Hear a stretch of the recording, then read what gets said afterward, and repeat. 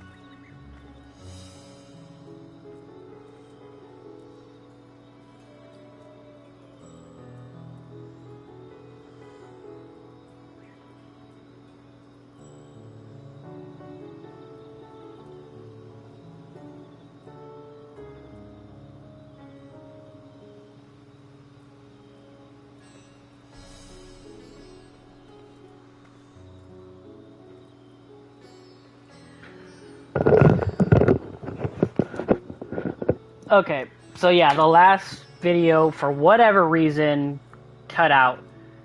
And it took forever and a half to get back in, because of course the queues are just hell at this point.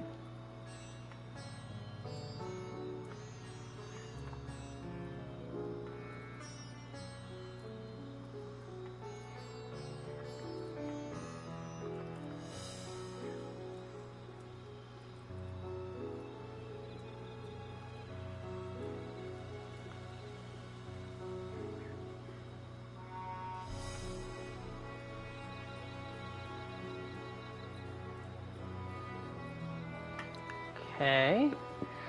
Alright, making sure this is still on and active.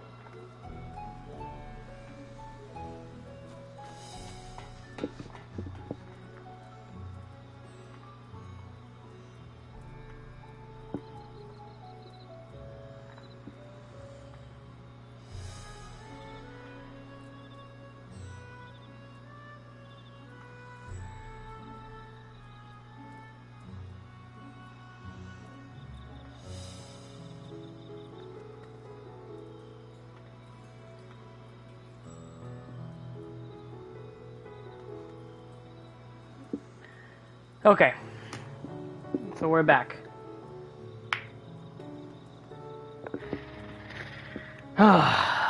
What a nightmare. Yeah, for whatever reason, I got kicked out of the server and everything. And I love you, Final Fantasy, but at the same time, I hate you.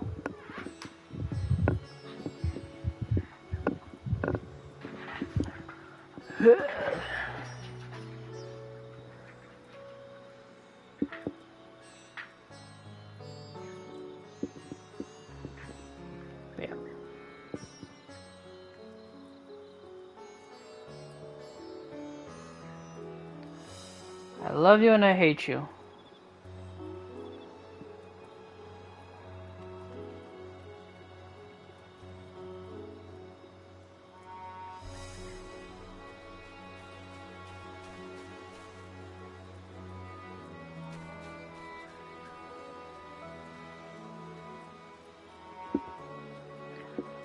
Alright.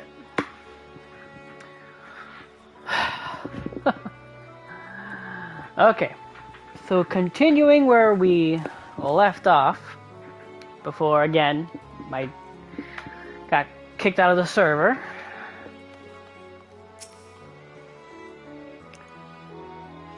Okay, start from the beginning. Like his sister Tiamat, Vitra is possessed of a gentle soul. I'm glad they're on our side. The color of joy. Alphinaud has a mind to join the others at the High Crucible. The attendant was kind enough to give me directions to the High Crucible. First, let us return to the mulberry orchard. Orchard.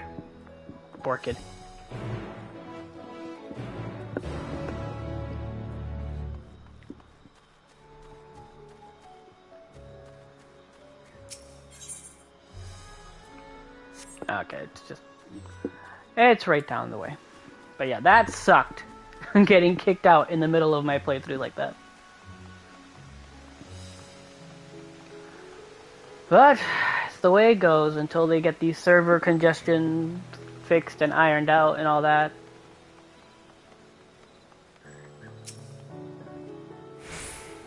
I understand the mulberries are for the silkworms. Grown a stone's throw away from the Sotrop's residence. It gives the quintessential Tavarian flair, don't you think? From here, we're supposed to follow the path left and past the mulberries.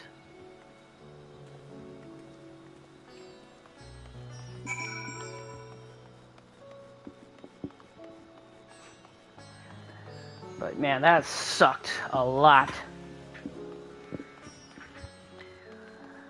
Ugh, server hell.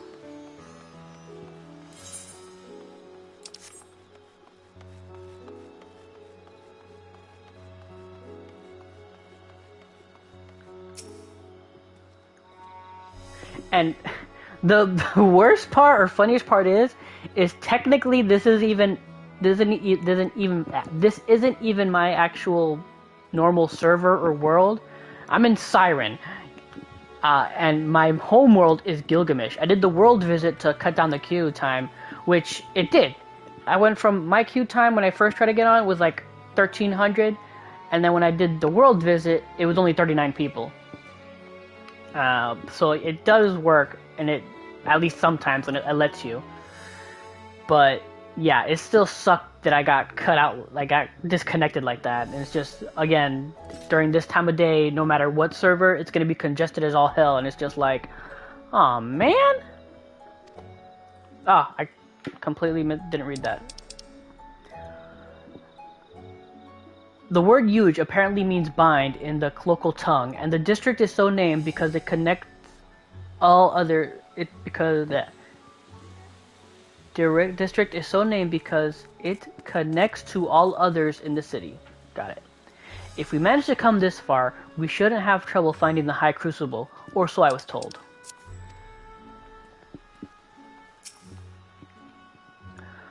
Where the street turns, enter the door straight ahead, then descend the steps. I thought the Crystarium was confusing, but it doesn't compare to Razatan. The architecture and decorations make it even harder to get your bearings. Anyway, let's see where this door takes us.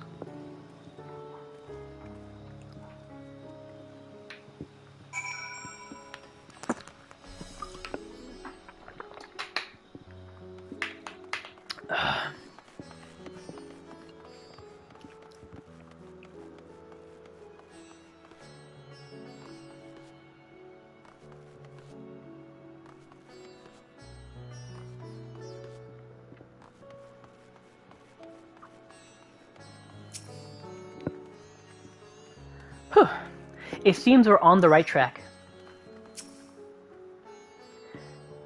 And here is the Ithorite Plaza. So far so good, and there isn't much further to go. From here, we just need to cross the other side of the hall, then pass through the larger of the two doorways. The High Crucible lies beyond. I suspect the others have already collected the warding skills. Come, let us join them.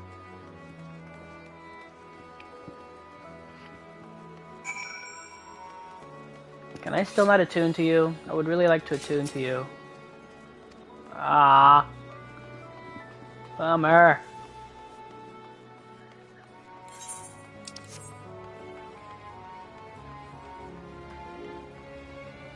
Aha, Renjay and Thancred. You took your time. Got around, I take it. Though this land has been afforded a respite, in turmoil do many others languish still. Our work is far from finished. Yeah, no shit.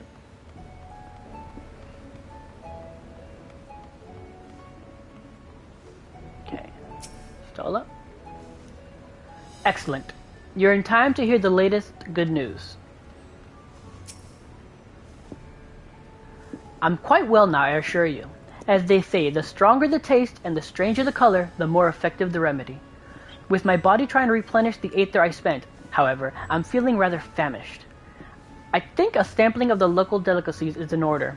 Hamza cuisine would be a good place to start, perhaps?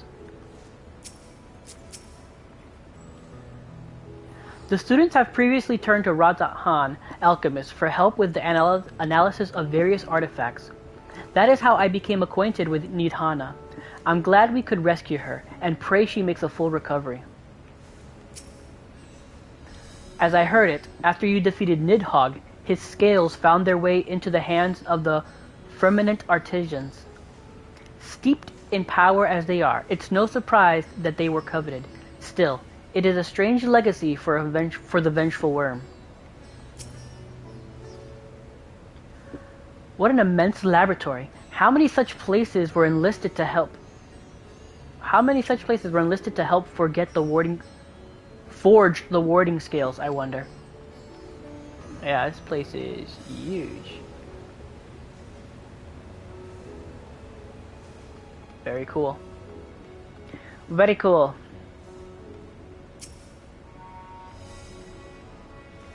We're last, of course, but at least we found the place.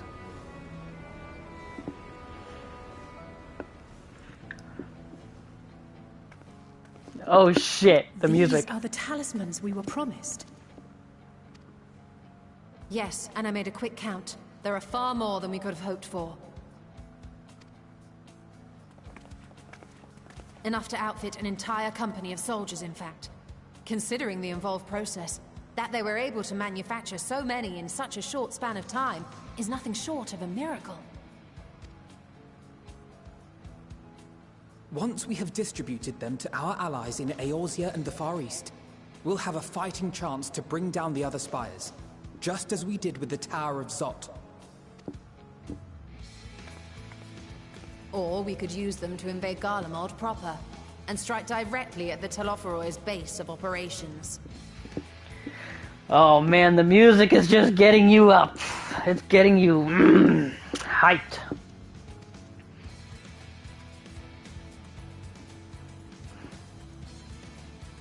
Of course, we would need to consult with various Alliance leaders before such a drastic measure could even be contemplated.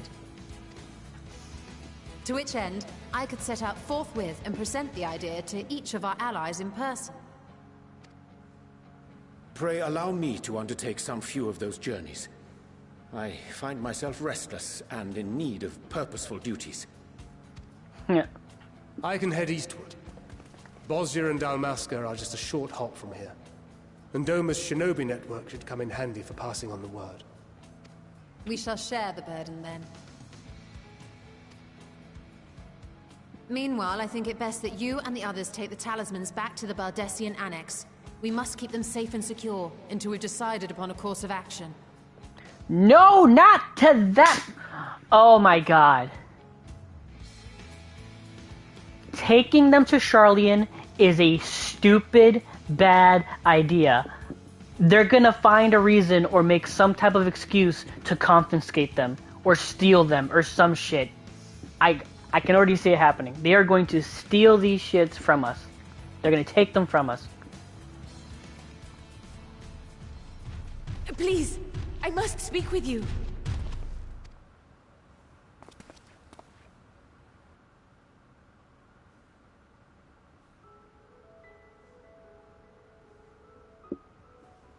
Nidana, you're awake. Yes. When I spoke with the carer at my bedside, she told me that one of the scions, a young woman, had cleansed me of the Tao's corruption. It seems I'd been asleep ever since the treatment. But when I awoke and learned you were all still here, I knew I had to come.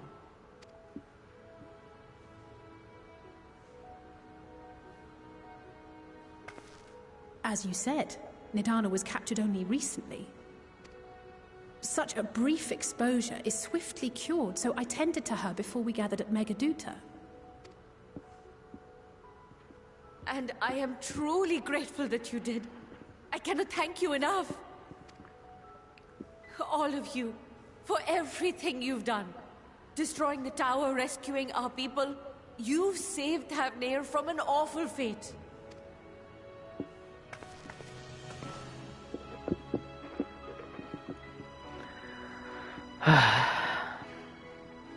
Look at him Yet smile. who hath truly saved whom?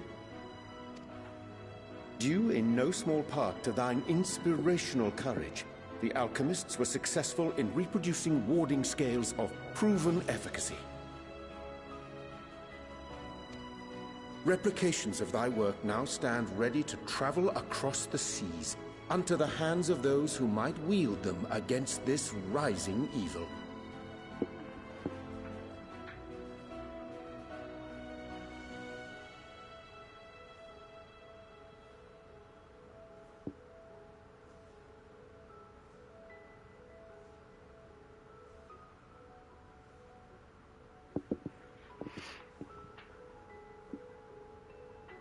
Talisman?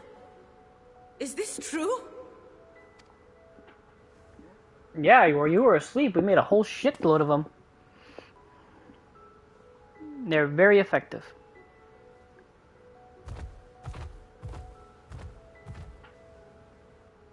Oh, I was so groggy from sleep. I didn't even think to ask.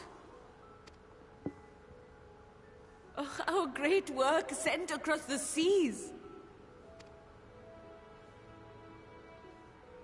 It was worth it. Oh, it was all worth it. Oh, Nidana.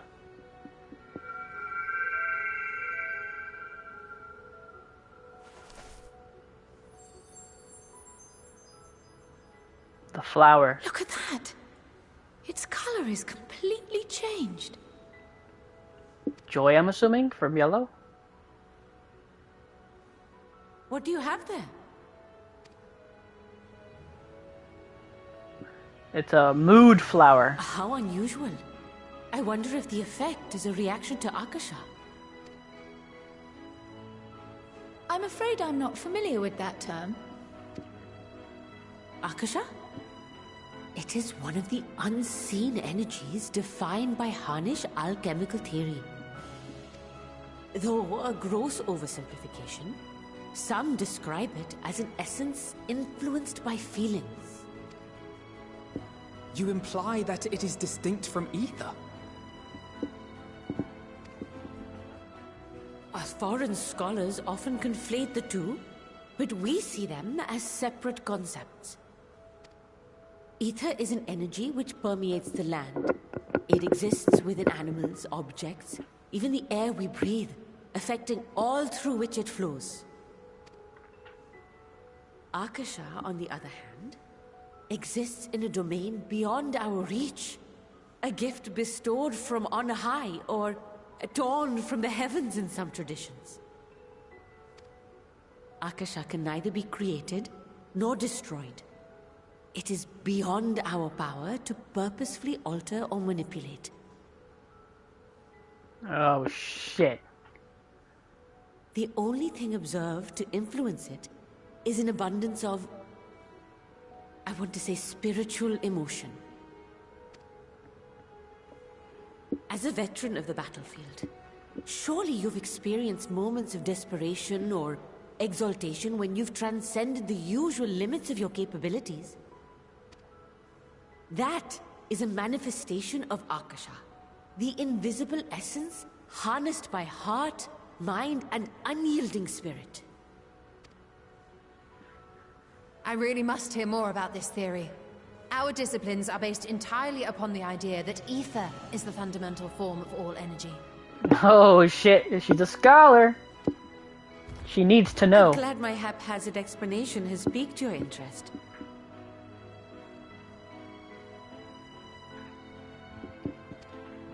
But even for us, Akasha is a somewhat abstract field of study. A lack of practical application lends itself poorly to formalized research. Which is why my analysis of your flower can amount to little more than idle speculation. I am sorry. Nonsense! You have nothing to be sorry for. Your insight is much appreciated.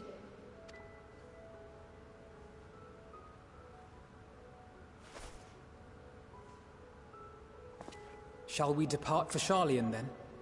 I will see to it that the talismans arrive at the Annex. And we will be in touch once our talks are concluded. I suggest you rest while you can. From here onward, sleep is bound to be in short supply. Again, terrible idea bringing the Warden skills to Charlian. They're going to either steal them or bring up some cockamamie reason to confiscate them.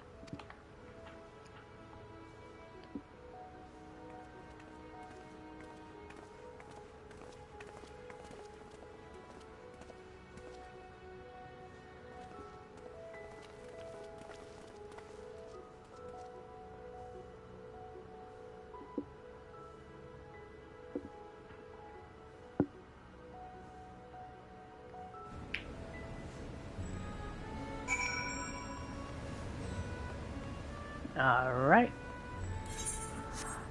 Before that, I want to go through the dungeon again. But this time, sorry, not with not through the duty finder. I want to do the trust system. There we go.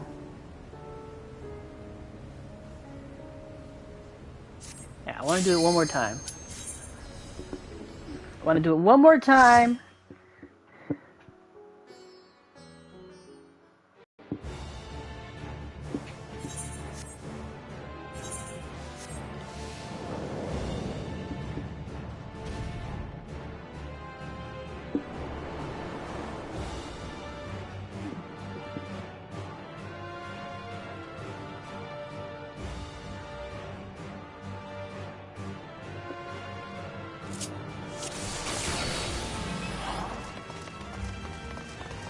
If foul play, so let's proceed with caution. Yep, okay.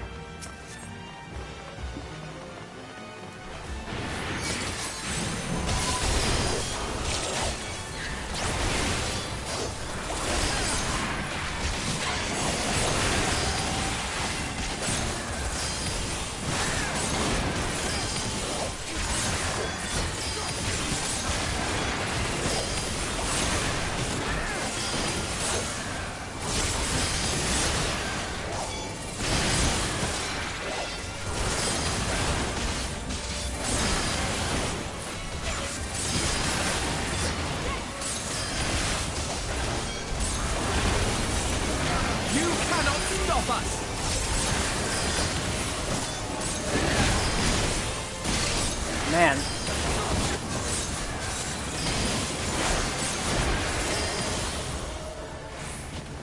Again, using the trust system to do this takes so much longer.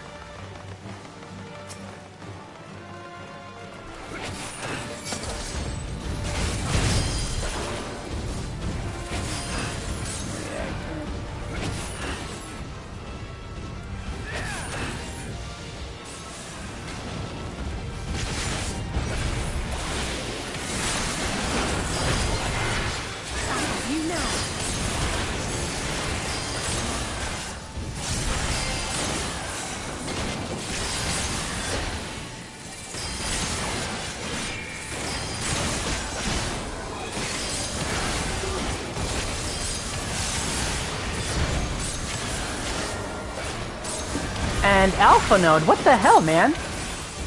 Why don't you... Why haven't you given me Cardia?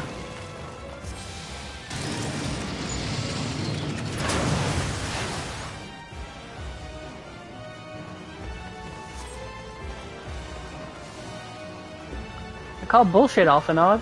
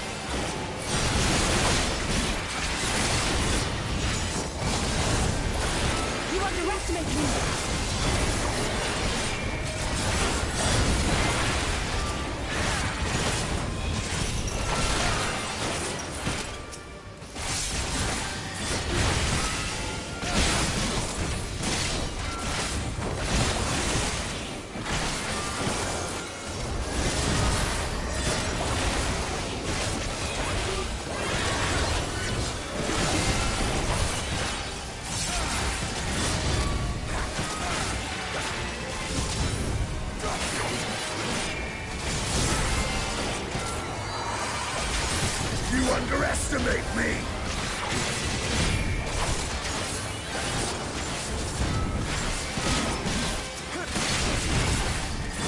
You're mine!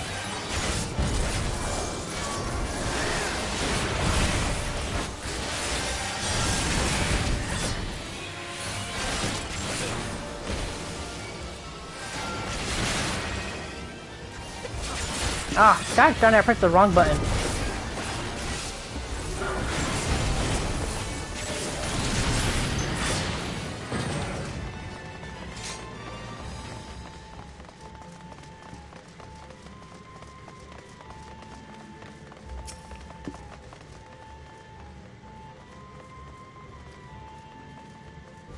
Alright, let's go, guys.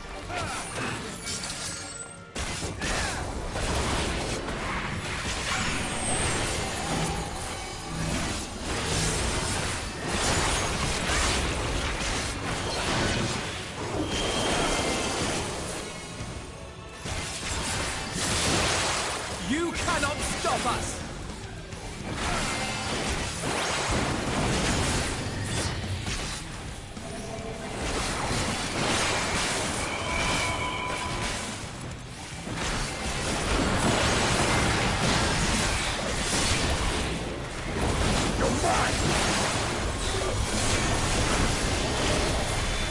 This is the thing that confuses me. I don't know if I'm supposed to block this or...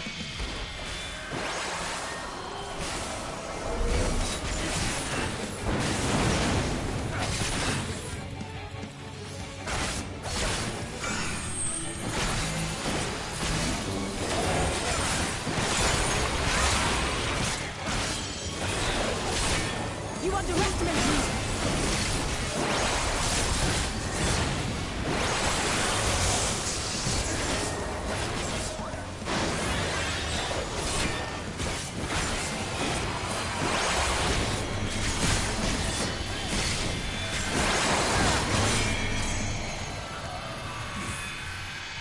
That's true.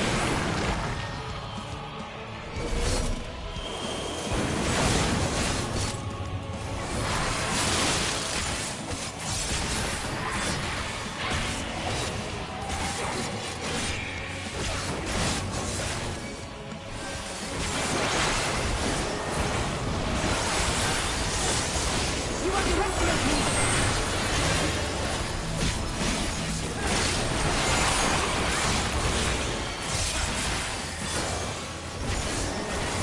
You know.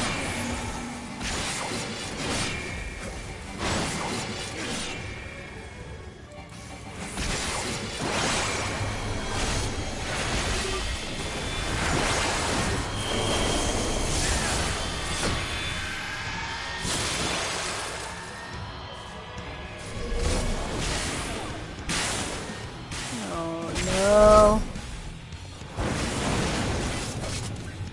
I think I messed up.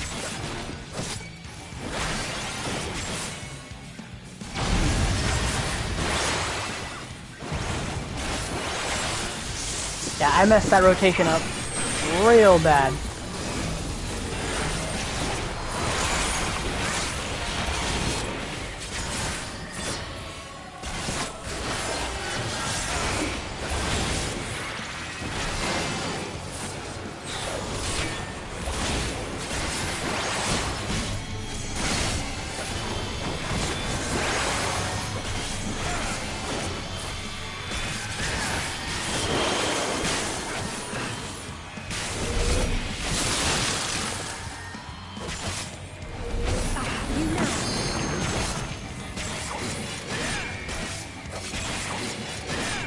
All or nothing!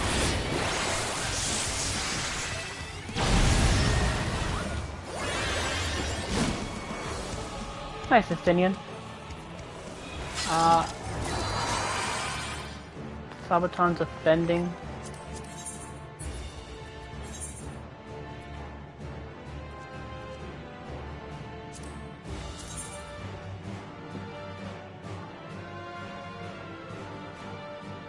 Nah, I like my skill speed. What do they look like? They're purple.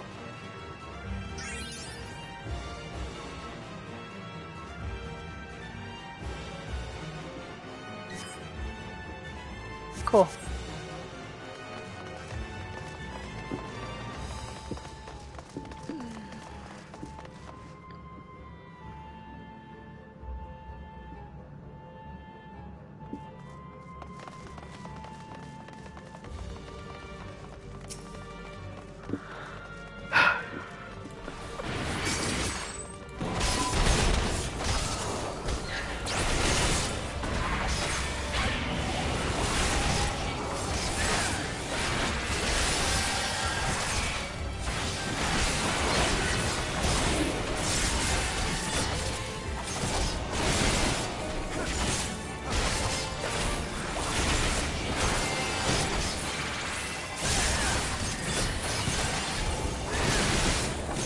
You cannot stop us! Use the stun by accident like a fool.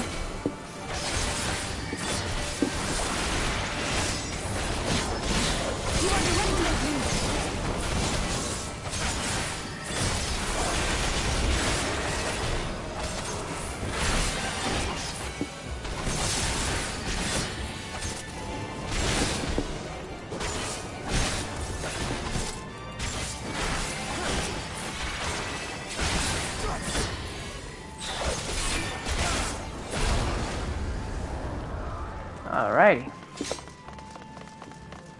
Yeah, definitely they still need to fix the trust system. Like, they're still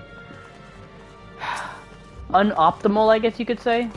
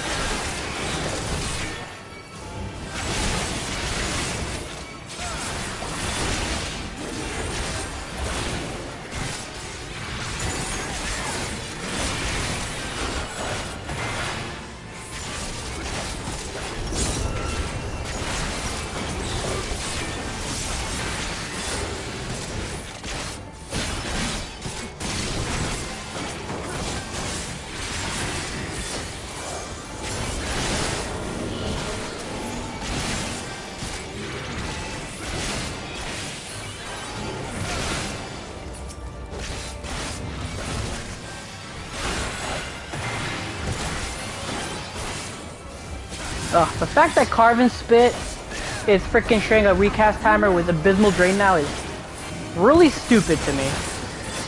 And makes absolutely no sense.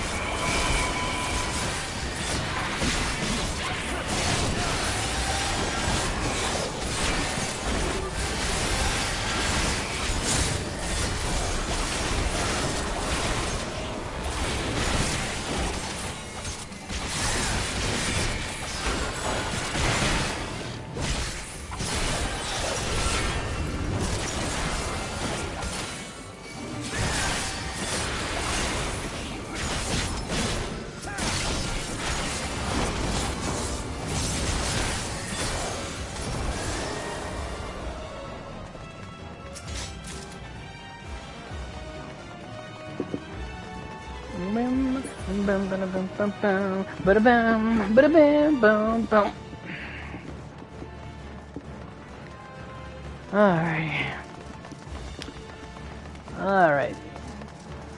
So the first one was Mindy, now Cindy. Or Sandy? Cindy? It's Cindy, Mindy, I guess Sandy. Whatever.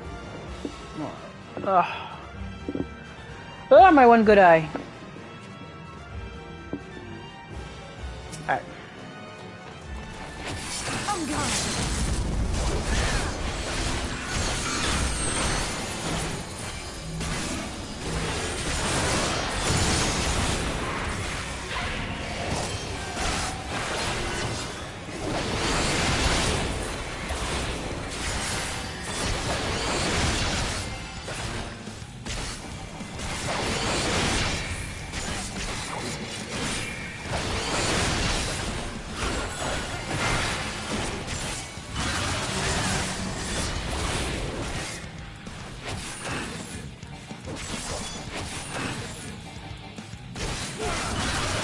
Don't stop attacking, guys.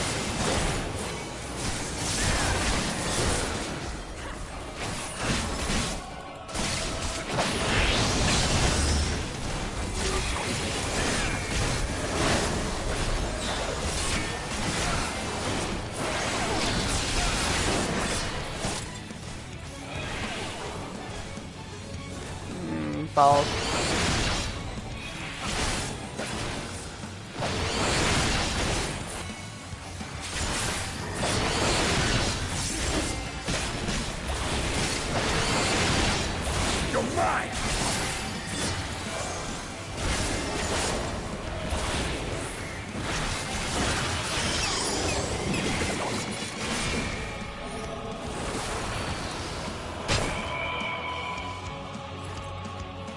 Which one's standing still? You. You're the one standing still.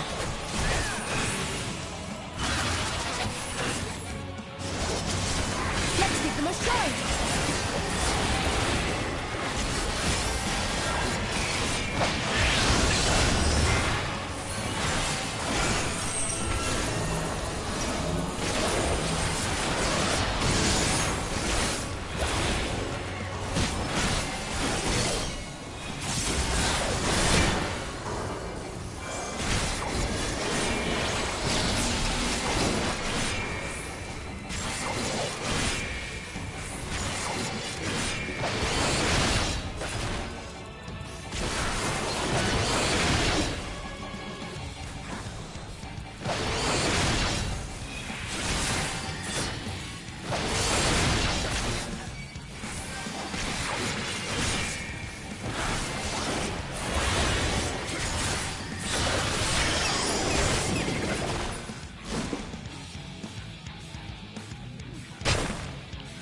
Who's standing still? Who's standing still?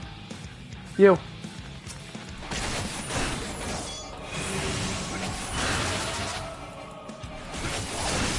All or nothing!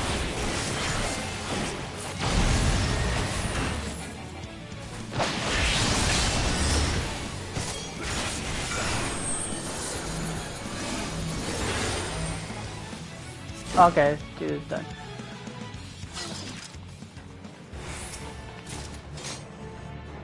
Gauntlet defending. Okay.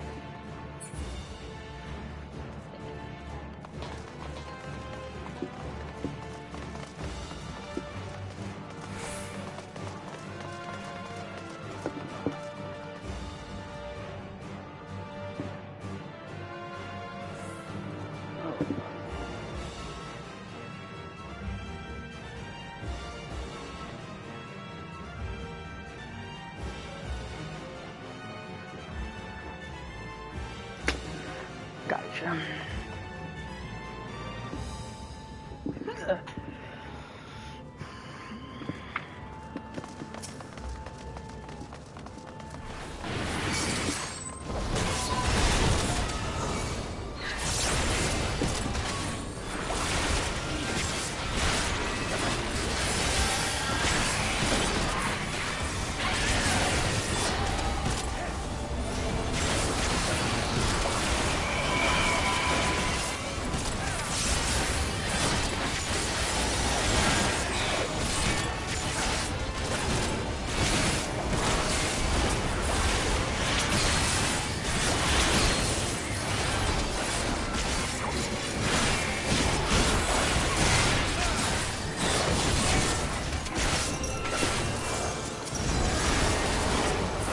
You underestimate me!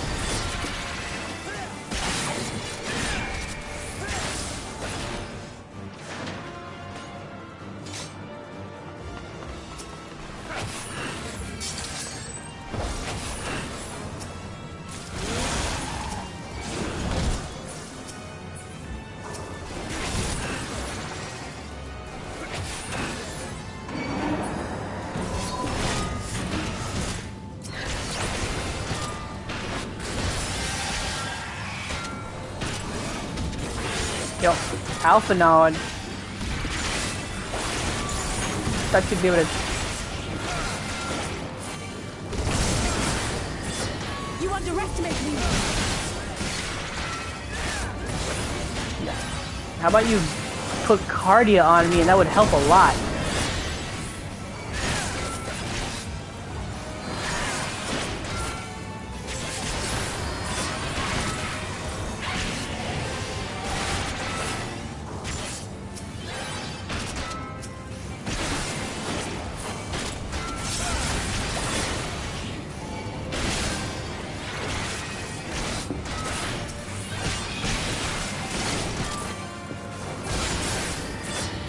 Yeah. Look, I'm playing Sage myself at the moment. I'm trying it out. And even I know you put Cardia on the tank. Come on, Alfie.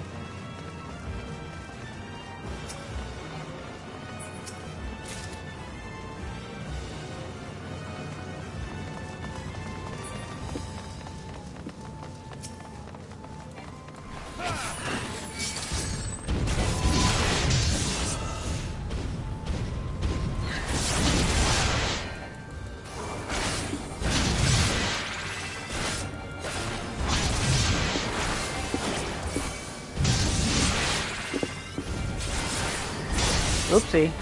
Got distracted. My bad. My bad, Alfie.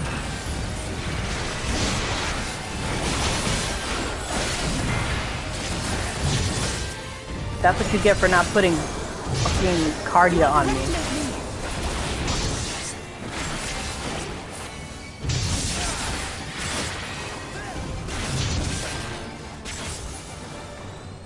Hold on.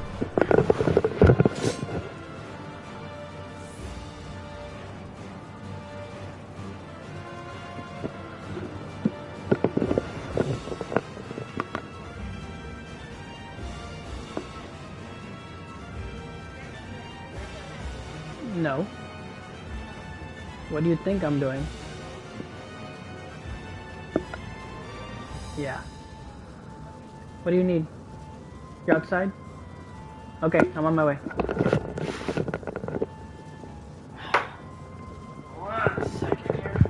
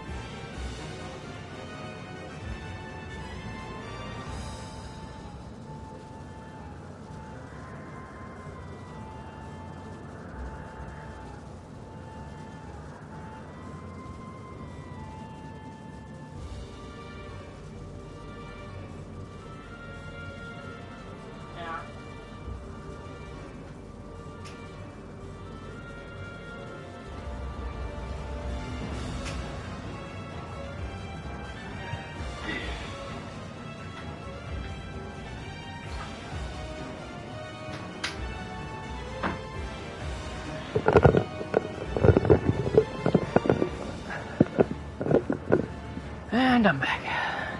Okay.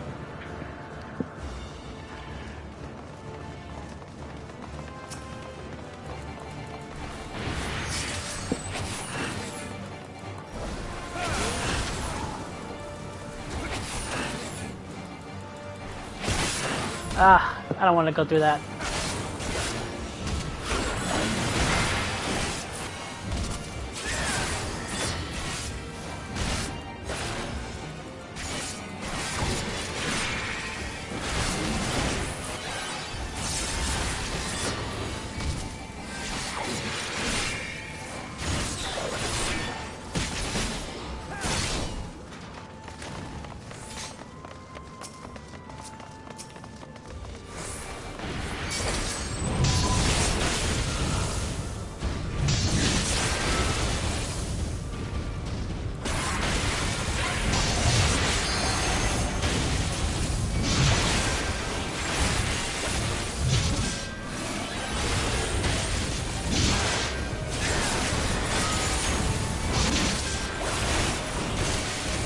That was a weird lag.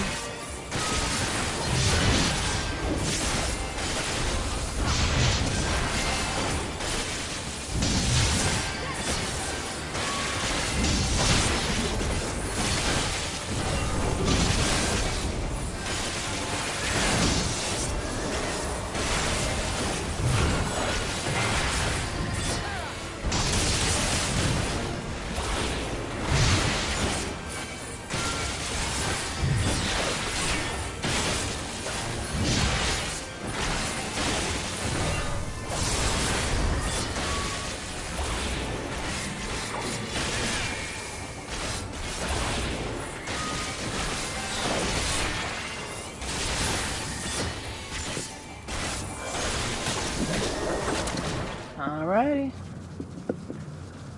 And we're here again. Mindy, Cindy.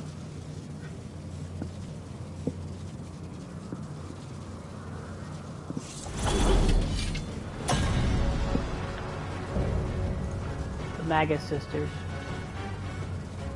I guess it's Sandy. I guess it was Mindy, Cindy, and Sandy. I guess that's what it was. I can't remember what it was.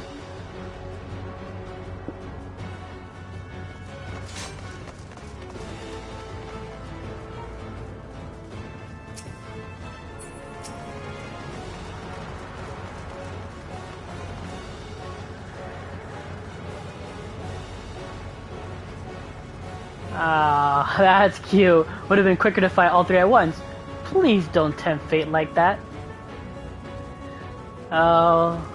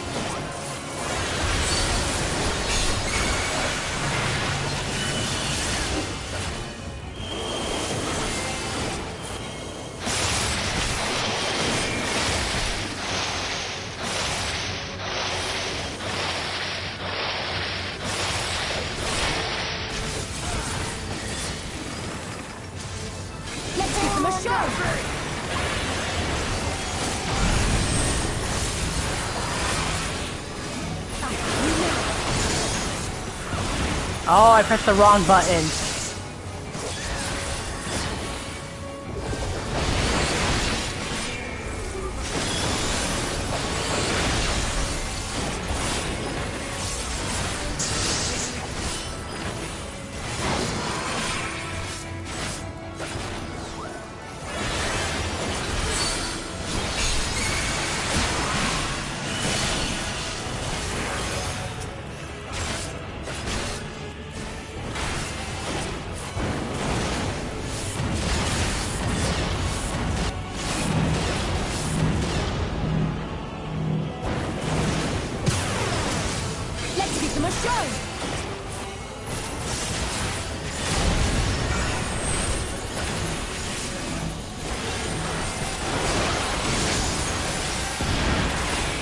There we go.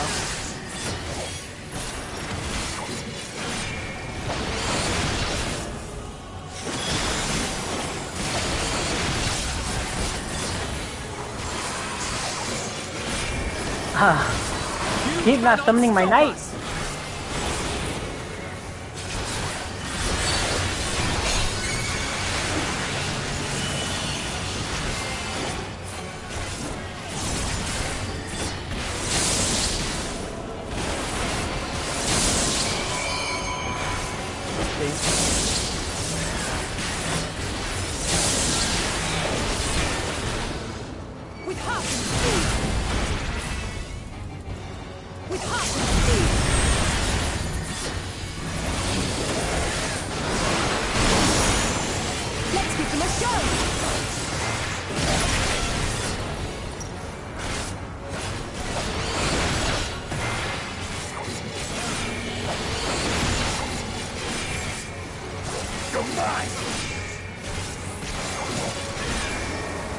Oh, they took out Cindy while I was fighting Sandy. Oh my god, again! I did the same thing! I skipped the cutscene. Oh my god, ugh. Son of a bitch.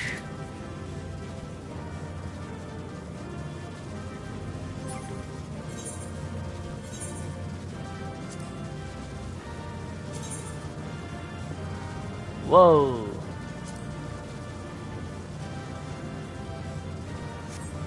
Weird. Maybe the whole ensemble will make it look better, but I don't know. And there's something I didn't do last time, but what do you see? It seems to have been the limit of the tower's defenses. They were nimble fighters, I'll give them that. From what I can tell, the summonings appear to be over. No belief is scared, blah blah blah. Okay, got it. What was it again? From what I can tell, no, Ali say, what did you say? I couldn't see because of... A no belief is sacred to the Telephoroi. Gotcha.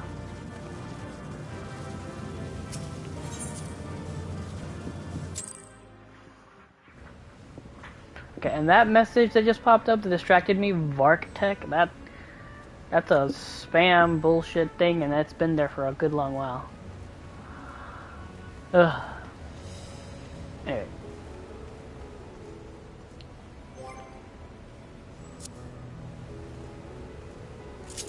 Back to what we're supposed to be doing.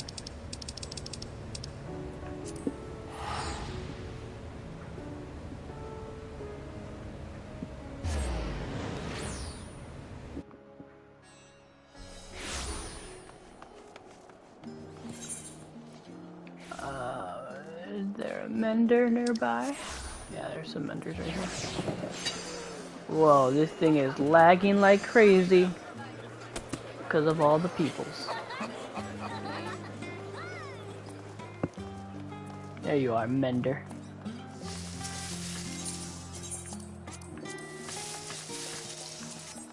Okay.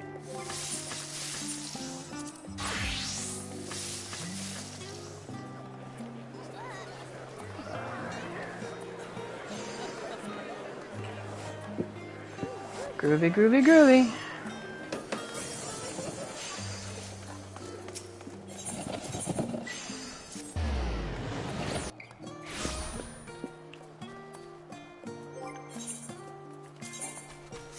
Yeah, nothing there.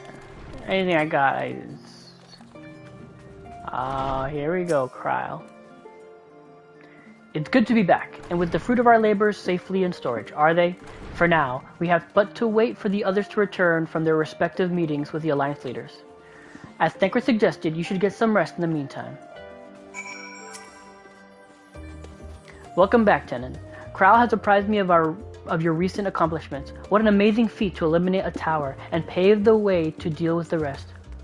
While it isn't much, I've changed your sheets and plumped up your pillow. After all, there's nothing like collapsing in a nice clean bed after completing a major milestone, be it penning a thesis or defeating deiform entities. So would you like to take a look at your new room and improve the lodgings now? Yeah. No, no, no, no, no, no, no.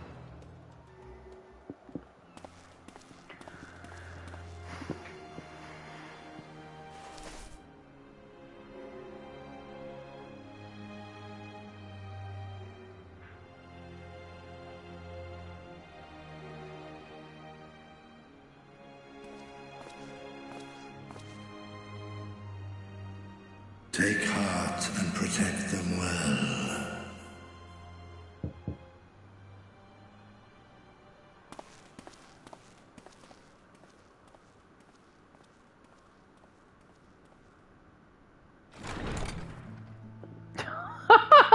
Good, you're here. You haven't eaten yet, have you? We've bought quite a spread if you're interested. Only the finest dining from the last stand. Oh my god, this is so freaking wholesome and awesome.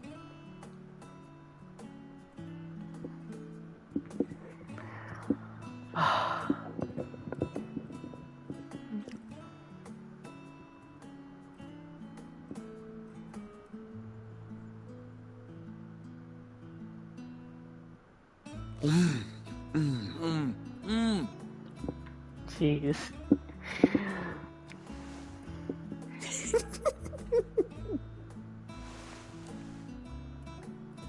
Oh my god, Allie stays like me! I don't like pickles either!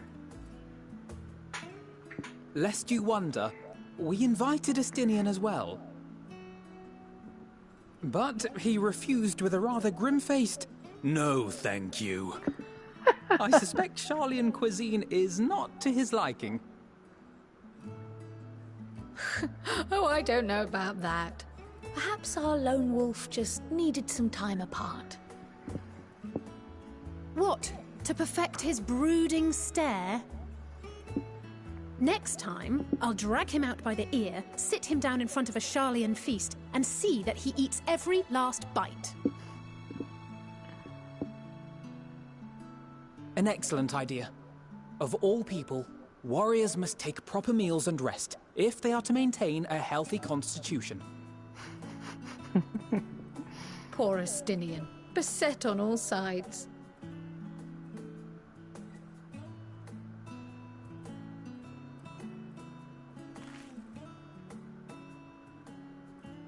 Speaking of one's physical condition, Mistress Quile, I hear you've recently played literal host to Heidelin herself. And what an experience that was. Tiring, yes, but no lasting harm done. If anything, I should have liked to speak with her longer. I've not felt a hint of her presence since. Heidelin instructed you to carry that flower, yes?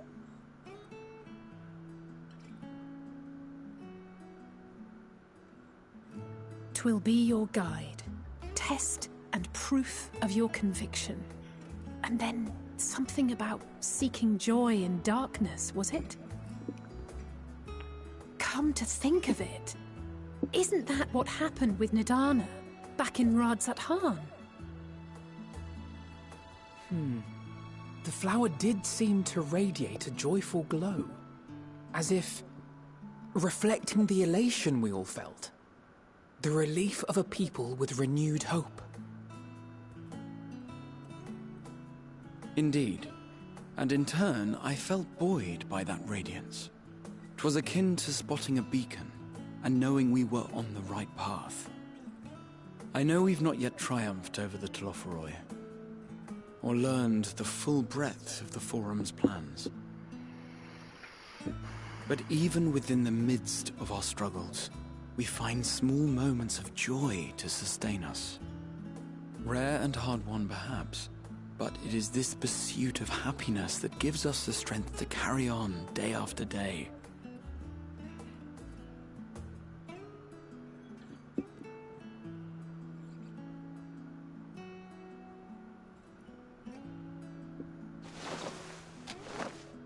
Hey, that's mine. To the swift the spoils. Though I recall that levitation spell of yours was quick enough. Aww. Only barely. And even at my best, I'm still too slow to wield it effectively in battle. Mayhap I simply require more practice with this new magic. You unearthed it from the depths of Numenon, I presume? Aye, and from a veritable mountain of arcane tomes at that. 'Twas necessary to facilitate my solitary explorations. Or, to put it simply, you used it to sneak around the Forbidden Archives. Yes, well, after a fashion.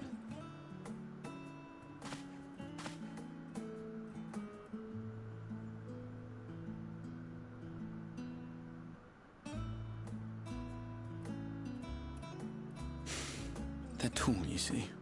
The shelves, they're too tall for me.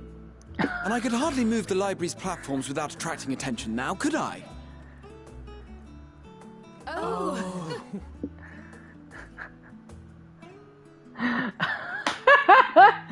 Oh man, I feel you. I'm a short guy myself.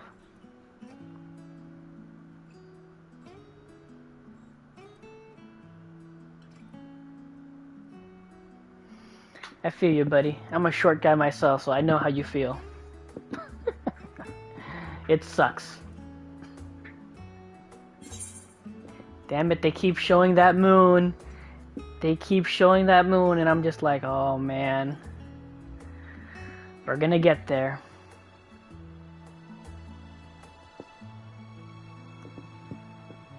Are we pushing on until dawn? Shall we call it a night? You do know these are my quarters.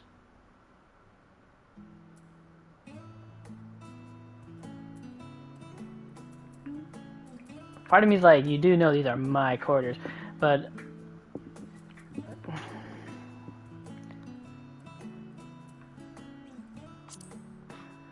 nah, let's go with that. Why else did you think we were here? Surrender to thy fate, O champion.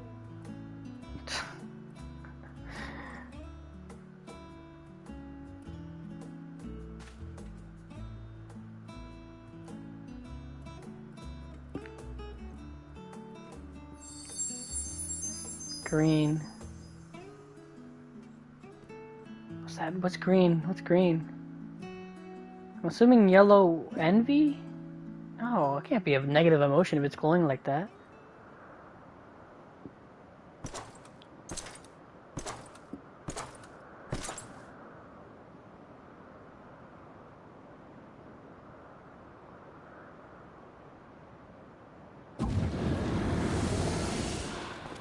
Ah!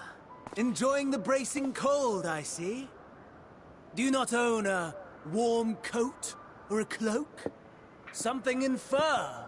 Or fashioned from the skins of your enemies? Or... well, never mind that. I come to you once more as the bearer of bad news. Our tower in Thavnir has been toppled, and I need not tell you by whom. Given how many we have at our disposal, the loss of a single spire is hardly fatal to our plans. It does, however, slow the rate at which we siphon ether. If they continue to preoccupy themselves with the towers, then all will be well. But should our foe prove bold enough to strike at us here, then the timing becomes questionable.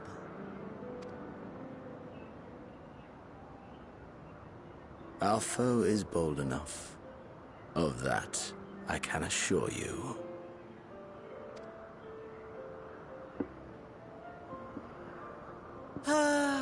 Yes, very well then. I suppose I must prepare a proper welcome. Oh shit. Oh shit. Honestly, talk of your nemesis is the only thing you seem to enjoy. Does nothing else spark your interest?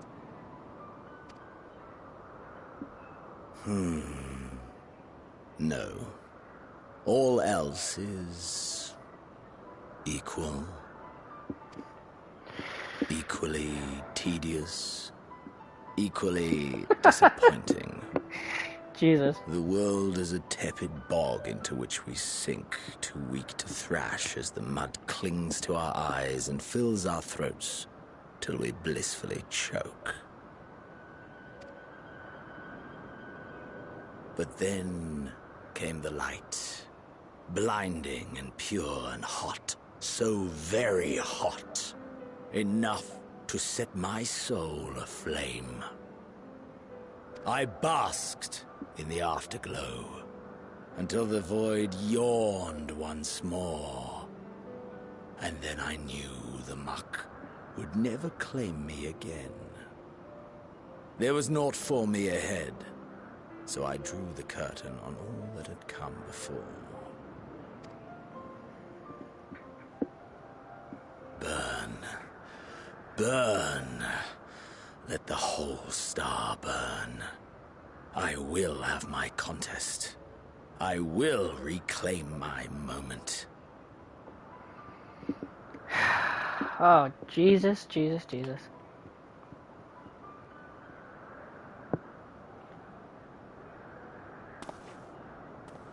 How wonderful that the emptiness of death has not dissuaded you from committing your life to its pursuit once more. I don't know whether to envy you or pity you.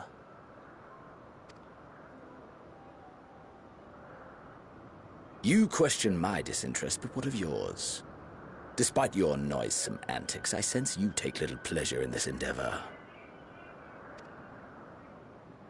Mercy, my lord. Such pointed barbs from one who barely acknowledges my existence. Nevertheless, you are mistaken. For I do find this part somewhat enjoyable. You see, when I was mortal, I would always have the same dream. It was a fragmented thing, disjointed. All the faces incomplete. The setting, too, was unknown to me. So I thought it simply a fantasy of my sleeping mind. Until one day, I realized it was showing me the truth.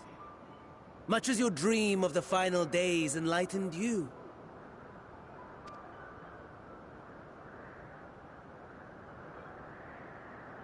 And soon, very soon, the rest of the world will see the truth of my dream, too. Yes, I think that is something we can both enjoy. Oh my god. It just occurred to me that Xenos might be one of the Asians, one of their parts, one of their reflections. That's why he was so unearthly powerful. Besides being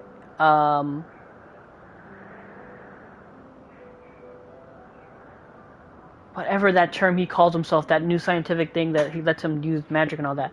I just realized, whoa. Because how else would he be able to dream about the final days? They're like past memories. They're like coming up to him. Oh man, is Xenos a reflection? Holy shit. Or is Xenos a reflection of Zodiac himself? Could that be a thing too? Oh man, I am... Whoa. Whoa. Whoa, whoa, whoa.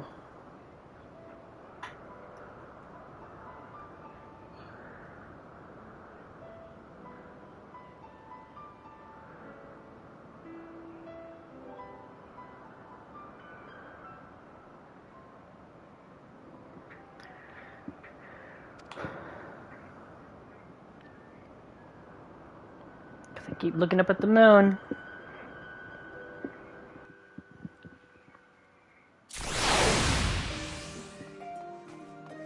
Ah, was just a little bit more and I could have. Alright. I hope you don't mind us barging into your room for our late night feast. For what it's worth, it did me a world of good to put our troubles out to one side, if only for a moment. Anybody else here so I can talk to? No? Okay. Well, let me check the room.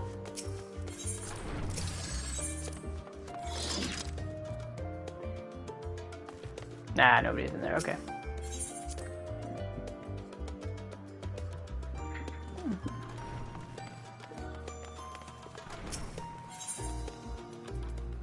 Ooh, a weapon. That's only fucking 25. Lame. Oh, there you are.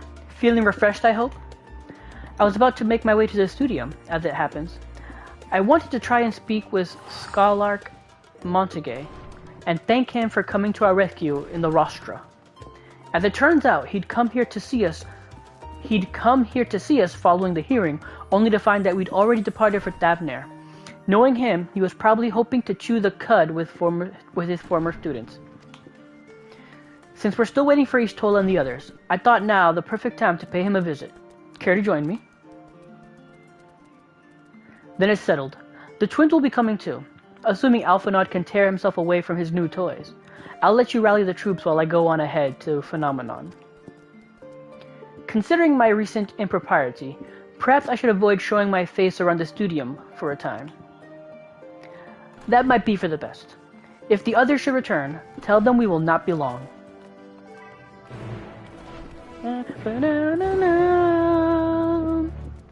Yeah, for the love of God, please look over the scales, because I just have a feeling that they are going to confiscate or steal them from us. Ah, they were outside. Got you. Shit. If Father can master these fiendish contraptions, then so can I. Yeah. Cardian on me would have been great in the dungeon.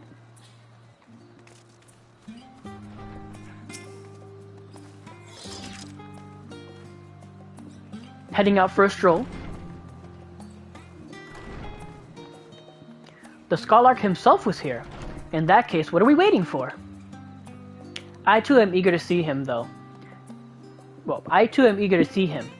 Though I somewhat dread the thought of visiting the studium. I dare say our notoriety precedes us. Alphanod, of all people worrying over his reputation, and at our alma mater no less, will wonders never cease? You'll understand soon enough. Off we go. Cool. Alright, where is this place at? Over there. Okay. Well, I'm just gonna go ahead and take this. Ain't the right there. Woo!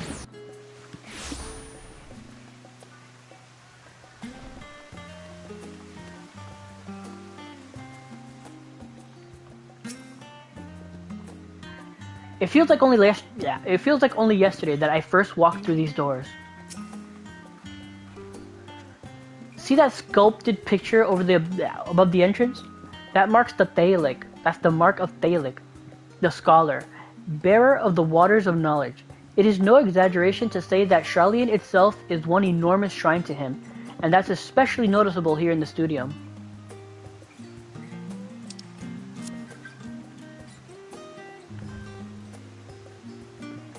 Oh, okay, I see it.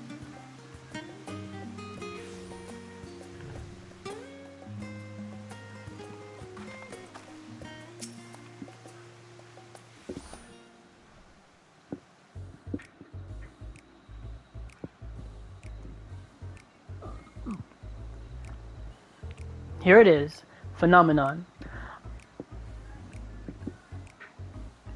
While I expect you've made note of it before, one can hardly miss it. This is the first time you've been here on official business, correct? Yeah. Sure, I guess. While most of the space is taken up by the expansive auditoriums, it also houses numerous laboratories, testing grounds for experimental magics, and a host of administrative offices and so forth.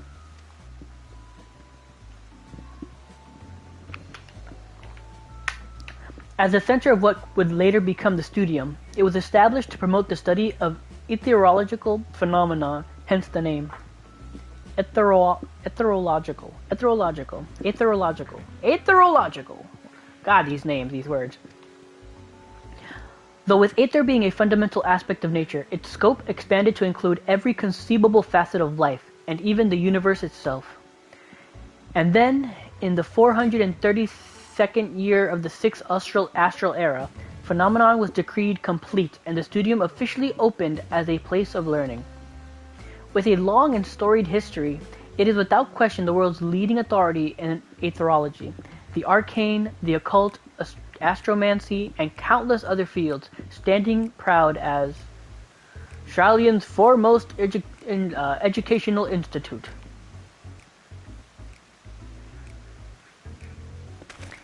You always did enjoy giving the grand tour to the new students.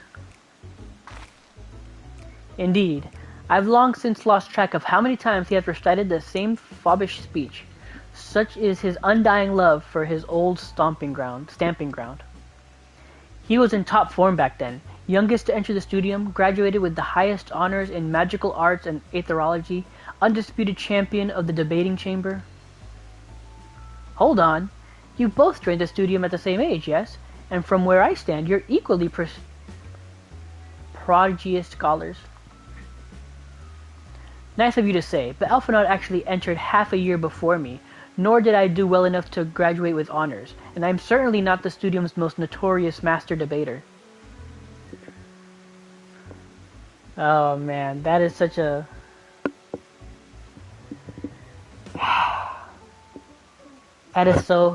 That is such low-hanging fruit. Oh man. But no. Should I? No, I shouldn't. I should just leave it. I should just leave it. Let's not go with, let's just say master debater and leave it at that. Let's not go any further than that. Let's leave it at that.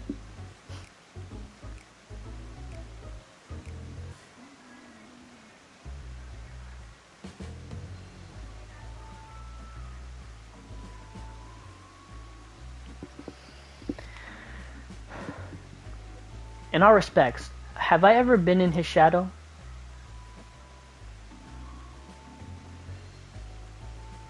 If not, okay, I completely lost my train of thought there. In all respects, have I ever been in his shadow? If nothing else, just remember that this was where the legend of Alphinaud Levenlier began. We should expect everyone to be fully aware of our recent escapades. Hopefully we'll be somewhat more welcome here than we were at the last stand. I know better than anyone the adoration of the student body has for Alphinaud, and with a bit of luck, it might work to our advantage. I wouldn't count on it. But there's no time like the present. First things first, let's look for Scholar Montague. Other faculties tend to frequent their offices, but unfortunately for us, he's fond of wandering wherever his whims take him. Let's split up and ask the students if they've seen him.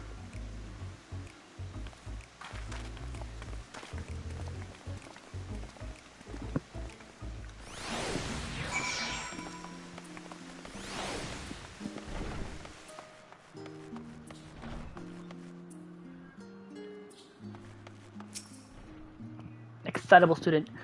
That was Alphinaud Levenlier, wasn't it? The Alphinaud Levenlier! And he's with his sister and Master Belgesian's granddaughter. This can only mean one thing. An event of epoch-shattering proportions is fast approaching. Spread the word. Oh, sorry, you said you're looking for the Scholarch? Yes. Knowing him, he could be anywhere, but Miss Alipo should have a better idea.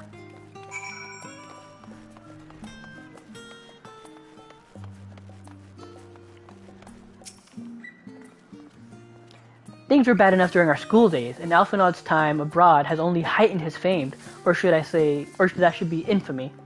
He had rivals and detractors, of course, though most of them gave that up after his adoring fans set upon them like ravenous dogs. Alphinaud, on the other hand, never paid them much notice. They were simply beneath him. Oh, Jesus, Alphinaud. He spoke to me. He actually spoke to me. Elfenrod himself in the flesh.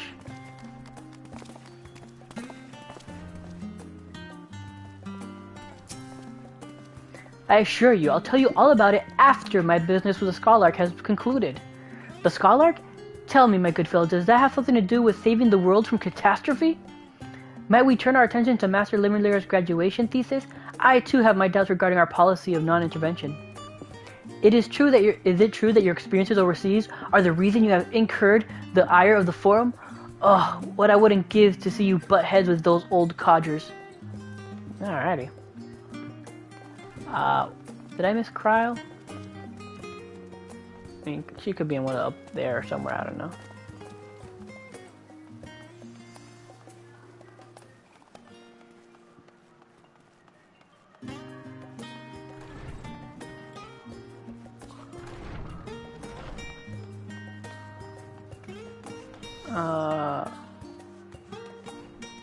Kryle's somewhere here. Part of me wants to go look for her, but part of me is like, come on, man, just go with the story.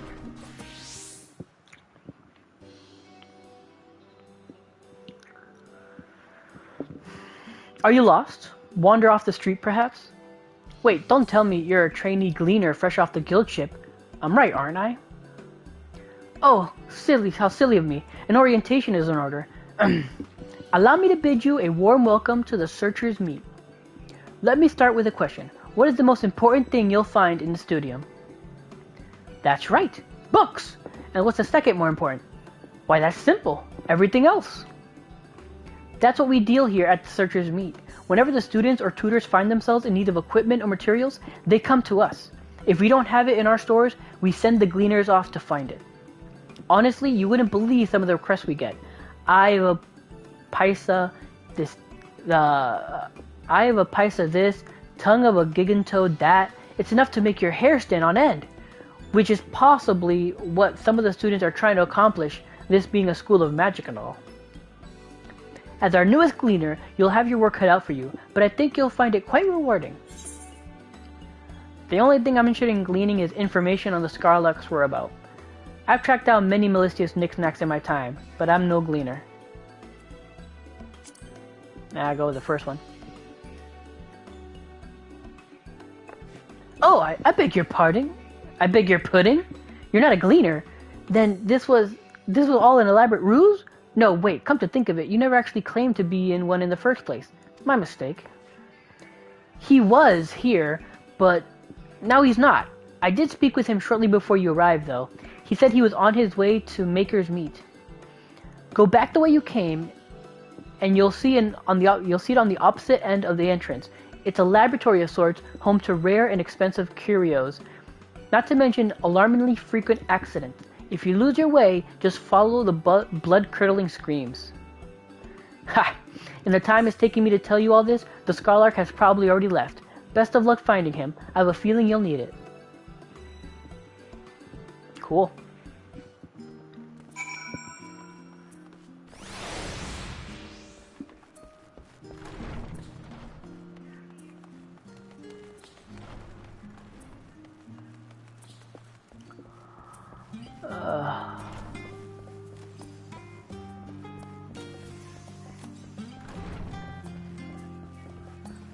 There's Cryle.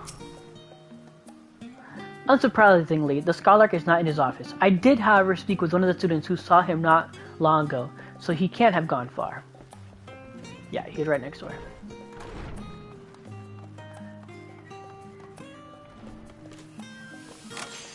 Well, never mind. Yes, the Scholark was here a short while ago. He offered me advice on my current research project. Though we spoke at length, I don't recall him mentioning where he was planning to go next. When we parted, he went down the corridor, perhaps to one of the auditoriums?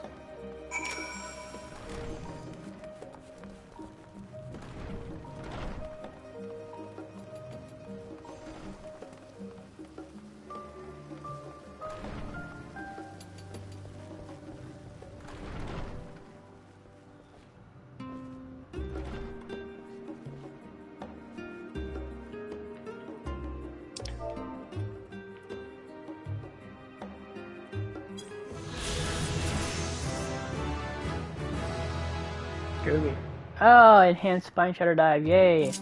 I get 2 charges now.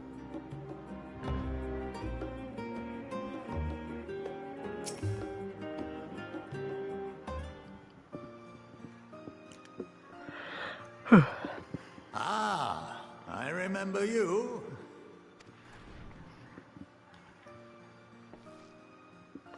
I pray we have not caught you at an inopportune moment. We wanted to offer our thanks for your kind words in the forum.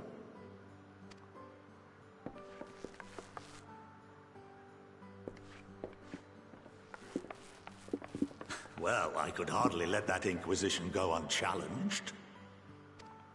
I've always believed that curiosity should be nurtured, not stifled. Thankfully, a majority of my colleagues agreed. A slender majority, aye, but a majority nonetheless. Had the vote not gone our way, we would be having a very different conversation, if any at all. Though I'd like to think you would have not given up on our cause. I'm told you paid a visit to the Annex afterwards. Yes, that's right. I was hoping to speak with the grandchildren of my dearly departed friends Galef and Louisoix in a less dour setting. But it seems I just missed you.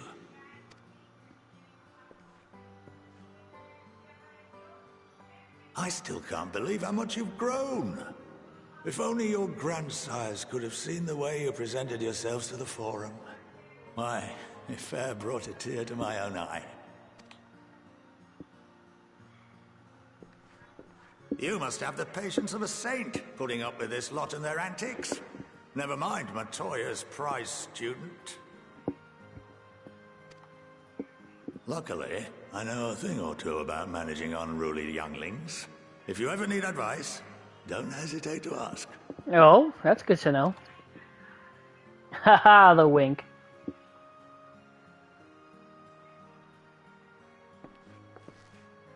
If I may, there is a rather more pressing matter we wish to discuss. What can you tell us of this duty that the Forum must fulfill? Nothing, I'm afraid. Like all humble servants of the Forum, I am sworn to secrecy.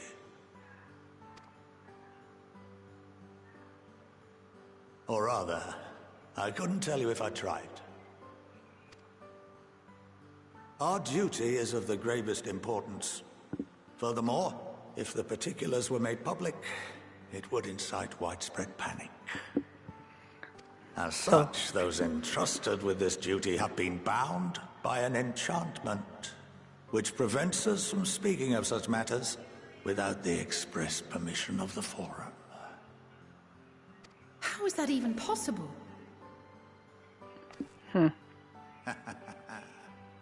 It's been some time since I last gave a lecture. Please, take a seat.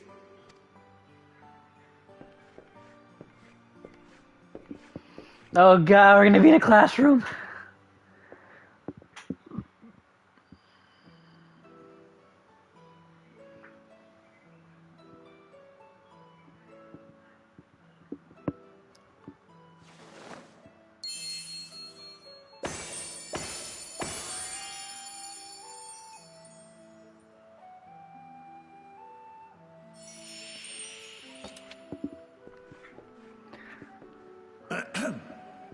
We shall begin by reviewing the fundamentals of etherology. Oh god. The ether, which imbues us with life, can be categorized into 3 forms. 2 are of the incorporeal sort, the soul, and the memory. Can anyone tell me the third? Soul, memory.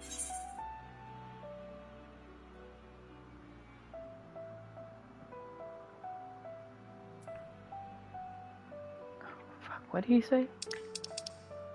There are 2 incorporeal sort, the soul and the memory. Can anyone tell me the third? Magic?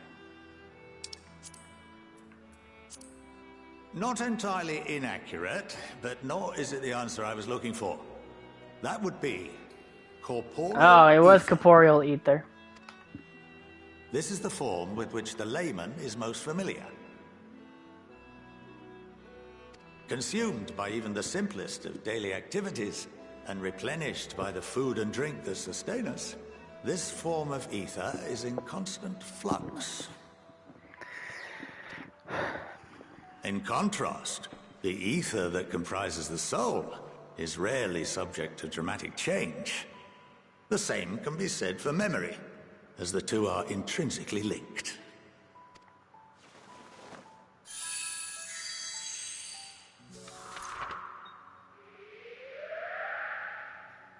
Picture the soul as paper, and memories as words written upon it.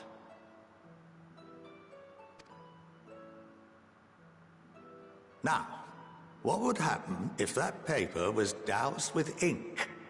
The same type of ether as comprises the memories.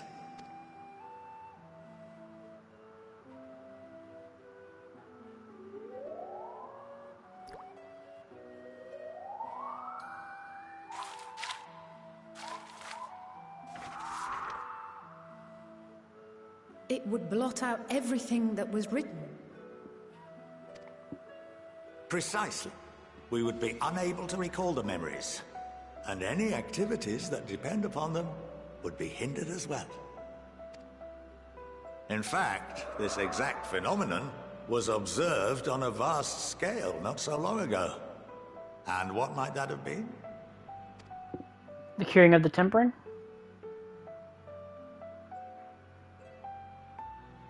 The seventh umbral calamity. The people of Eorzea vividly recall Bahamut breaking free of the Lesser Moon and raining hellfire down upon the realm. But no one could seem to remember the events that followed immediately afterwards. Indeed. To this day, we have yet to determine whether it was an unintended consequence or a deliberate act. The enchantment which binds me and the rest of the Forum is based on a similar principle. And yes, it is a contravention of the Sharlayan prohibition against the practice of memory manipulation. Only when a new member is inducted and told of our great duty are they subjected to the process. A necessary evil. You have my word that it would never be used to manipulate the populace. I should hope not. But can this enchantment be dispelled and your memories restored? If 9/10 of our members give their approval, then the process may be reversed. Then, and only then, would we be able to speak freely to others of our sacred duty. Barring that, we must wait until we return to the ethereal sea.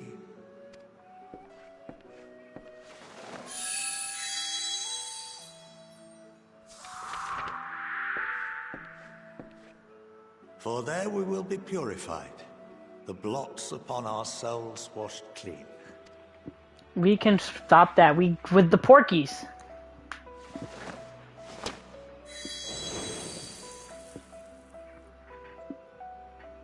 And our memories drift apart and dissolve. Rather defeating the purpose, I suppose.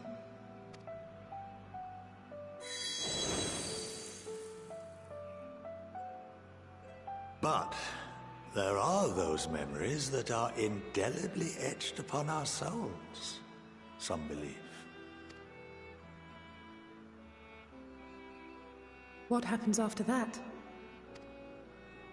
We are reduced to pure ether, coalesce with that of others, and create souls anew. Alternative schools of thought assert souls remain whole and return to the corporeal world, reborn into another form. Yeah, reincarnation. That's what they think. Both theories have their proponents. Personally, I consider each equally probable.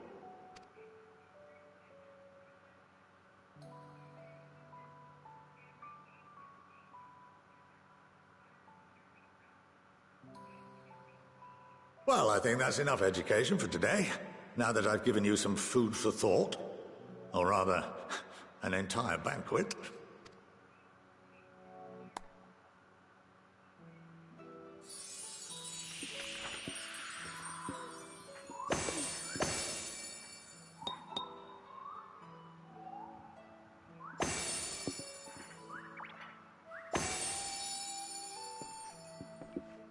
I would remind you that although I'm unable to assist you with certain matters, the resources at my disposal may still be of use to you. Again, can't we use the Porksies to reset? I'll arrange for you all to be given the run of Phenomenon. Of course, as associate to our alumni and the students of Baldessian, this privilege is extended to you as well, my friend. Thank you. Oh, and I suggest you speak with Ki Aliapo. She's well known among the artisans of Sharlayan, and her network of contacts may prove useful in your search for knowledge. I wish you all the best in your pursuits, wheresoever they may take you.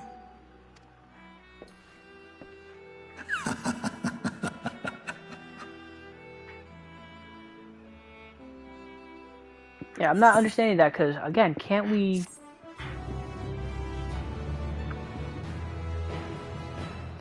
You have been granted the run of Phenomenon. If you are game, Kyoapano would put your artistry to good use.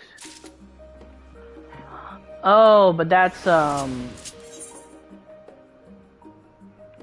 faculty. That's for, what do you call it? Crafting and all that nonsense. Okay, yeah, I'm an armorer. I can do that. But not on stream. This is MSQ stream, so let's keep going. While Scholar Montague is best known for his role as head of the studio, he's said to be one of the finest mages Sharlayan has ever produced. Having seen for myself the ease with which he weaves extraordinarily complex and powerful magics, I have no reason to doubt the claim. So my earliest memories are of Scholar Montague, actually. He was a close friend of our grandfather. He would come to tea and amaze us with his tricks, much like his demonstration with the paper and ink. He's a huge part of why I wanted to enter the studio in the first place.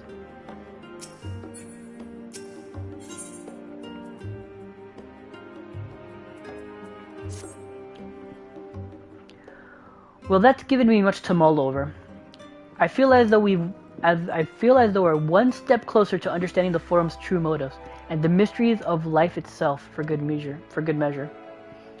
It's funny. I came here with the intent of expressing my gratitude only to leave more indebted than before. I have a feeling his friendship and support will be a great boon to us in days to come. And on that note, let's head back to the annex. Perhaps on the way, you could better acquaint yourself with Aleppo, as the Scarlark suggested, while I share our findings with Raha.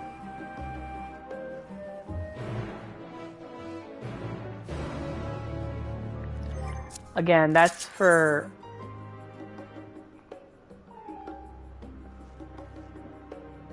Okay, so I can technically do... I can have my Sage do these.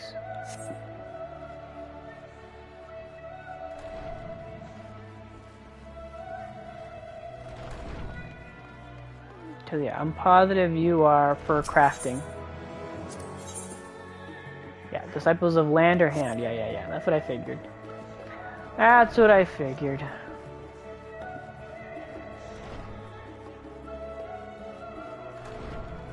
But yeah, we're gonna focus on story. I'll leave those quests for an off stream, and not off stream, but like when I'm not doing the story and I'm leveling up my Sage.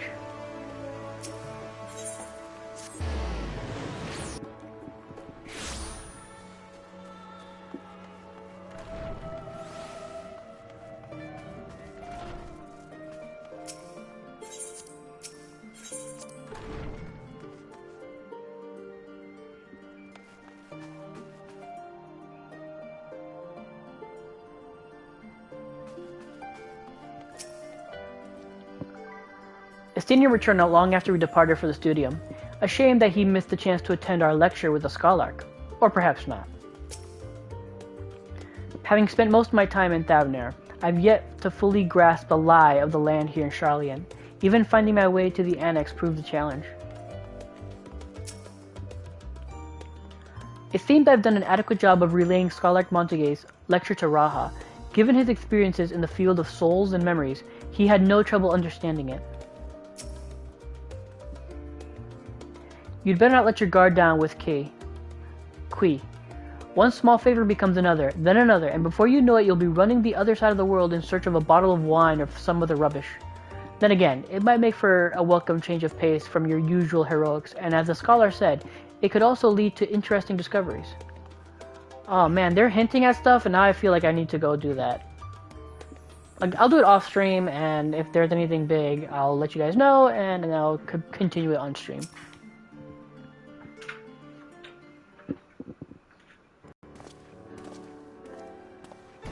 Ah, welcome back.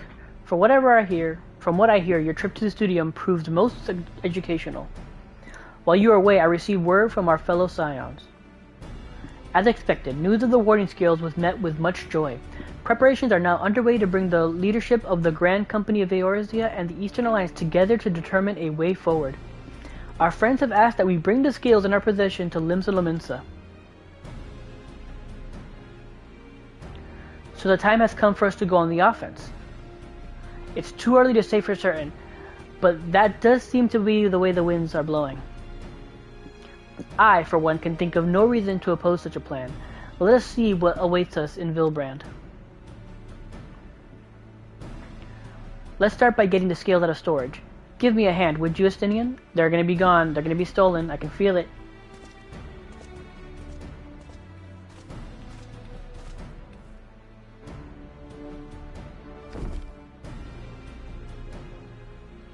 Okay, they're there.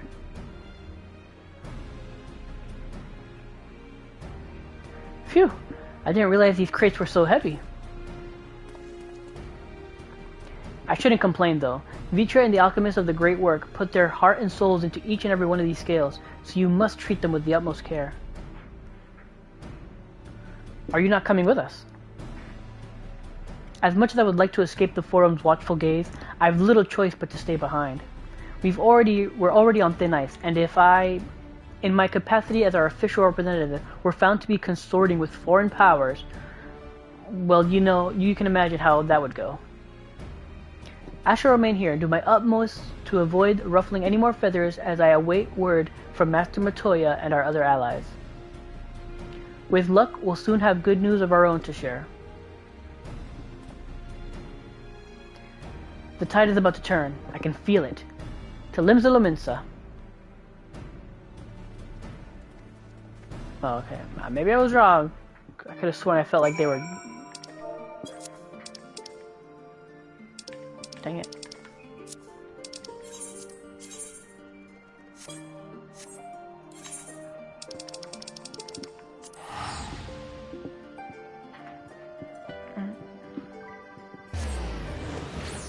Oh, I should have spoken to Kryle right there. Shit.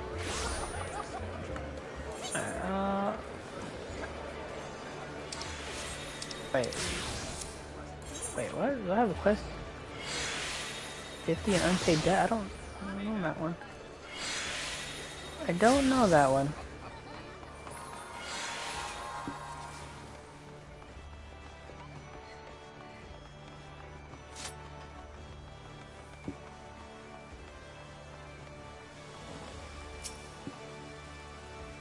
Ah, I was told to expect you.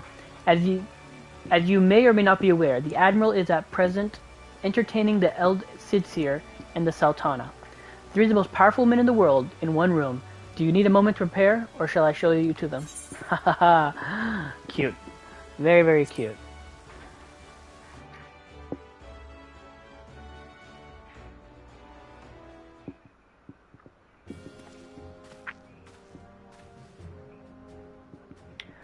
My apologies for calling you away from Charlian at such short notice. On the contrary, we were honored and grateful, and pleasantly surprised to be joined by such esteemed company.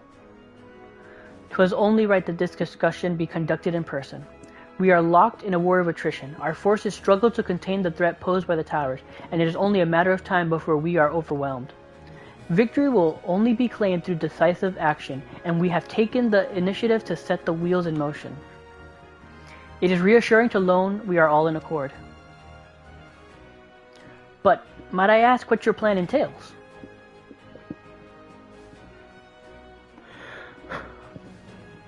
It hinges entirely on the warding skills and our ability to utilize their potential to the fullest.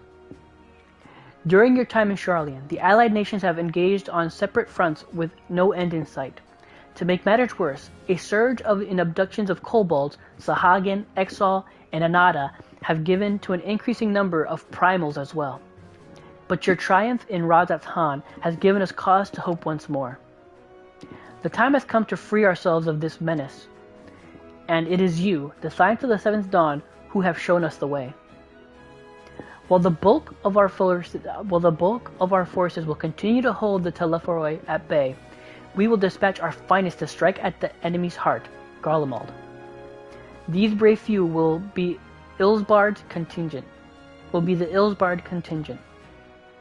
Ilsbard, whatever. To think such progress has been made in so short a span. Its objectives are twofold. The first is to provide aid to the people of Garlemald. As previously reported, countless Imperial soldiers and civilians have been tempered, robbed of their free will. They serve the Telephoroi's every whim without question. They too are victims, and it is our duty to deliver them from their suffering, not for strategic or political gain, but because it is the right thing to do. Do not ask that we set aside the decades of conflict and conquest. That we simply choose to forgive and forget. I ask only that in choosing to remember we do not also forsake our compassion. I ask only that in choosing to remember we do not also forsake our compassion and morality. For without that, there can be no reconciliation, only death without end. Aye, on that we can all agree. Our second objective is the colossal tower that Thancred and Urianger observed in the capital. Though its purpose remains unclear, there is reason to believe that smaller spires are merely a precursor of what is to come. Until the Tower of Zot was toppled, we'd failed to make any headway, though the same could be said about the Telephoroi. They're certainly in no rush to press further into our lands. I'd wager the Spire's primary purpose is to divide and keep us occupied while they work towards our annihilation. Blech. This would appear to be substantiated by Ishtola's analysis of the tower's influence on ethereal currents. Based on her observations inside the Tower of Zot, the spires siphon aether from the land, consuming it to maintain their form. However, they draw forth more than is required for this task alone. The access of aether remains unaccounted for, but we can rest assured it is not being harnessed for our benefit. It wouldn't surprise me in the least if it was being redirected to a larger spire in the capital. There's a logic in that. Regardless, once we have discovered the truth, we'll bring their schemes crashing down, along with their infernal towers. That's all well and good. But what would you have us do? I assume it's more than handing over the scales and being on our way. We want you and your scales to join the Ilsbard contingent. Consider it an official request from both the Grand Company of Eorzea and the Eastern Alliance. Do you accept? Perhaps you should be the one to answer that. No.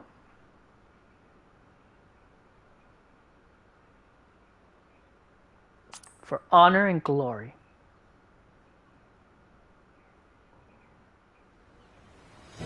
Couldn't have put it better myself. Ishtola, Thancred, and Urianger have already pledged their support and are on their way to meet the rest of the contingent. They were positive you would come to the same decision as they did. Luckily for all involved, their prediction was correct. Once you have delivered the warding scales to Alamigo, the contingent will embark on its journey to Ilsbard. Roban and Lord Emmerich are overseeing preparations, so I suggest you make yourselves known upon arrival. Pack warm clothing, furs and the like. Without it, the cold will do you in before the Telephoroi. So much as draw steel. As for us, we'll keep the enemy busy while you're gone. They're not the only ones who can create a diversion. Now go. safe in the knowledge Eorzea will be as you left it, or better, upon your return.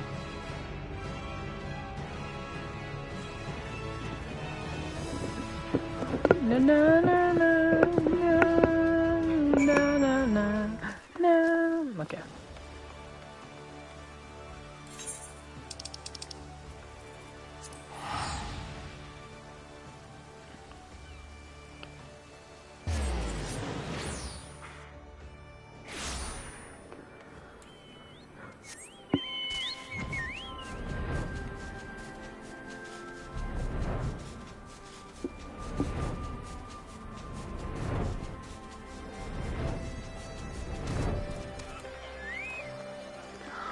Oh god, everybody's here. Okay, so let's start with Stinian. If Emmerich asks after me, say I'm getting on fine and leave it at that. Don't you dare breathe a word about the cord. I must quiz Thancred and Orianji on the conditions we can expect in Garlemald. I know it's cold, but how cold? Will I need to keep my ears covered? They can be a bit sensitive at times. Oh, okay. Good to know. Oh, wrong person. I'll admit, this is all rather daunting, though not quite in the way I was expecting. We'll be standing shoulder to shoulder with our Alliance finest, the best of the best, the warriors of light and, well, me. It's silly, I know. Perhaps this is my way of distracting myself from the part I should be worried about, marching into Garlemald. Yes, you know, I'm quite looking forward to seeing who's been selected for the Ilsbard contingent. I have a few people in mind. Care to make a friendly wager? Nah, I have a good idea too.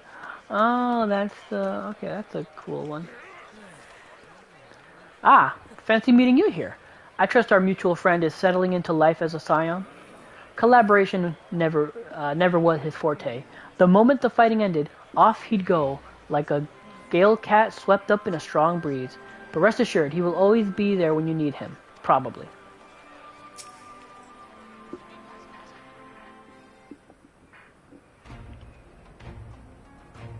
Ah, the Wanderer's return. You've been busy bringing down a tower and producing the keys to destroying the rest of them. You should be proud. Those warding skills of yours are what's made this whole venture possible. Will you and Lord Emmerich be leading the contingent? Regrettably, no. Our role is to organize the various delegations into a cohesive unit. Once we have seen you all off, it's back to our respective posts. We dare not neglect our duties for too long, lest our defensive efforts fall into disarray. And just between us, there was a fair amount of opposition to the formation of the Ilsbard contingent. The very suggestion that we send out some of our finest troops behind enemy lines to render aid unto the Garleans has made me rather unpopular in certain quarters.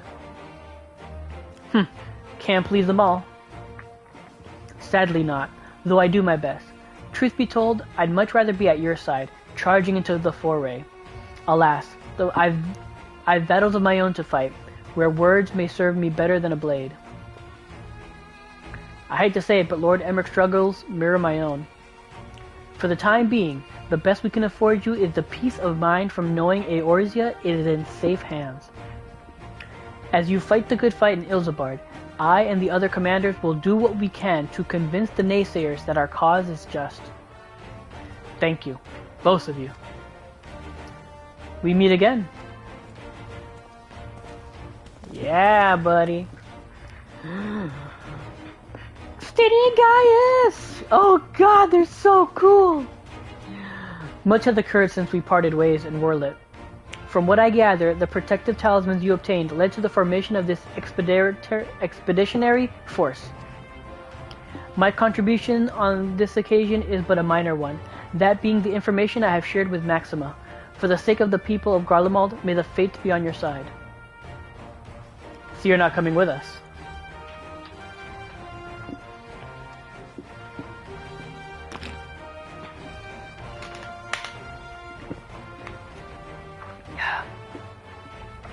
Strange.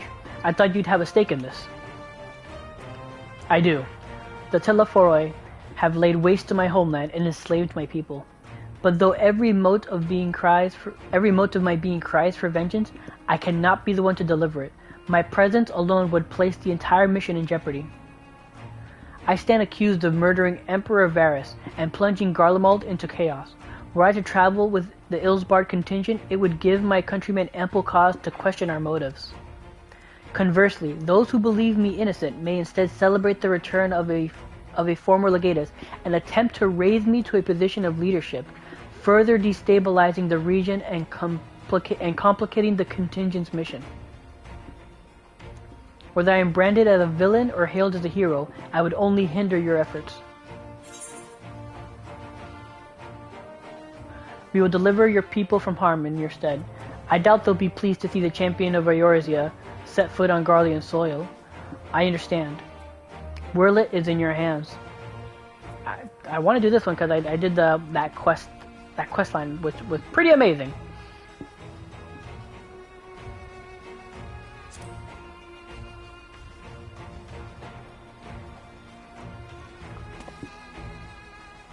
I will defend it to my dying breath. After the sacrifices my sons and daughters made, I can do no less. And the government of Wyrlet intended to offer refuge to those fleeing Garlemald. Should the time come, we will be ready. In light of Gaius's rather unique circumstances, I instead will assume the role of your guide. Though I may have defected for political reasons, my love for Garlemald endures, and I will stop at nothing to protect her and her people.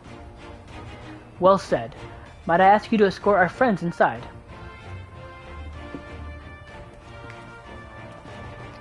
You might even bump into an old acquaintance or two, and if I don't see you again ere you depart, may the Fury guide and protect you, all of you. So I'm assuming it's Hien, Yugiri, and Lys. Bow now, now, now. Boom. Alright, once again. So that's Gaius Belsar. The horrors he must have seen, many of his own making, I do not doubt. Like Gaius, I too stand accused of Varus' murder, though I am rather less recognizable on sight. Still, it's something to bear in mind once we reach Garlemald. I neglected to mention earlier that we received reports from our troops that may be of interest to you. While engaged with the Lunar Primal, a great worm swooped down from the skies above and came to their aid. This worm, as described, was a spitting image of Tiamat. It would seem she too continues to wage war against the Telephoroi.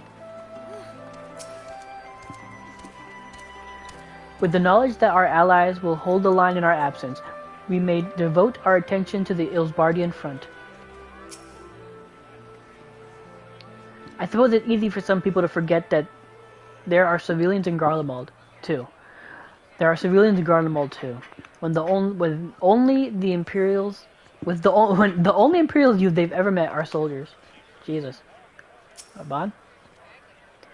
Once we've seen the contingent on its way, I'll return to my duties here in Alamigo.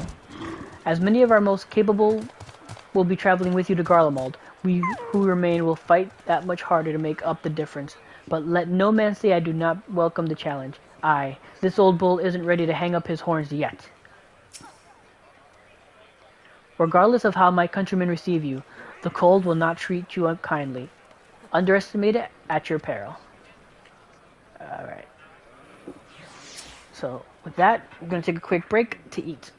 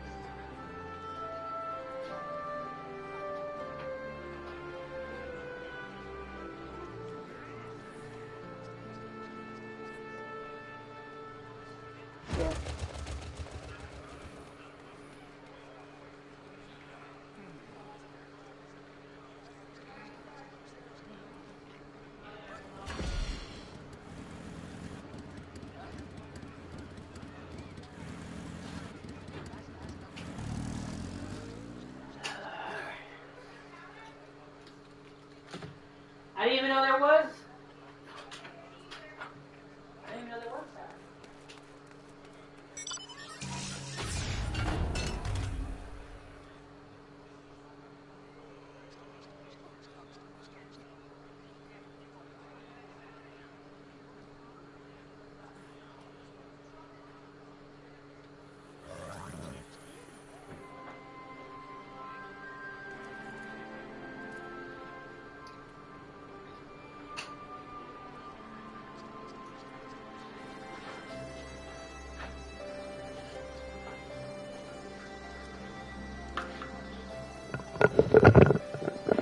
Forced to eat salad before I can keep playing.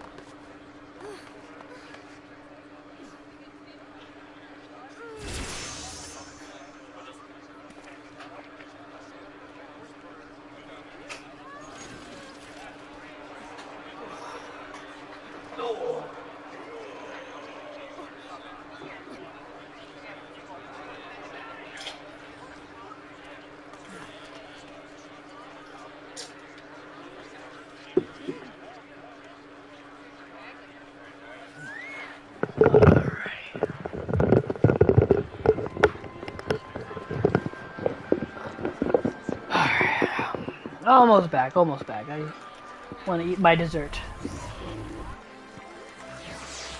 It's mostly bread, so I don't think you're gonna... I don't think it'll make that much noise while I'm eating it.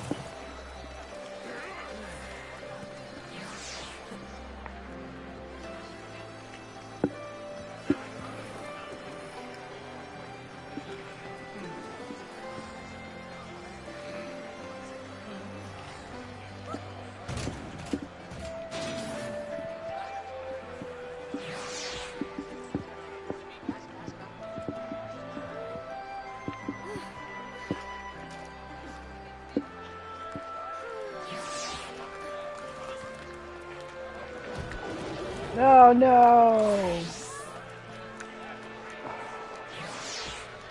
Oh, that's just a bummer. The chocolate peeled off.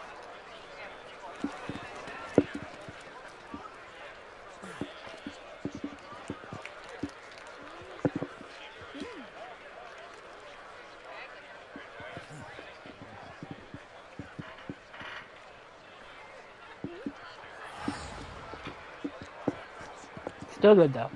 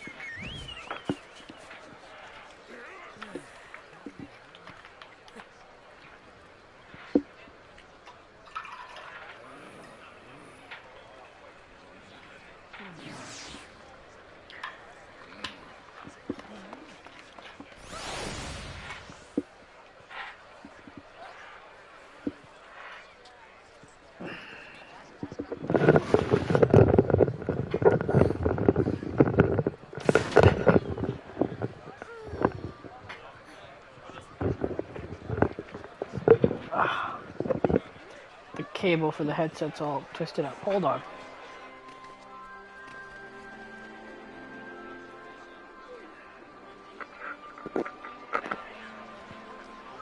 Alright. That should do it. Best of the best. Maxima would have you meet your new traveling companions. Right. The other members of the Ilsabard contingent are gathered in the royal palace. I shall inform them of your arrival, so please make your way inside as soon as you are ready.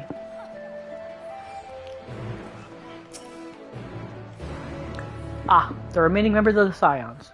Your friends and most of the Ilsabard contingent await you within. Would you like me to see you through? Let's go for it.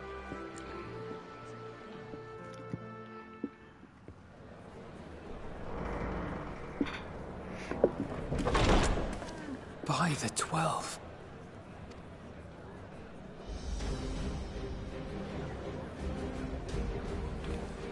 Oh, these guys too, I forgot. Glad you could join us. I hope you don't mind, but we went ahead and started without you. As you can imagine, our traveling companions were eager to become acquainted.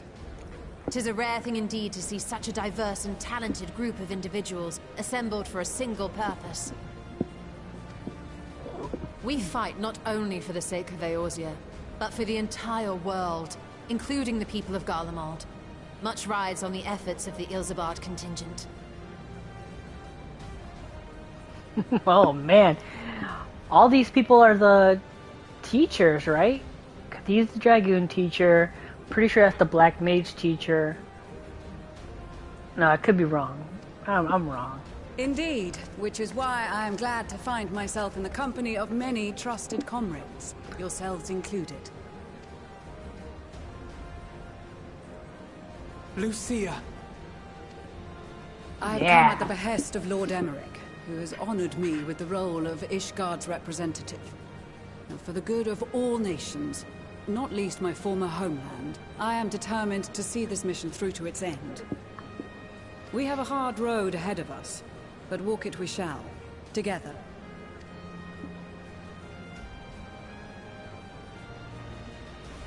We too welcome this opportunity to work together once more. I have faith that, if there is a way to resolve this conflict, we will find it. Allow me to introduce you to the rest of our company. Everyone!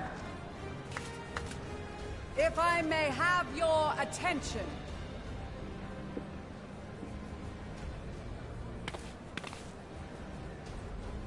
Yeah, she's from the monk school. That is her from the monk school. Or the ninja school. I don't know.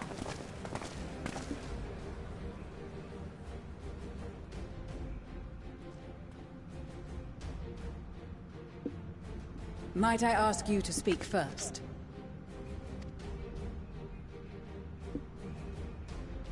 If I must. I am Arun Senna, spokesman for the Gridanian delegation, here on behalf of my esteemed sister, the Elder Seedseer. Is this the first time we've heard him talk? Like with a voice actor? No. Yeah? Holy cow. We shall provide support and protection to those in need during our time in Garlemald. To that end, I am joined by healers selected by the Conjurers Guild, with the Order of the Twin Adder's Finest serving as our escort.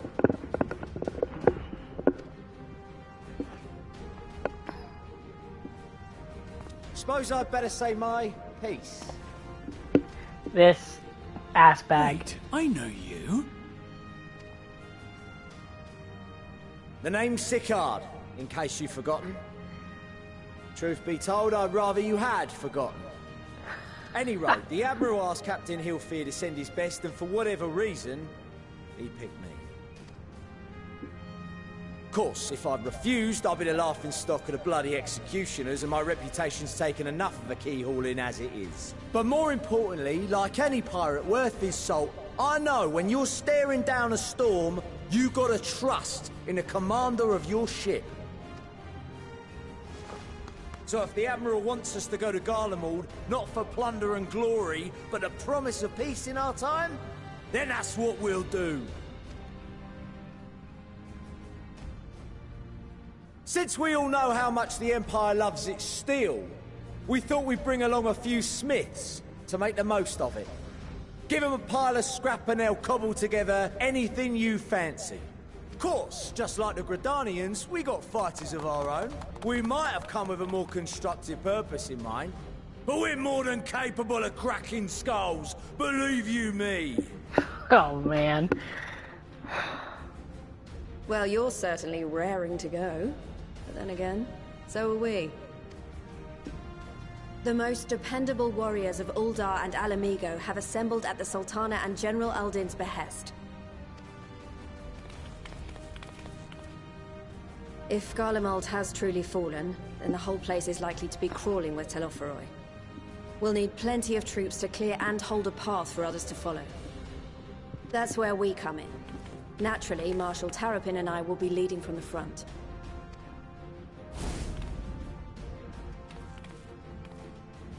It's been some time since I last saw you in your element on the battlefield. From what I've heard, you've become pretty fearsome yourself. Master Matoya? The avatar of destruction? Oh, shit. Oh, you gotta bring in that to embarrass her.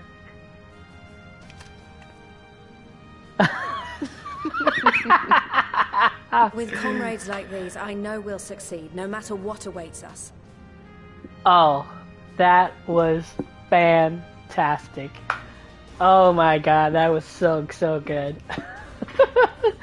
So freaking oh, I love this game. I love this game so much. Oh, Jesus.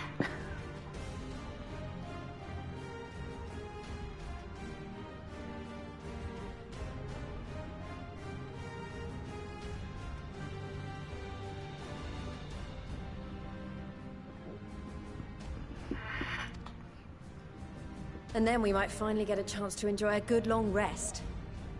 But until then, let's give it our all.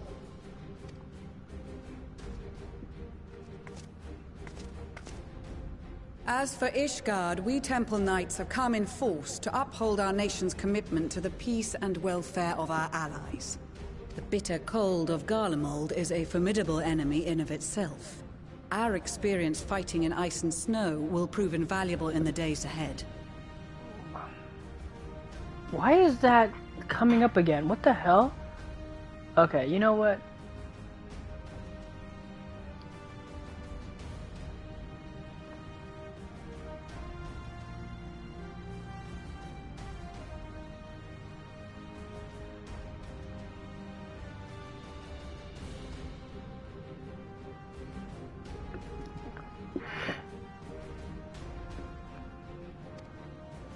Accordingly, I have been designated commander of the Ilzabard contingent.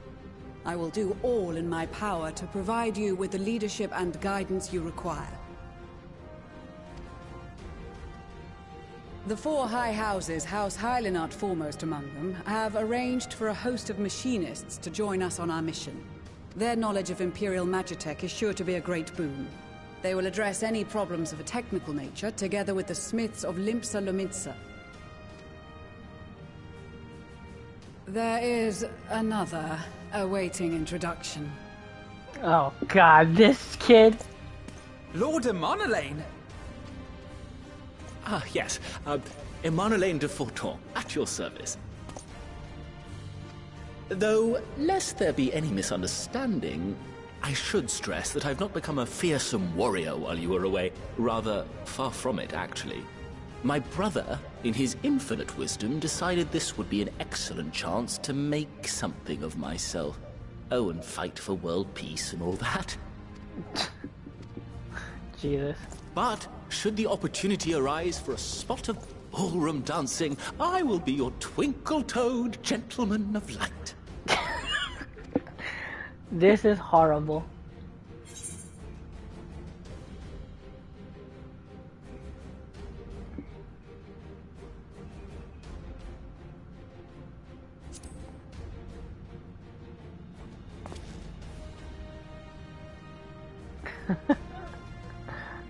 Huzzah! I cannot wait to regale Honoroa with my tales of derring-do. I believe that concludes introductions for the Grand Company of Eorzea. Jesus. Our allies from the Eastern Alliance were due to arrive Oh sometime god, today, but it that would was appear rough. they have been delayed.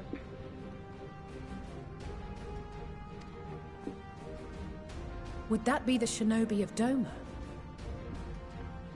Actually, they've been tasked with relaying messages back and forth between the various Eastern nations. According to Lord Hien, however, an equally capable company of warriors has been sent in their stead. Out of my way, you preening fool! Oh, Jesus. Oh, Jesus.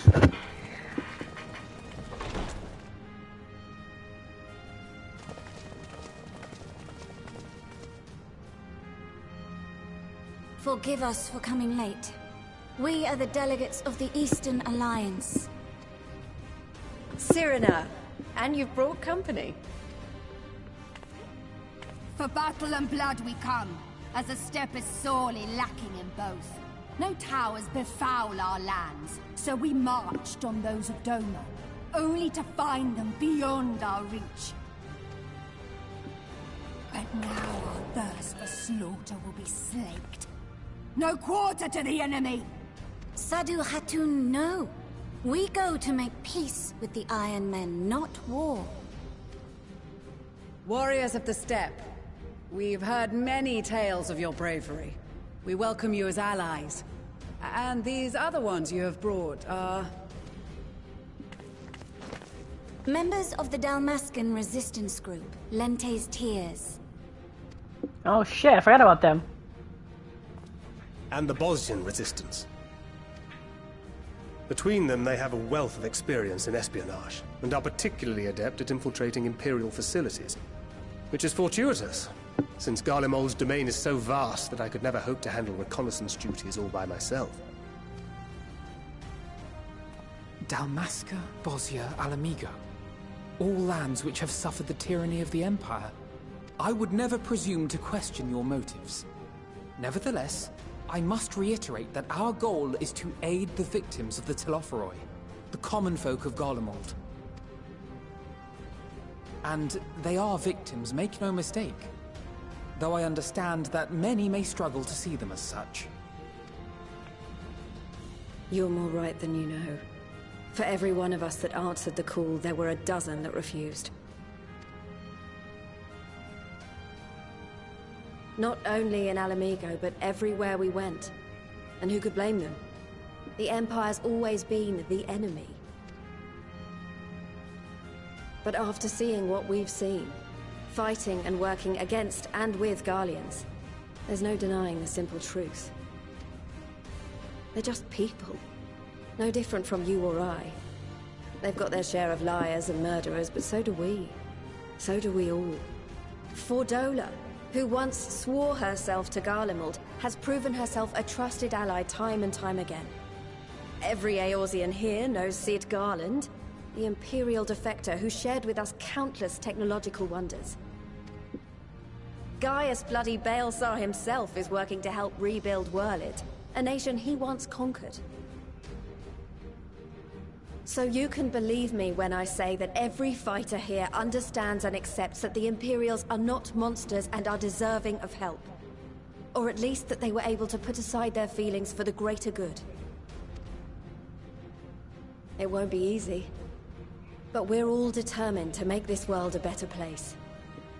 Like, they keep...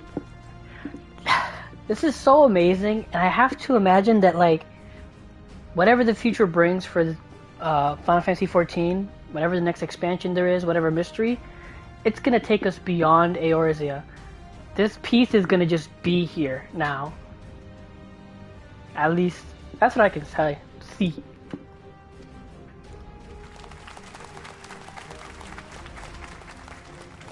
What lingering concerns I may have had were clearly unwarranted. I agree with everything you said wholeheartedly.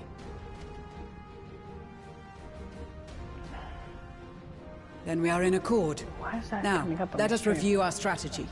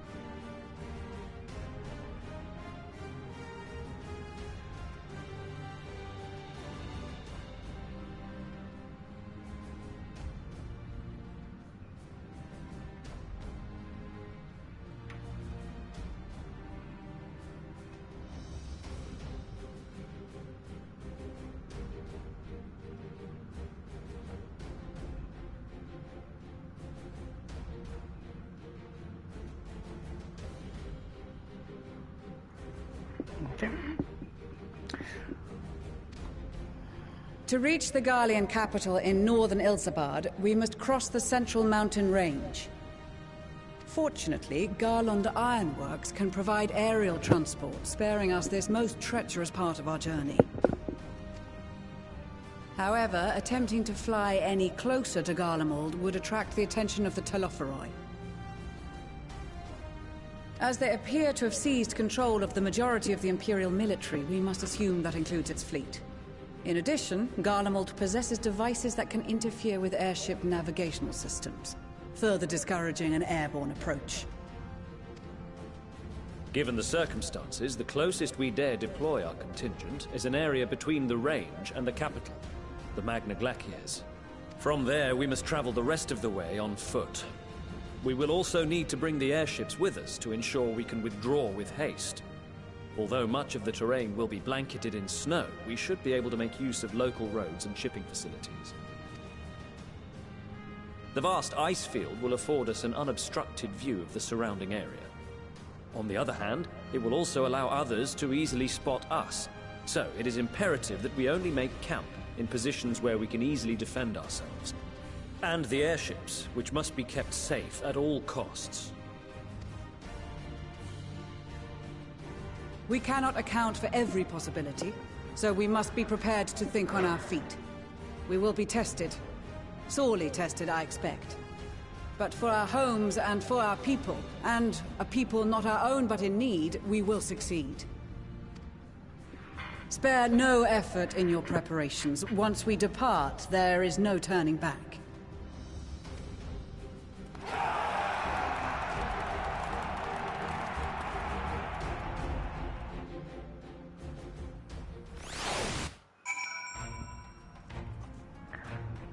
Oh my god, so many people I need to talk to now. Okay, from the top, let's go. This is extraordinary. To be in such company, the finest our allies have to offer. With comrades such as these, we are bound to succeed. I'm certain of it. I did not expect to see the other former Azure Dragoon here, of all places. As he well knows, I'm not one for verbose greetings. We shall instead let our lances do the talking once we're on the battlefield. Then we'll see if the others have been diligent in his training. We've been part of joint military operations like this before, and with far greater numbers, but for some reason this feels very different to our previous experiences. Despite having shared little more than introductions, there's already a palpable sense of camaraderie. Yeah, because I know these people from, like, if you are one of these people that did all the classes, all the jobs, then you know all these people. I was half expecting to find the man who taught me red magic amongst our member, but he's nowhere to be seen. I suppose he's had his share of unpleasant experiences with the Empire, so we all. Perhaps there's some other reason. Well, in any case, I have a feeling I'll see him again once it's all over. I'm sure he'll be pleasantly surprised by how much my swordplay has improved since we last met. Oh man, I wonder if his teacher is... Because I want to do the Red Mage quest line, and I'm wondering if Alexei shows up in it, and if something just happens to him. Or if we did finish the quest line in general, she would have a different dialogue. With so many people from so many places, I'm rather out of my element. Regardless, I am a seed seer, and I will endeavor to equip myself accordingly. Until the Empire fell, Garleans were the only ones we was allowed to impose tariffs upon at sea. Weren't easy pickings, but I made myself a pretty gill.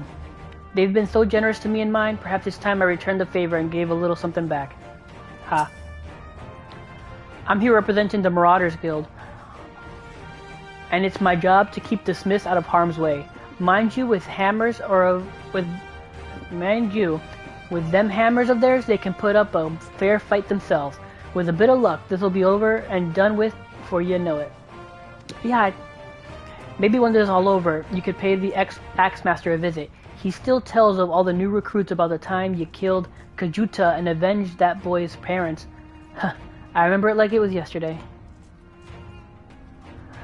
Oh man, I did get my warrior to 50, and that's when I eventually switched over to Dark Knight because I wanted to try that as a tank. So wow, it actually remembered that. Pippin. Often Father has told me the struggles faced by Alamigo in the days of the occupation, and I too have crossed swords with the Empire on many occasions. Though Garlemald has long been our bitter enemy, Her Grace has elected to bolster the Ilsbard contingent with members of the Immortal Flames. As a representative of the Sultanate, we are one in our commitment to the Alcaz. It seems so long ago that we were sailing across the Ruby Sea and charging about the Azam Steppe with Serena and the others.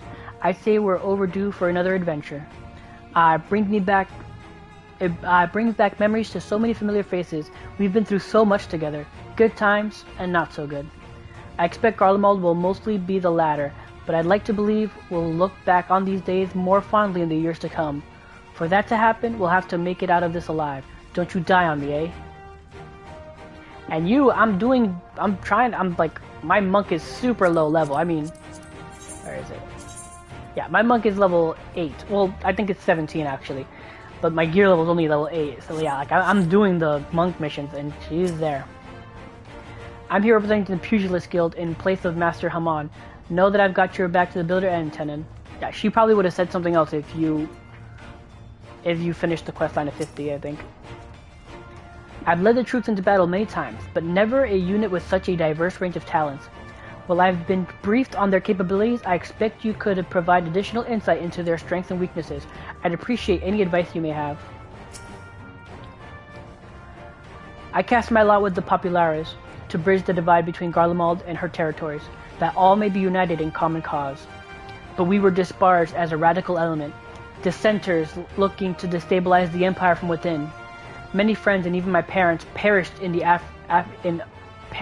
unfortunate accidents. Jesus, that's dark. I too would have surely met the same fate had I not defected.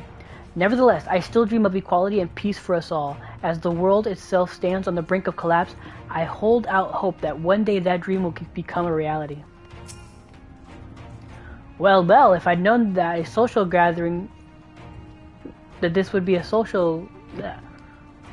if I had known what a social gathering this would turn out to be, I'd have dressed for the occasion. Still, this seems the perfect opportunity to mingle with other guests. Would I be correct in assuming those ladies over yonder are Serena and Sadu of the Steppe? Perhaps I should introduce myself, though I don't much like the look of the fellow with the enormous axe. Yeah, don't get next to Sadu. Let me have a look at you. A touch of nervous to enter the battlefield, perhaps? Well, I shall be out there alongside you as a temple knight serving with your fine van.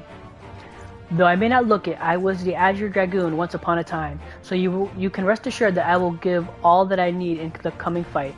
I certainly won't be shown up by you or Estinian. Ha ha ha. I have close ties with the scouts of the Eastern Alliance and the various resistance groups, and they're an absolute joy to work with. Blessed are we to make countless steadfast allies or our journeys a course. Indeed, we are joined today by many new acquaintances who in time shall we come to call our comrades, and mayhap friends. With the Maul, champions of the Nadam, and the Dartharl having sent so many here, I had thought to defend the steppe in their absence, and I would have done so were it not for my step-brothers. They urged me to grant our allies in the sun's might, that his radiance may deliver them unto your victory. Though I must tolerate the presence of this feral Darthali dog, as first among my brothers, I could do no less than accept his challenge. My deeds will become the stuff of legends. I care not for the Iron Men or their troubles. It is destiny of the weak to die in agonomy. Even so, I will do as I have agreed. I have volunteered to join this band at Serena's request, and if she thinks it a worthy cause, that is reason enough. Though we hail from different tribes, our bonds have grown strong of late. She is much better company on a hunt than any of the steppes oafish men could dream to be. I'm glad to see you well, Tenon. Grandmother was worried for you. The night I agreed to come hither and join the contingent, the gods sent her a strange dream. 2 suns, one burning red, the other frozen black. Closer they circled, closer and closer, and as they danced, the world fell to ruin. In blinding chaos, she spied blackened silhouettes and knew at once that one was yours. Holy crap, man. 2 burning suns, one burning red, the other frozen black. Closer they circled. 2 suns, one burning red, the other one frozen black. Burning red, frozen black, red. I know in the trailer they showed a red moon. Would that what they think is the sun? The other is frozen black. Closer is glowing, and they danced and fell to ruin. She spied in the blinding chaos. She spied black silhouettes and knew at once that one was yours. Jeez, man. Yet we knew not how to interpret this dream, save as a sign that great danger awaits. But whatever lies ahead, I will walk with you, traveler. Holy shit! And she even said the word traveler, because that is our step. We are a fragment of Azim, the traveler. Oh man, that is so many things could be happening there. I want to. I don't know. I don't know what to make of it. I am lost.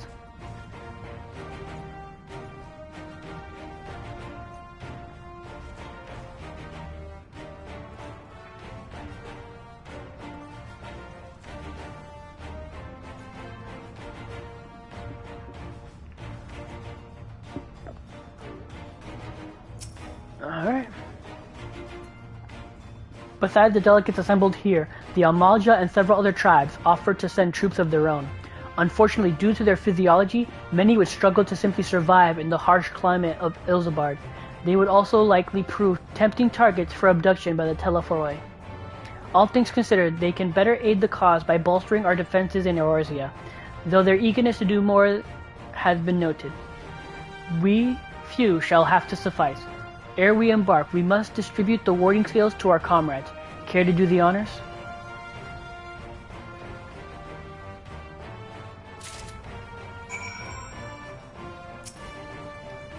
Yes.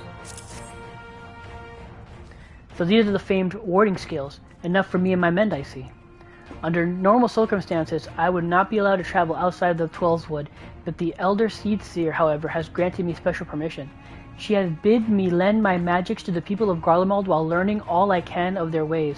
In so doing, I will come closer to understanding myself and my place in the world, or so she says. I say it is past time our allies benefited from the power of the Seedseer's disposal. Some bemoan that we hide our light under the bushel, and I intend to address that criticism.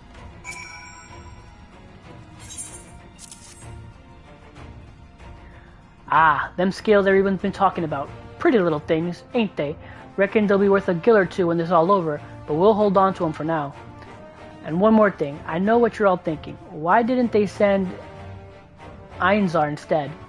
Buggered if I know. All the Admiral and Captain Helfrey told me was they needed someone to help safeguard the future, and here I am.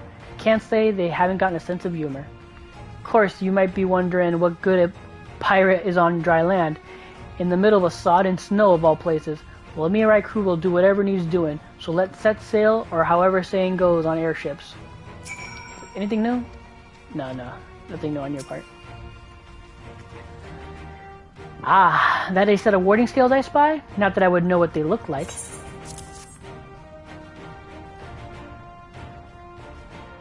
Wow, look at these. Even a layman like me can tell they're bursting with aether. All the better to fend off the tempering waves. Is that right term? Is that the right term? Anyway, these will give us one less thing to worry about, which just leaves the other mountain of whatever else is waiting for us in Garlemald. Only one way to find out, eh? Nervous or not, I'd march through all 7 hells if it gave me a chance to put Xenos back in the grave where he belongs. Warding scales for the Ishgardian delegation, I take it?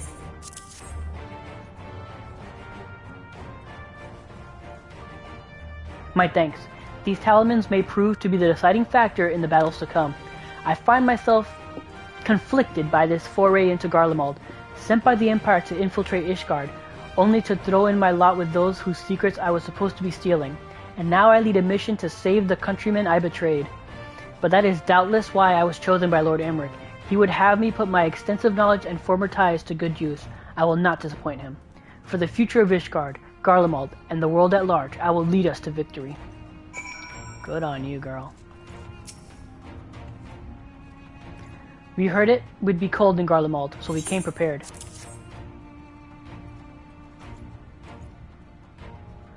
Oh, the talismans. We're to keep these close at all times, yes? I will see that no one misplaces theirs. Ah, and before I forget, I have a message from Hien. In distant lands, in times of strife, together stand, together fight. In darkness shines the light of life. I hope I have done his words justice. Doma, like much of Othard, has been plagued by the towers. Yet while he could not be here, he wished to express his shared conviction. Hien and Yugiri labor without rest to unite the people, and with their aid will we keep the enemy at bay. And we of the Steppe and of the Eastern Alliance will repay their efforts by ending this war.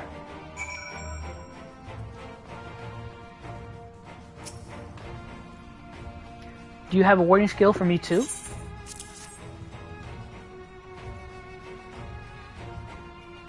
Thank you for this, and for going to such incredible lengths for the sake of my people. Though I have little to offer in return, I would impart some advice, if I may. You have been told by many to wear the cold of Ilsabard. I guess that means it's supposed to be beware, aware, or wear, and I cannot stress enough that that is no token warning. I will be distributing specially made warming textures courtesy of the Alchemist Guild, but understand that they are no substitute for proper protection. I leave the provisions of said protection to your discretion. Now let us proceed to the Alamegan Quarter. While you make your final preparations, I will have the pilots ready the airships.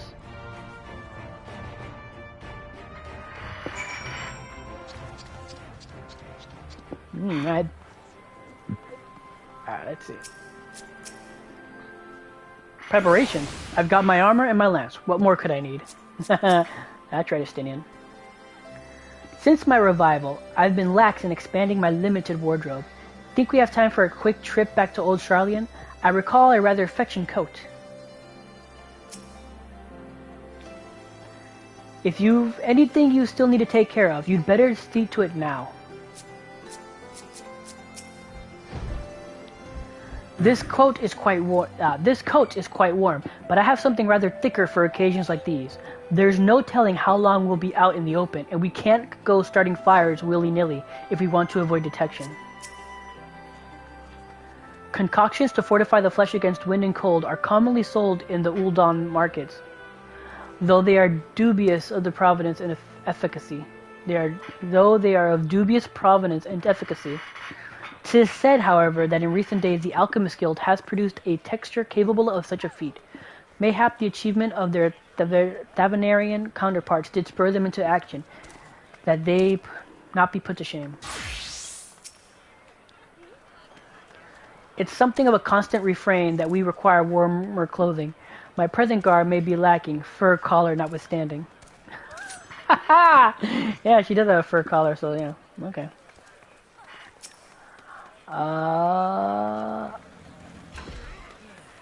Let's go. Boom. This is our last chance to make ready before we set forth. You needn't worry about Urianger and I. We still have what we wore in Garlemald before. Estinian claims to be quite warm and toasty beneath his armor, and since he spent a fair bit of time up north recently as well, I have no reason to doubt his words. Most of the others will be borrowing Grand Company stock. The rest of you could do likewise, I suppose, provided you're not overly concerned with style. Not to put too fine a point on it, but I wouldn't be seen dead in one of those ridiculous overcoats. If only I had time to find something to my liking. Hark! Is that the cry of scions in need of a tailor I hear? Is that Tataru? Hey! But how? Wahaha! I have my ways. Oh yes, indeed. You thought you could sneak off to Ilsbar without telling me? Ha! Nothing escapes my notice. Now, you will wear these garments I've made for you whether you like it or not. You never cease to amaze. But why do you need a new outfit as well? Wait, are you coming with us? What? No, of course not, silly. It's all in the name of fashion. Rather, the pursuit of the highest quality fashion. Besides, how can I expect others to wear my creations if I've never worn them myself? Oh yeah, true. I did have one other thing to share. Argmis and Bloida have finally returned from assignment in the faraway lands. They'll be staying in the Rising Stones for a while to keep an eye on the events throughout Eorzea. I have no idea who those people are, I can't remember. Since they'll be running things back at headquarters, I was wondering if I could lend a hand in Sharlayan? Oh, why not? You can keep Kral company in the Beldesian Annex.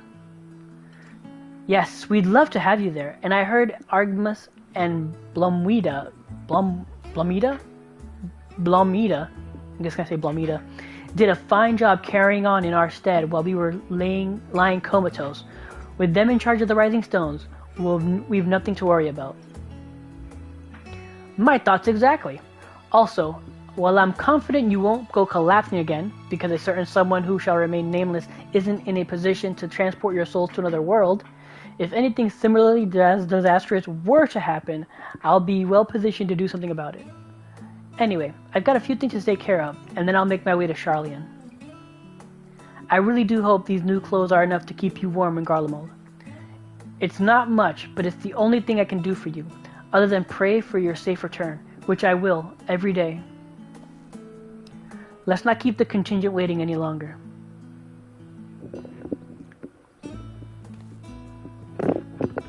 Here are your winter woolies, handcrafted by yours truly. Aww. Try on. Look at that.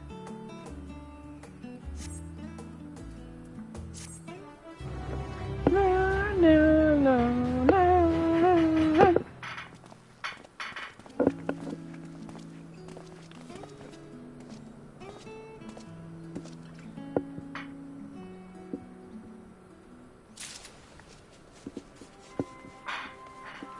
Alrighty, let's see. It's funny because I was actually just thinking, I was like, should I pop into the Rising Stones and check on Tataru? But was not needed. Alright, real quick. Where? Alright, my Dragoon is where the H is at. My Dark Knight is at the 3. And the Sage is halfway to 81. Okay. Okay. No.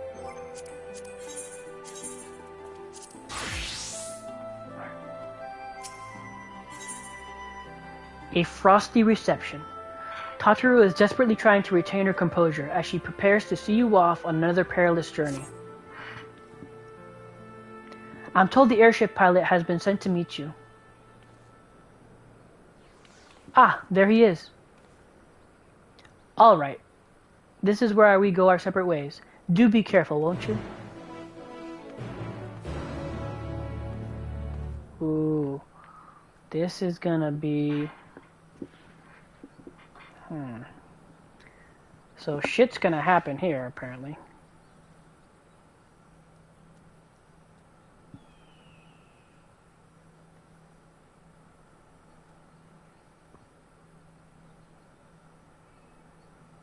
Shit is about to go down.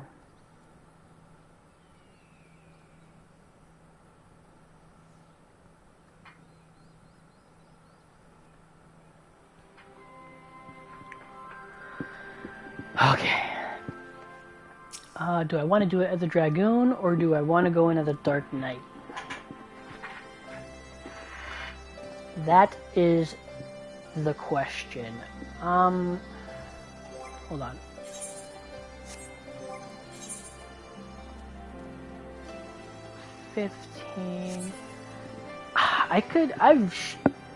I'm an idiot. I should have bought some 530 gear just to get out of the way. And I could have had enough money to buy more, but I haven't. So I'm thinking now if I should just go buy some 530 gear now. Nah, I'll be fine. I'm sure I'll be fine.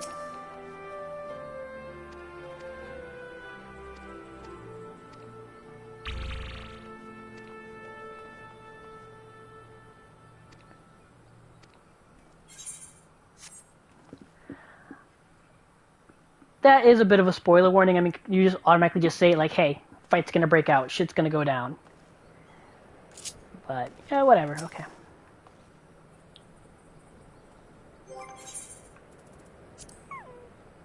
Let's have that there like that.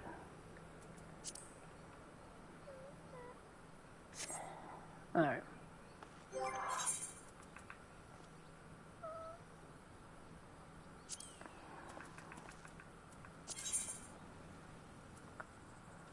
I want to do...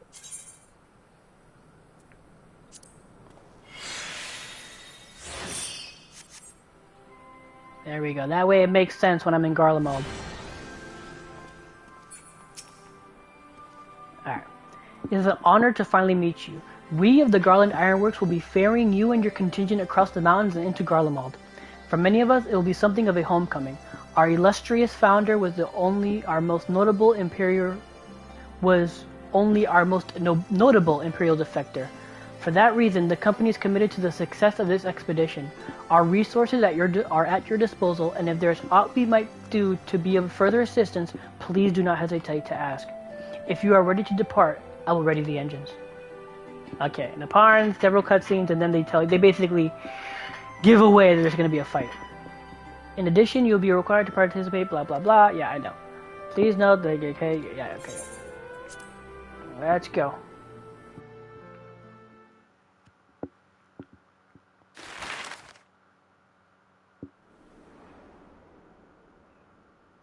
Are those clouds finally going to go away, or are they just stay there because technically that's where Bismarck is? Ilsabad, divided in twain by a vast mountain range. Those who would traverse its jagged peaks face peril at every step. But why go by foot when one can simply fly?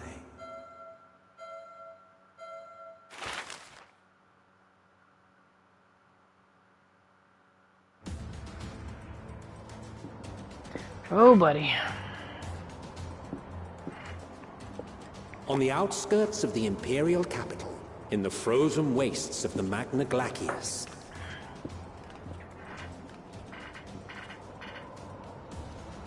the winds howl in icy protest, as if to warn against further trespass.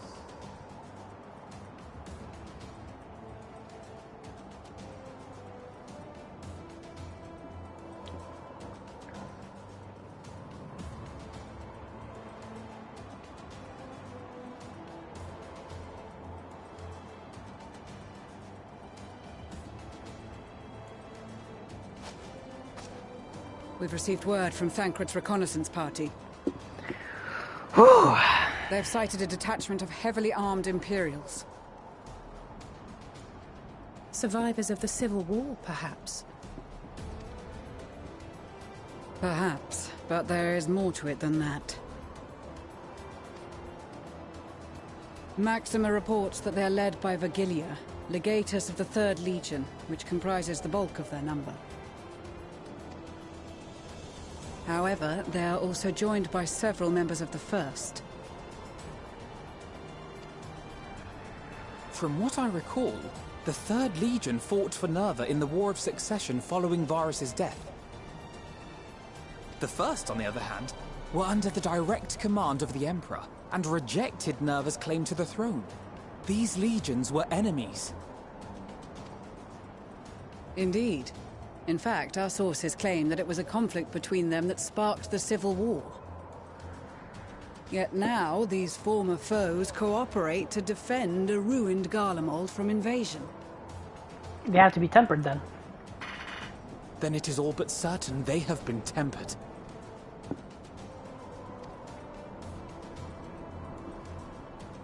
So, what's the plan? If me and my crew is out reaving, we charge straight in, no messing about. But that ain't what we're here for.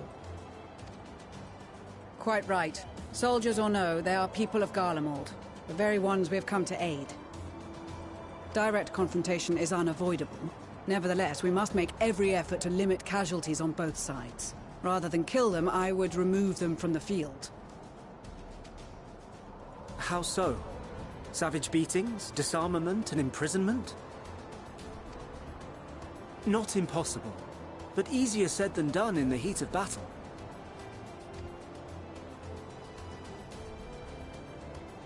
Having observed the opposition, I imagine Thancred had something to suggest?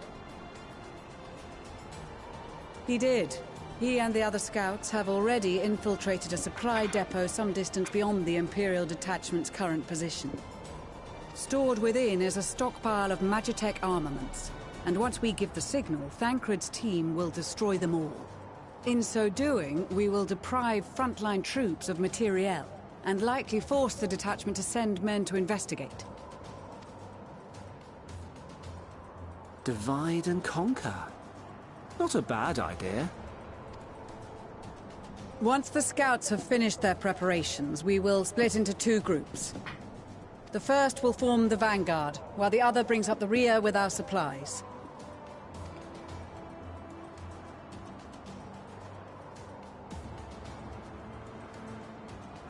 As for the Scions, I ask that you lend your assistance where you deem it needed most.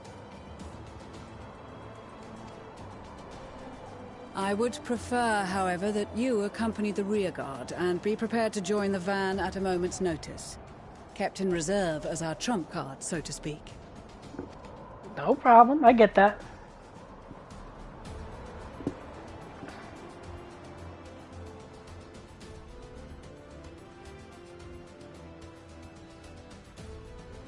Meanwhile, at the Imperial Supply Depot.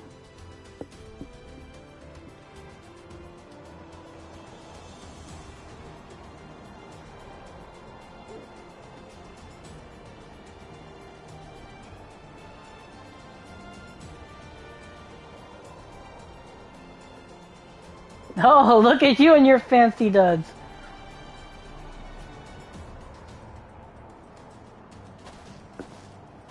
Your proposal was well received. More specifically, they asked that we destroy the Imperial's toys in as spectacular a fashion as possible. Ishtola always did have a flair for the dramatic. She's not an easy woman to please, but I shall do my best to satisfy her thirst for fireworks. All right. Once more for my peace of mind. Our first objective will be to rig the enemy's Magitech with explosives. After we've withdrawn to a safe distance, we'll detonate them remotely. Our second will be to issue a deactivation command to the automated units via the control terminal. If our calculations are correct, this signal should reach those deployed on the front line, giving our friends a much-needed upper hand. The blizzard will help us stay hidden, so let's aim to get in and out before it passes. Trust in the plan, and we should all live to see tomorrow.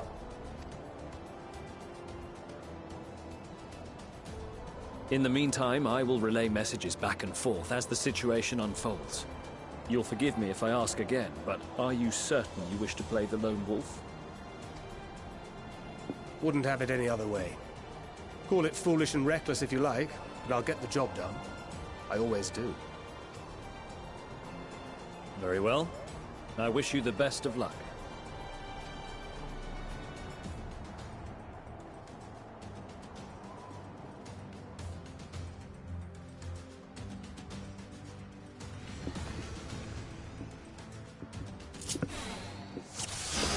Oh shit! In the coming battle, okay, hold on. Let me okay, hold on. Familiar myself with Bewilderment Bomb.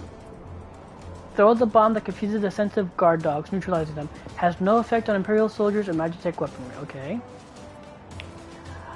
Masks your presence, making it impossible for most enemies to detect you, and increases movement speed. Cannot be cast while in combat. Okay. Nebula.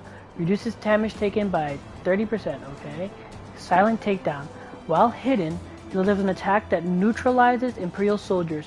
When the target is Magitech weaponry or a guard dog, delivers an attack of a potency of 100. Can only be executed while under the effects of swift deception.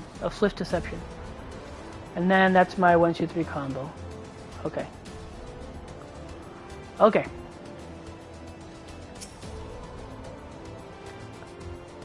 There is something else I wish to confirm. We may commence the mission as soon as you're ready.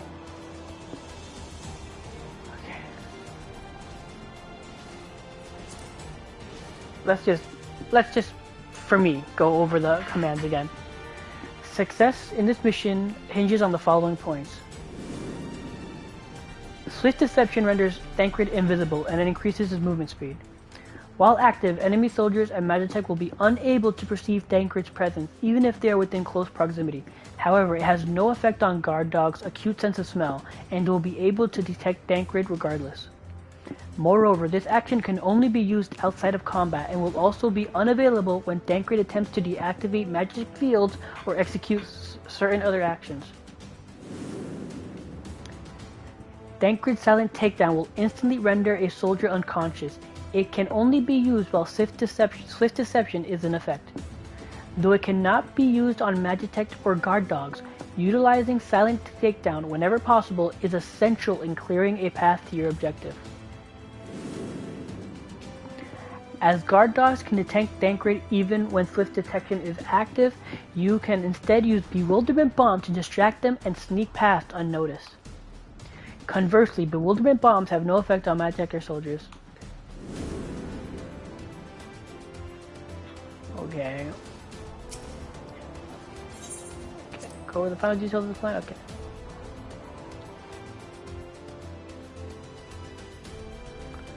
In the coming battle, you will fight as Thancred. You have two objectives. Place explosives on Imperial Magitech. Deactivate the frontline Magitech units via the control terminal. If the guards detect and pursue you, the enemy forces will become more aware of the threat you pose, as indicated by the threat awareness gauge.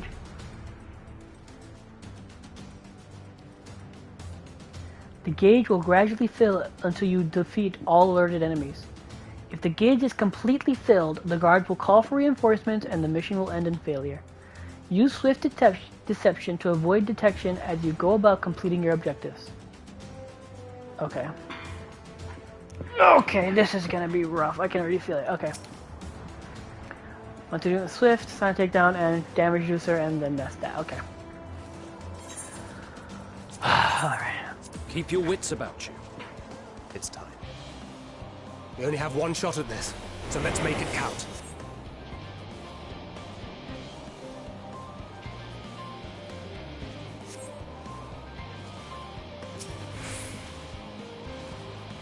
What the hell?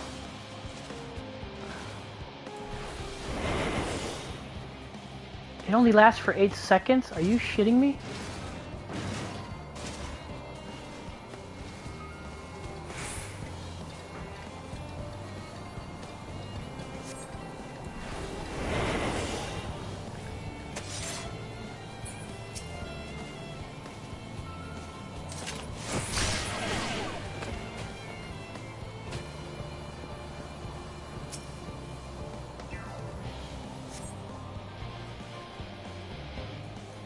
Okay.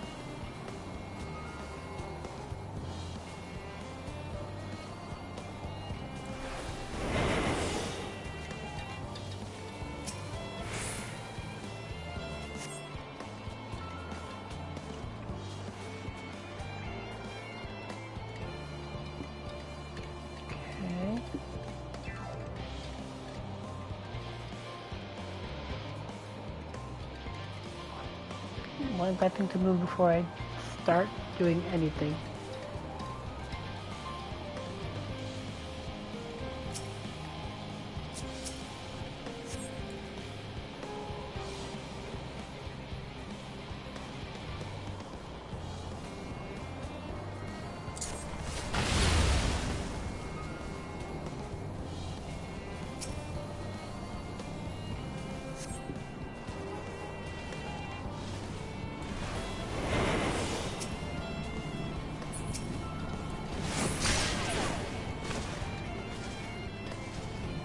Oh.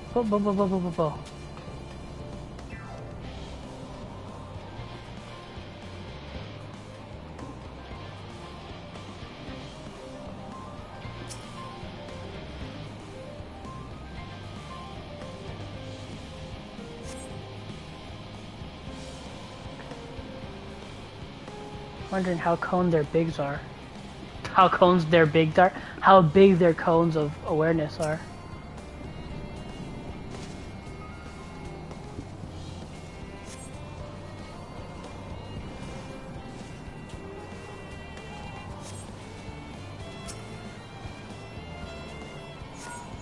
This is Thancred. The explosives are in place. This is so cool. Very good. All is proceeding as planned. Head to the control terminal. It should be to the northwest. Understood. Have the others wait at the rendezvous point.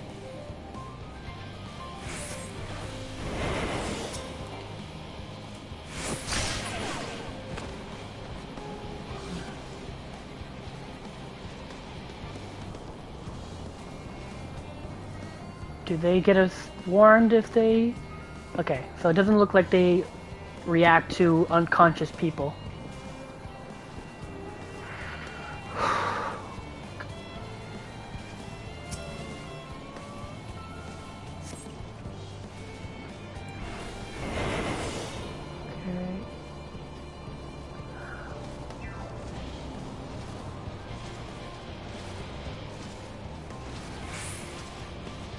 Oh no, oh no. Okay.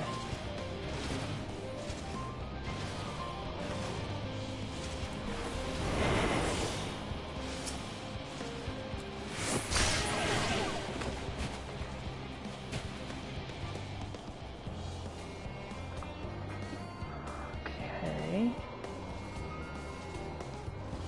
Oh shit.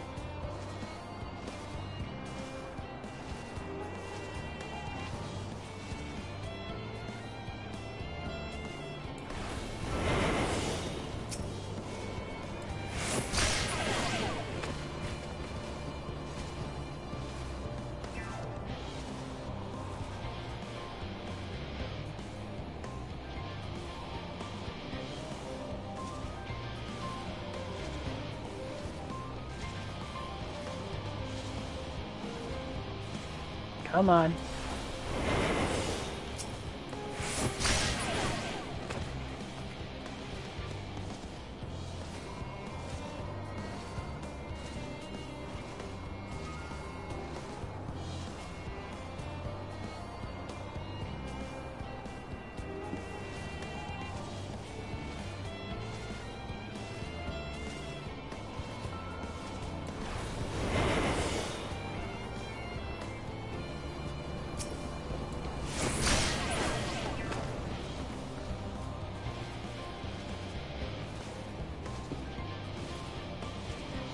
Probably a faster way to do this, but I'm just being more safe than sorry.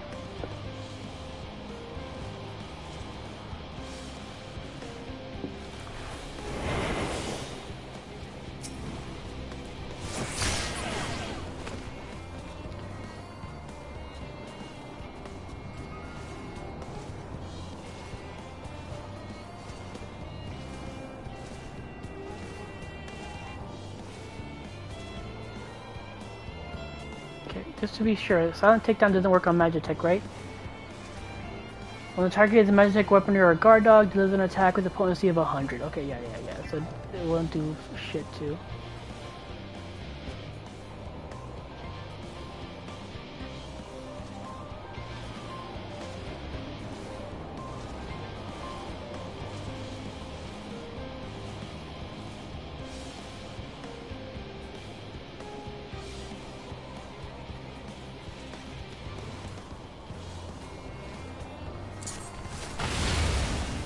Seven hells.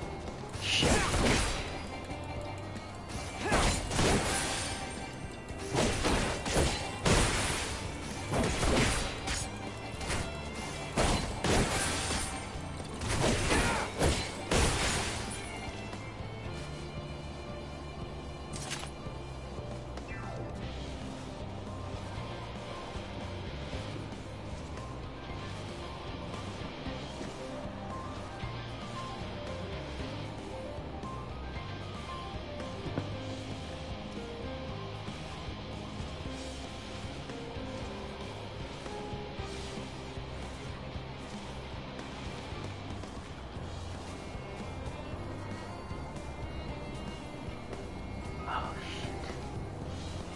How do I do this? And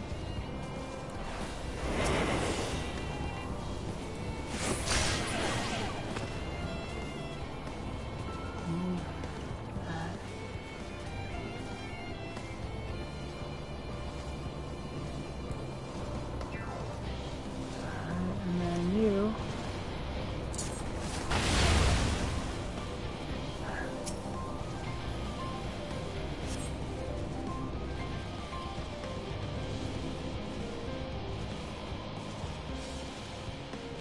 That's it, the control terminal.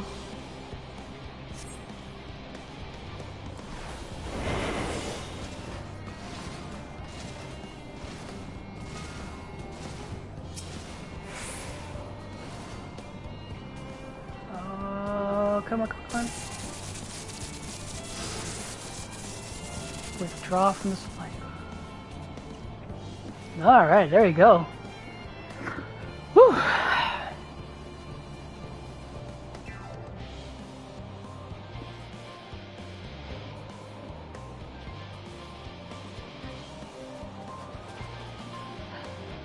You are returned, and none the worse for wear, to my considerable relief. Whew. What news from our comrades? They stand at the ready. Excellent. Then let the fireworks begin. Alrighty.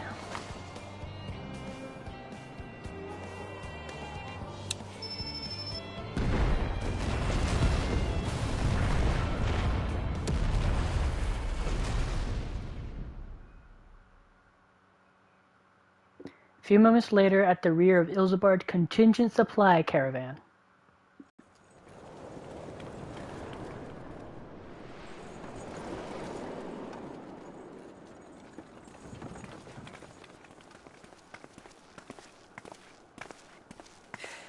The blizzard's beginning to clear. The Vanguard should be engaging the Imperials any moment now, if they haven't already. Ishtola and the others are with them, so I'm sure they'll be all right, but...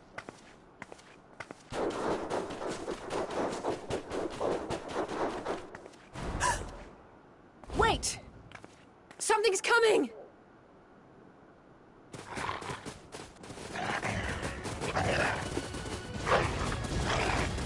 Oi, oi! Looks like we ain't the only ones who sent out scouts. Right. Keep them away from the carriages! We lose those, and we're as good as dead! Okay.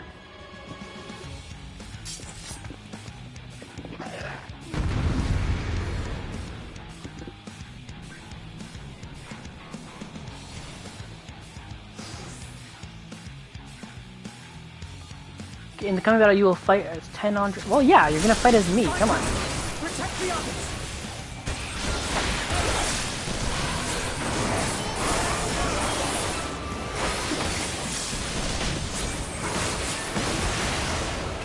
Should I help?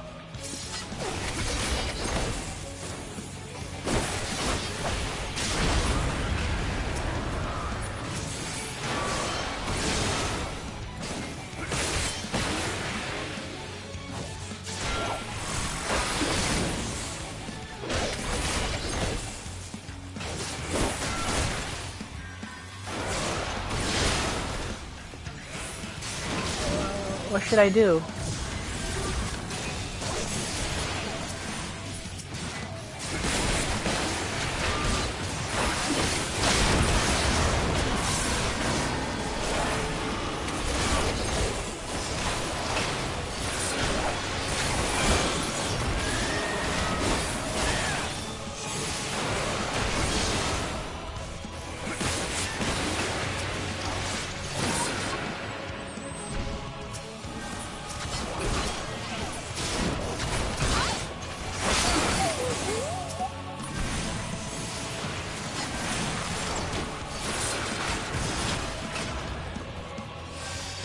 A brief respite, but stay alert.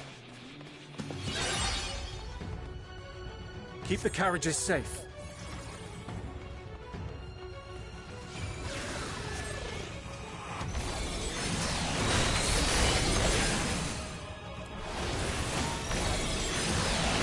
What impeccable timing! Fear not, friends! The savior of Ishtar is here!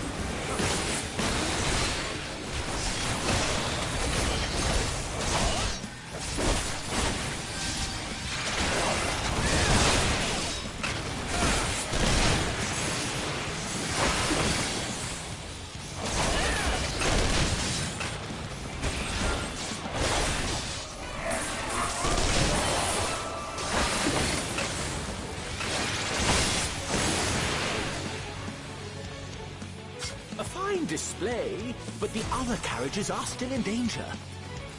Go on ahead. We'll hold the line. Who needs help? Come on. We're the only Give me a ones second. struggling. Oh, we put our backs into it then.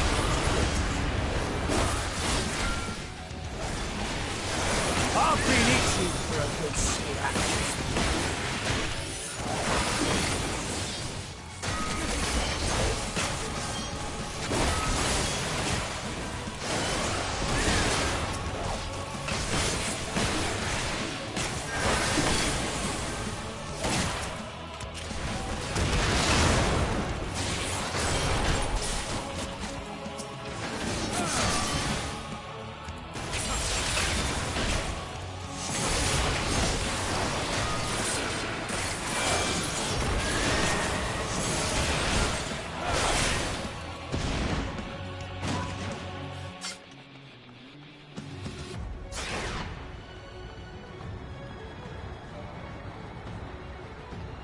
Okay, let me.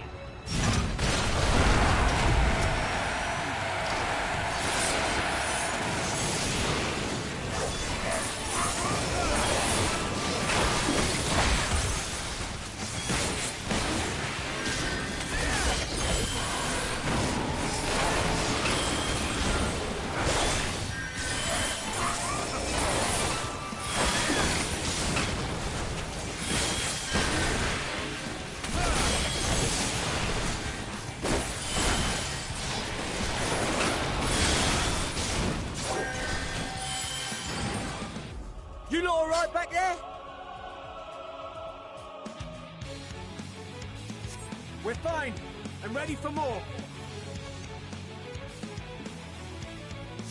Hear that? Alright. Get to the front and turn the tide. Head north.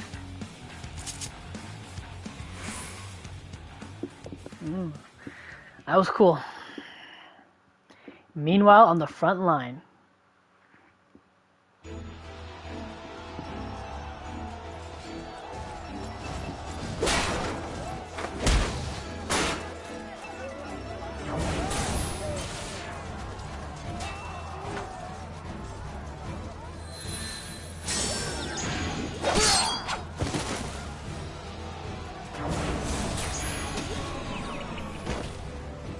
Removed from the field was not a euphemism for enthusiastically murder.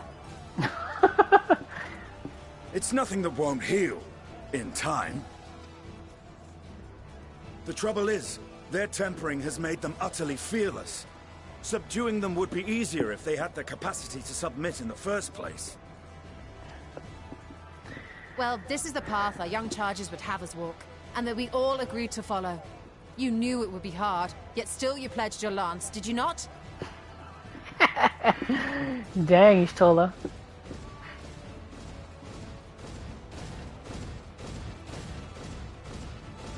That I did.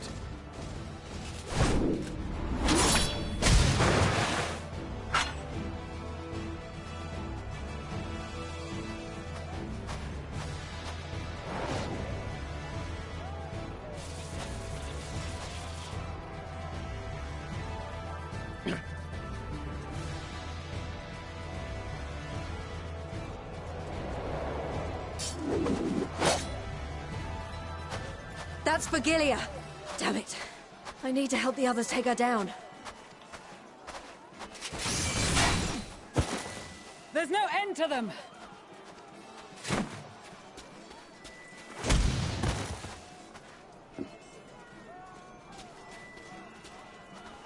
I was wondering when you'd turn up. You know me.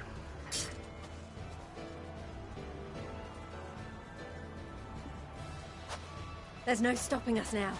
Come on, let's show them what we're made of. Ah, we got Pippin too! Oh shit!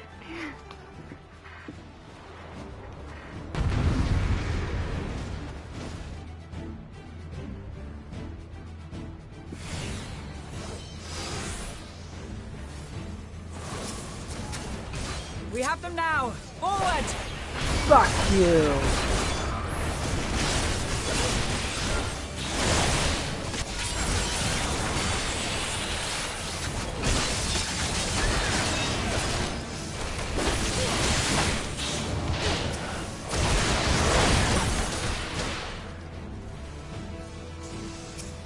Right!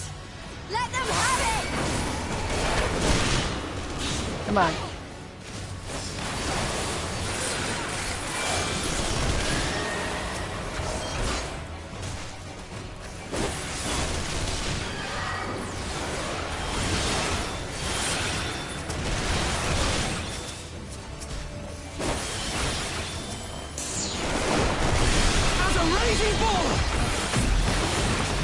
Yo, Pippin! Unleash the beast, bro!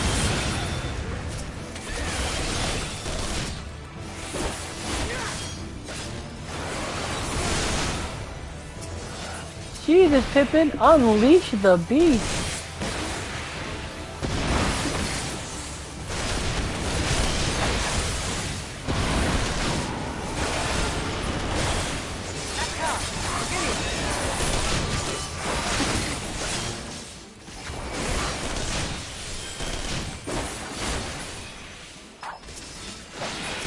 Do not fall behind!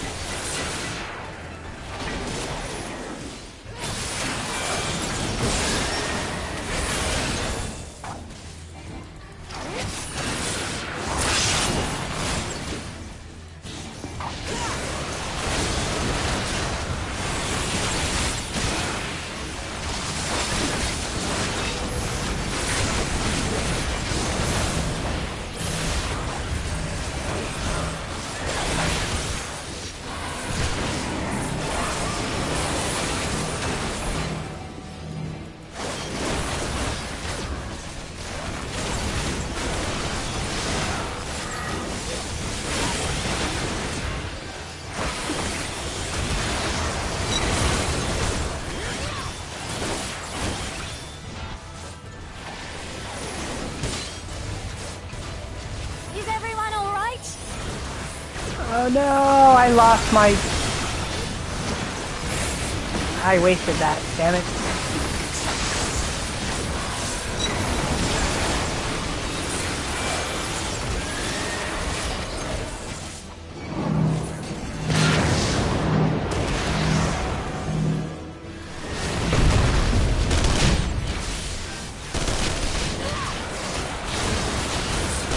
Or die!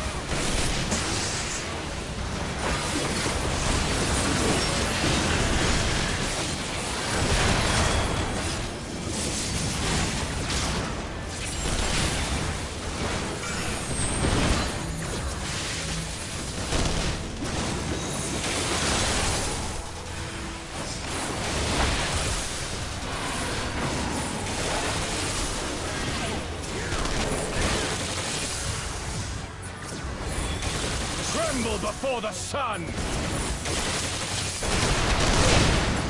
Why can't I aim at these people? What the fuck?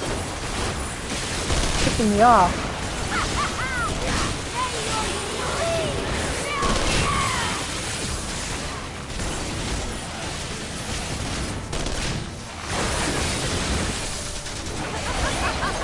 Are these focusing on the girl?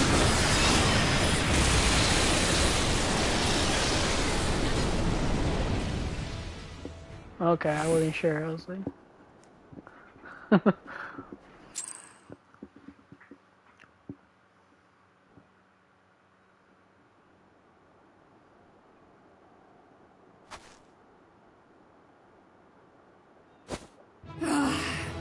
A worthy adversary.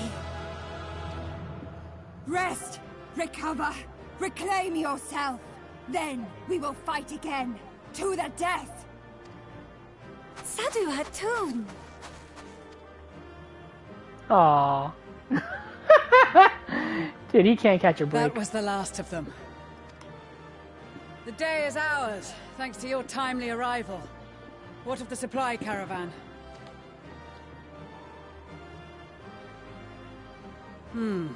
Outmaneuvered, but not outmatched.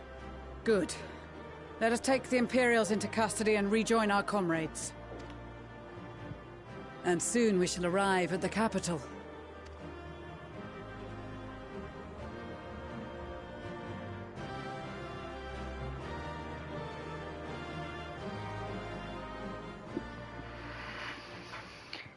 Cool.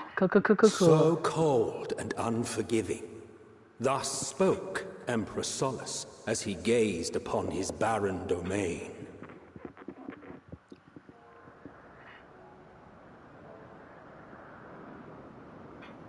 "800 years it had been since the Garleans first set foot here.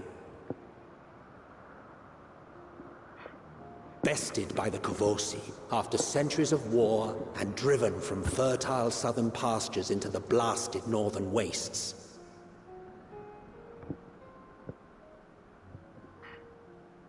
In that garden of desolation, they clung to one another for warmth, freezing, hungry, desperate, hated.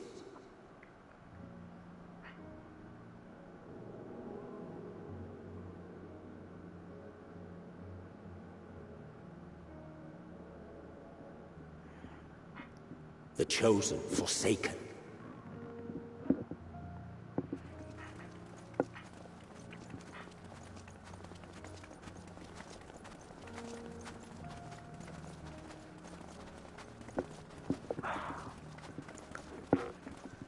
That's where you're from, Graha, Kovorsi. In the year 1513 of the 6th Astral Era, a young legatus named Solus single-handedly sparked the Magitech Revolution.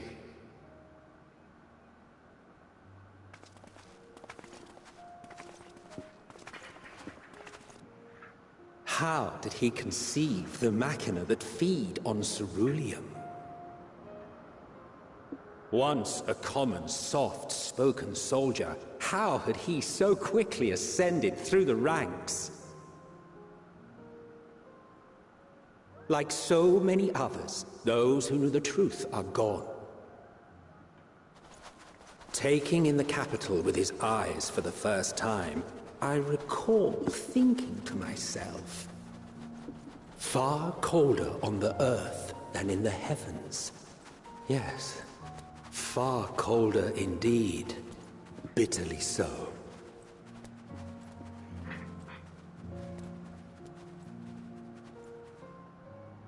It was the bard. Garlemald. Oh, I'm surprised. I thought we were going to go to a different area and then be, you know, positioned near Garlemald, not actually in Garlemald. Not so much as a whisper. The roads leading beyond the city walls would have been used less in recent years. Nevertheless, this was one of the most important gateways into the capital. A buzz day and night with activity, aye. Merchants passing through the checkpoint, many of them stopping at the local hostelries. Surely they cannot all have been tempered. We can consider the question after we have made camp. If we spend any longer outside, we may well freeze to death where we stand. The tempered Imperials, too.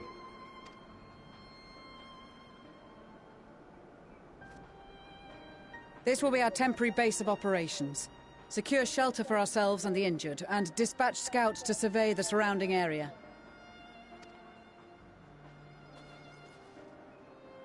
If we're planning on staying here a while, we ought to give this place a proper name.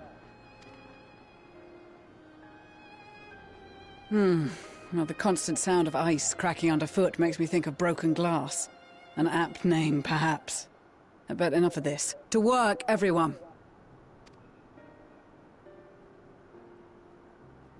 Broken glass.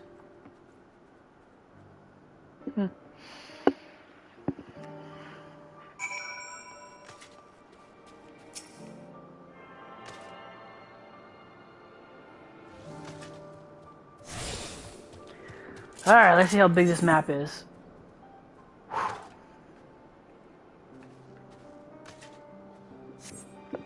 Pretty big, I would say. It looks pretty big.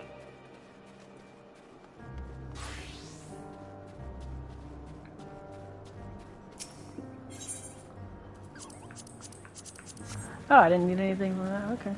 Move. I don't need nothing from you. Gem trader. I got some gems, but I have no idea. Ah, that's a bit of a what? Alright, let's see if we can.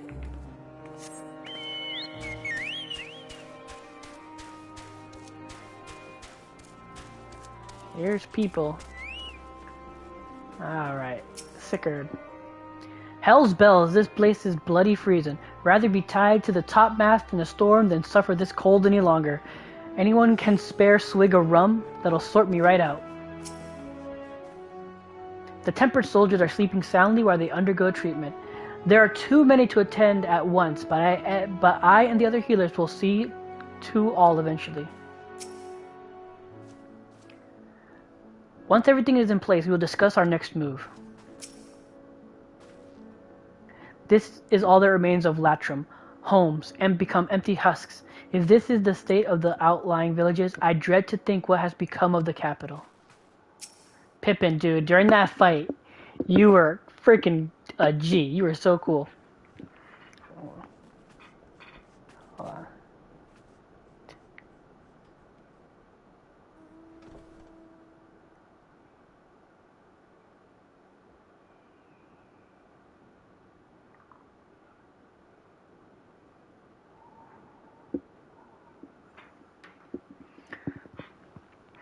We've asked the Ironwork members and some other comrades to stay with the airships. In the event we are discovered, we must be ready to move them swiftly to a safer location.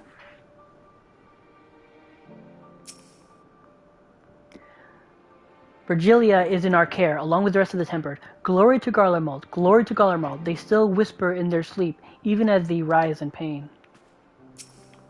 Nope. Wrong person. Roban taught me a lot about military strategy during exercises in the fringes, coordinating units with wildly different capabilities, surveying and securing hostile terrain, that sort of thing. Now I have the chance to put his teachings into practice. Good on ya.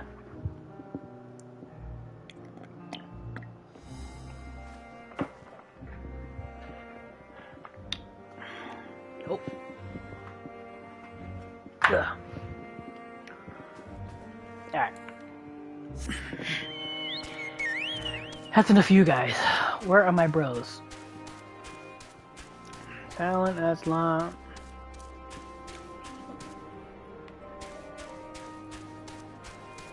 You guys are just there. Graha, here we go. Our comrades certainly haven't wasted any time establishing a base of operations. Joe, I remember you. It's not only Tempered that need care. A few of our own were wounded in the Magna Glacies. If only we hadn't needed to defend the supply caravan, a lot more of us could have joined the front line. Ah, it's alright.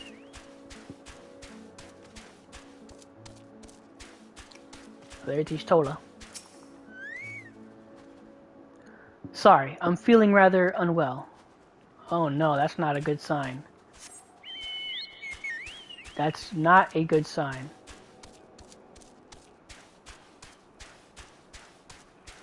Where is Orianje? I know Thancred is still... But where is Thancred? Okay, I'm not gonna worry about it.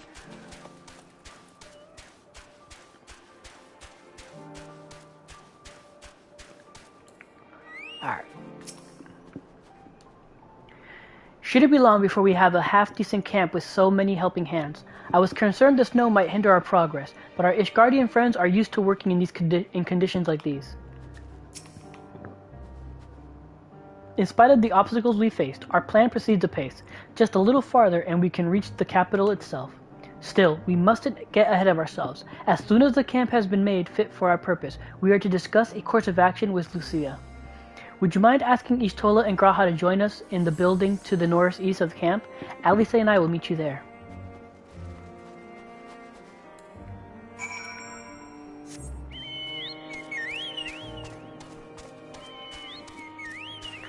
I'm worried about Ishtola. She says she's not feeling well. A meeting? Yes, I'll make my way over there once my head is cleared. In truth, I've been feeling out of sorts since we arrived. The air is thick with a palpable aura of malevolence. This is the monstrous tower on the horizon, jagged, hideous, unholy. Even at this distance, its presence is overwhelming. Much like the sensation I felt in the Tower of Zot, only far more terrifying. Aether flows unceasingly toward it, converging into a swirling mass of unfathomable power. For a blessing, the constant chill in the air is helping to anchor my senses in the here and now. Tell the others I shall be with you in a few moments. Oh man, that is not a good sign.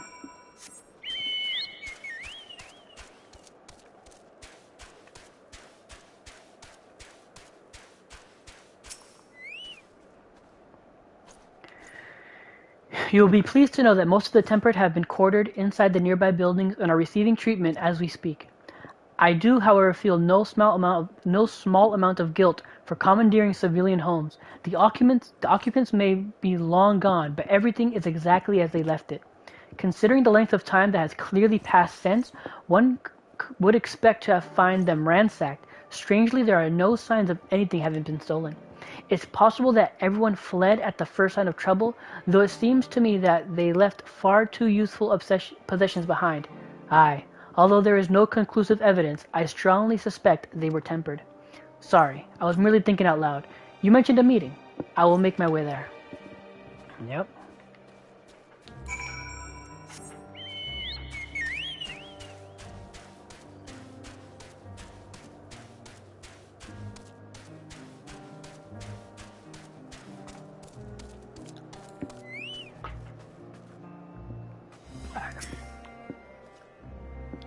Thank you for informing the others of our meeting. When everyone is here, we will begin. Ooh, be careful with that. Our present situation is as follows. Efforts to aid the people of Garlemald have begun in earnest. Moreover, having entered into the capital, the Imperial Palace is within our reach. But before we proceed further, we must learn what has befallen this city. For therein lies the key to understanding and combating the Telophoroy's designs. I have a suggestion, if I may. Several of the Imperial soldiers we captured on the Magna Glaciers are members of the Populares and acquaintances of mine. Once we have cured them of their tempering, they should be able to give a reliable account of the events leading to the capital's downfall. A promising idea. I will assist the healers and their ministrations. Of course, I will require a proxy of my own, assuming you can spare one. Would you like a hand? No, I am sure we will manage. Better that you take my place in the field. The noxious ether of this place disagrees with me, and as I shall need to draw on my own for the treatment, 'twould be prudent for me to remain within the camp. This talk of curing the tempered is all well and good, but I reckon the cold is a more pressing concern. All the houses round here are fitted with ceruleum heaters that could keep us warm and toasty. Problem is, the machines seem to have given up the ghost, and if we keep sitting around, freezing our asses off, we'll be next. My smiths reckon that with the right parts, they can have them working again, but it won't be easy. Understood. The machinist will assist them in the repairs.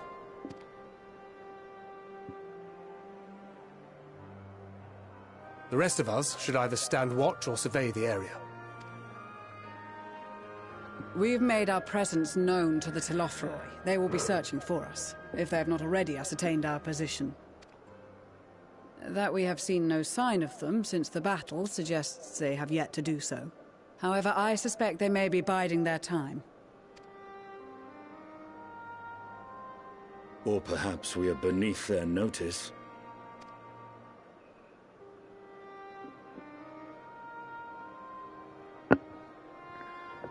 In any event, we'll find no answers standing around here.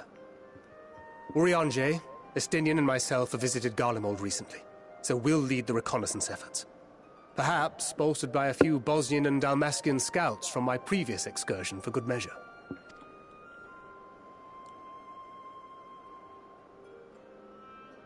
Don't forget about us Alamegans. We have experienced scouts of our own. Well now, this is turning out to be a rather sizable team. With such numbers, we should be able to cover a wide area with relative ease, including that surrounding the Imperial Palace. How about you, Graha? I have a feeling we'll find a use or two for that vanishing spell of yours.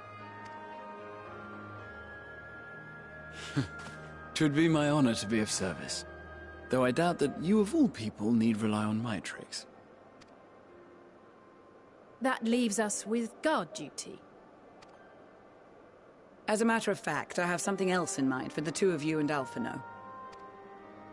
Between here and the center of the capital lies the Eblan Rime. I would have you search the area for survivors. Your keen sense of direction, honed in your extensive travels, should prove useful in navigating the ice fields.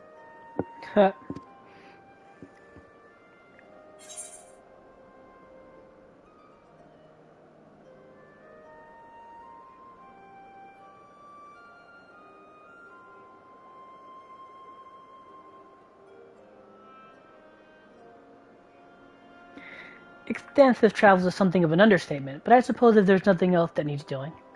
Yeah, I like that one better.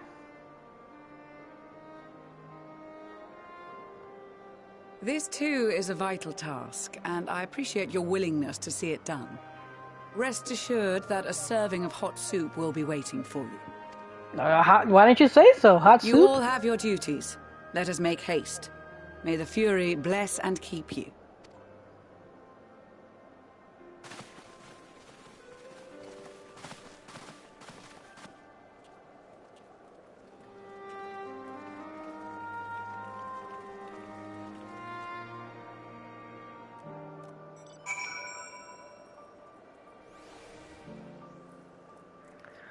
Alright, okay, let's see. What does Alpha not have? Yeah, stop that.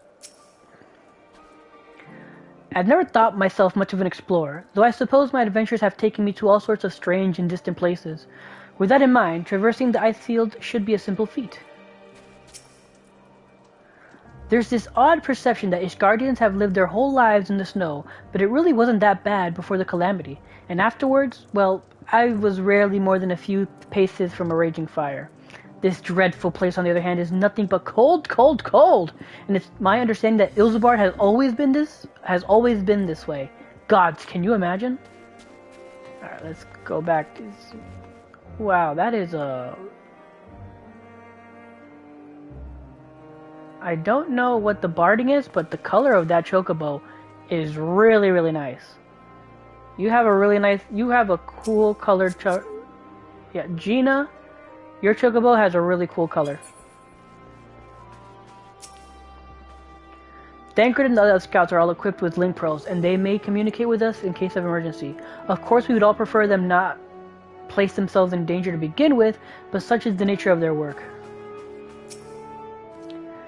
It was not the Garleans who named this place Alban Rime, but rather nomadic peoples in times gone by. When my ancestors were forced to migrate here, they refused to accept this land as their new homeland. As such, they made a conscious decision to retain the original name. The meaning of Alban has been lost over the years. It has been theorized that it refers to the harsh conditions here, in much the same way the Magna Glacies was named. One thing, however, is certain. Both regions are equally hazardous, so I bid you to take due care.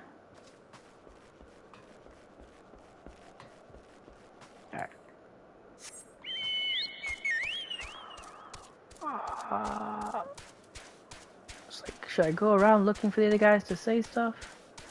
Oh yeah, let's go see what these guys have to say. Searching for survivors? If they are truly strong, they will not require our aid. While you are gone, we will guard the camp against any man or beast foolish enough to challenge us.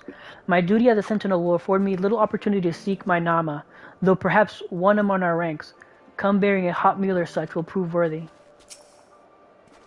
Standing atop an enormous edifice to cast their eyes down upon their dominion, these Telophoroi and the Aurenier have much in common. Yet even Magna and his ilk would not stoop to stealing the minds of their subjects and enemies. When the time comes to storm their stronghold, I shall lead the charge and leave naught but ash in my wake. Most of the members of Lenti's Tiers and the Bosian Resistance have joined the other scouts in the field, and since Lease and Pippin's troops are already keeping an eye on the airships, we of the Steppes shall guard the camp against intruders, though in truth it is we who are intruding in these lands. Yeah, but we're doing it for a good cause. Said everybody always ever.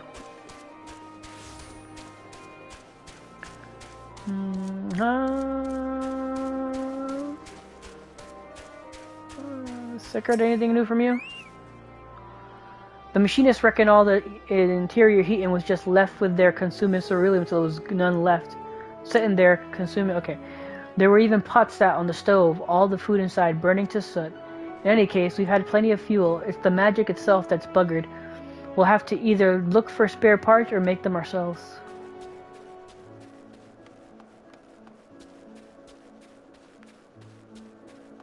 Alright. Let's keep this party going. Gods be good. If it's this cold with Totteru's clothing, I dread to think how we'd fare without it. I must remember to thank her when we next meet. It makes me realize too that while the people of Garlemald have spent their whole lives in conditions like these, even they'd be hard pressed to survive away from the warmth of their homes. If there are any survivors, we must find them, and quickly. Meow, meow, meow, meow, meow, meow. So it's into the Alban Rime we go. But where do we even start looking in such a place? Okay, yeah, no, I already said whatever. Tracks in the snow. Emmanuel is, as usual, milling about aimlessly. Yeah. What ho, chums? Been given something to do, have you? As it happens, I too have been ordered to make myself useful. Sounds like a rather tall order. Since you ask, we're to scour the Alban Rime for survivors. What? Wander the ice fields on the off chance you'll find someone? You'd take forever to finish the job without the benefit of my expertise, or more specifically, my telescope. Come, friends. I know just the spot to begin our search. I'll probably regret this, but we may as well humor him.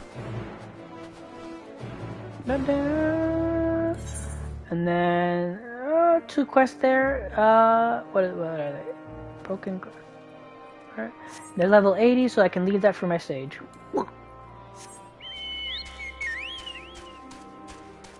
Or my tank. Depending on how things go.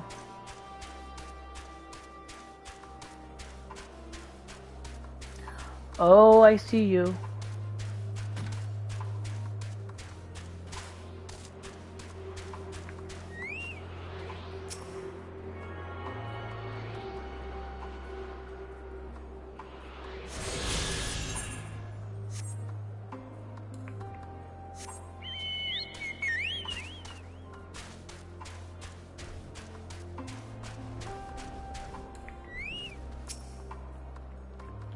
The few buildings I can see don't appear to be residences. They may still warrant investigation, though. I'm surprised by how many wild beasts there are roaming about the place. Perhaps now the soldiers have gone, they're free to wander and forage as they please.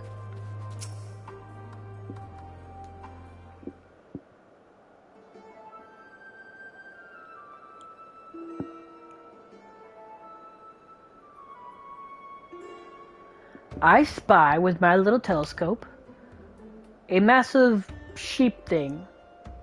Or maybe it's a cow. Not what we're after, either way. Is that an aether current? Oh no, just a wind sprite. Other than that, it's all snow, snow, snow, snow. But lo, what do I see yon hillock? There's no mistaking it. That's a girl! A survivor? Show me. Over there, behind the tree. It looks like she's running away from something. Though surely not us. She wouldn't even know we're here, unless she had a telescope like me. All I can tell is that she was wearing a pale green dress, a rather fetching one at that.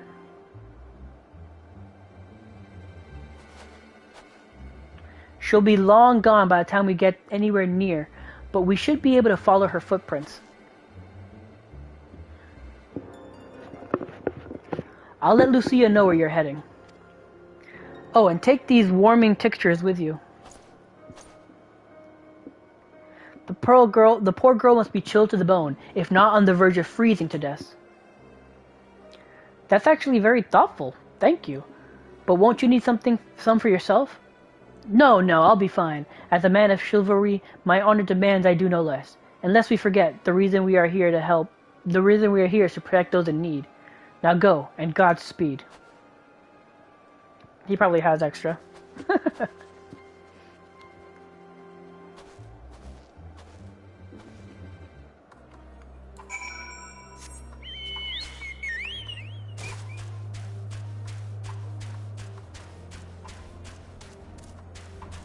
Ovi boss.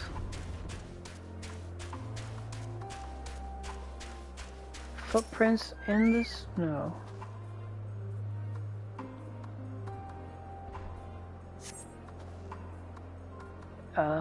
A trail of fresh footprints lead east. So, no, they're heading east.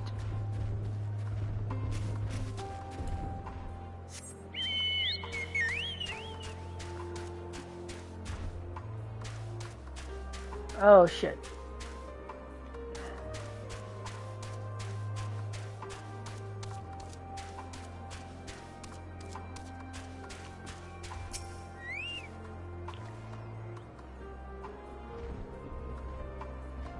The fuck is that? These footprints appear to be the same as you saw previously, and they lead towards the building. Wait, what the? Holy crap, what is that? Overgrown rose? Jesus.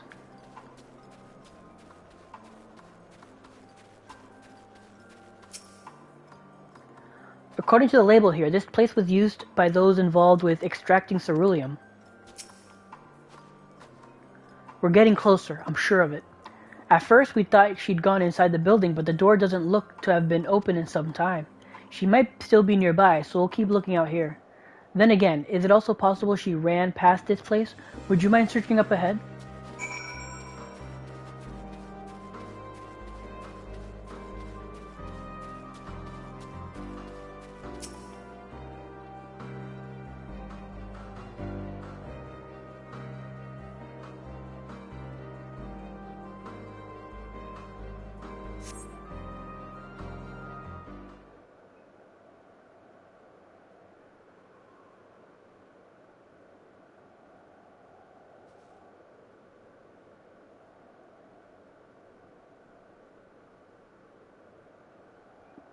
There she is, I see her.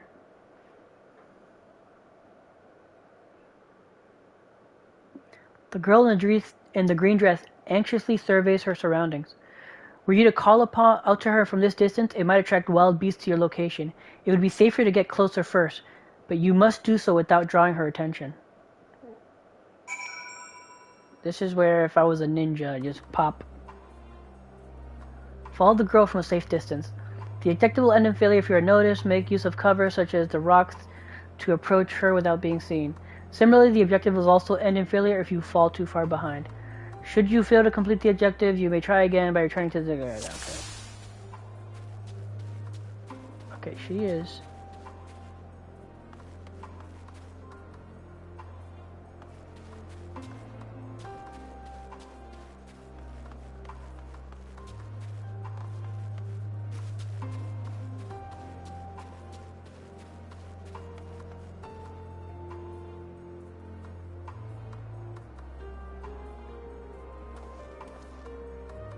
So far, so good.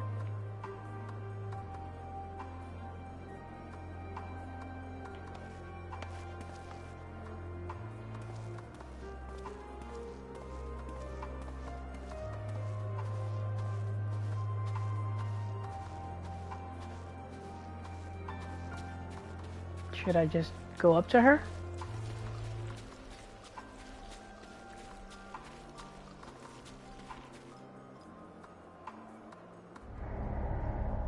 I don't get it. It said approach the girl in green, so I figured that was it. Okay, I guess not.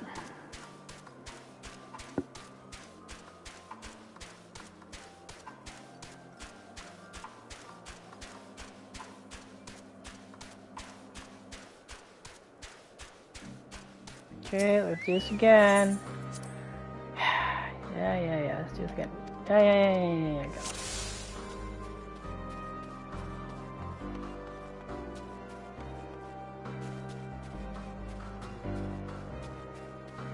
Following from a safe distance.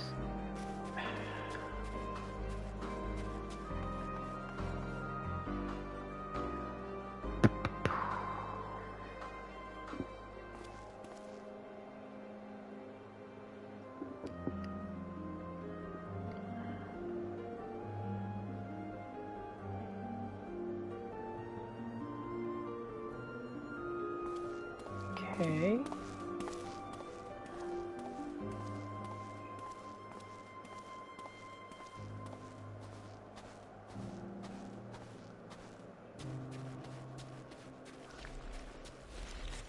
Can I hide behind the tree?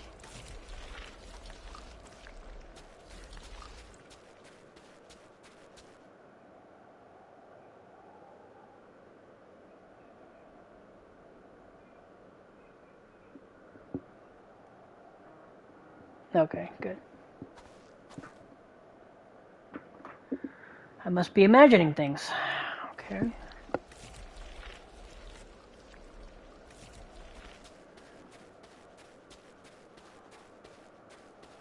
Just in case. Oh, okay.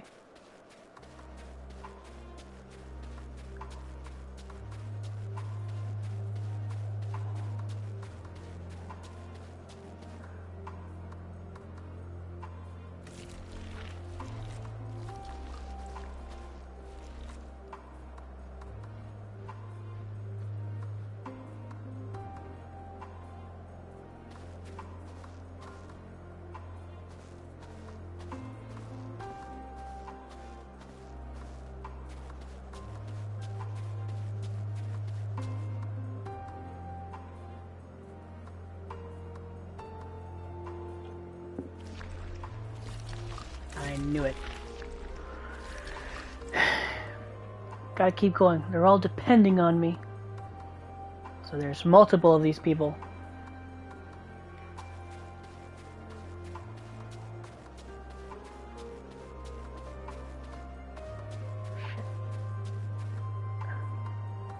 Ooh.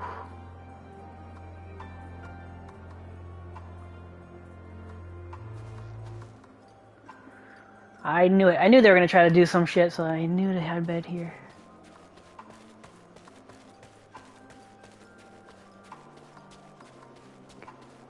Hide behind here.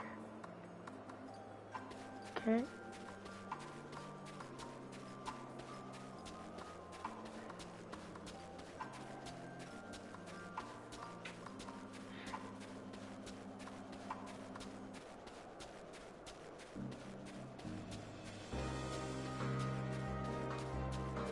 I got you now. Huzzah! Phew! Still in one piece. And that's when I come up and stab her in the back.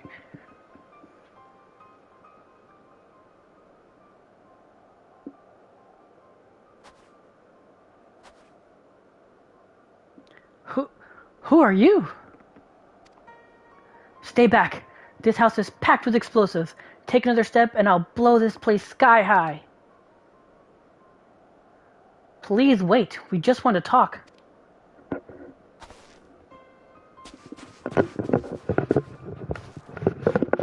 I am Malfinod, and this is my sister Alize, and our good friend Tenon.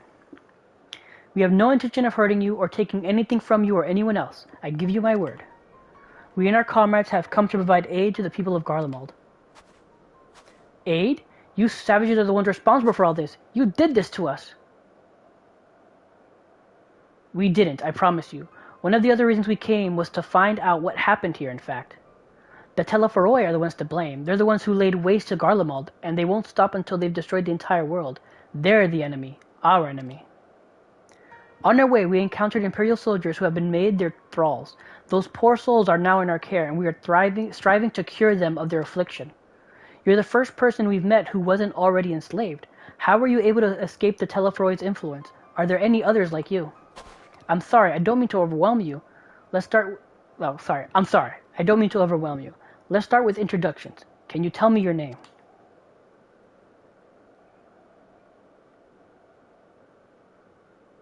My name is Lincia. As for how I managed to stay sane, I've been asking myself the same question.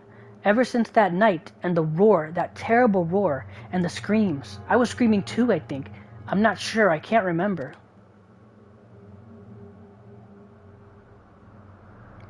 Then came the silence. Everything was still. It was like waking up from a nightmare. I thought that maybe the fighting had stopped, so I stepped outside.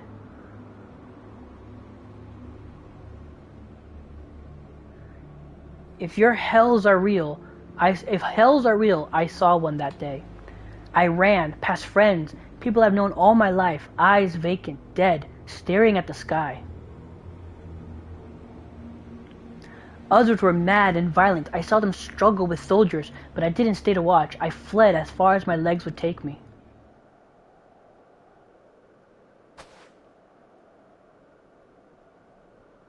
Do you have family here? Is this their home?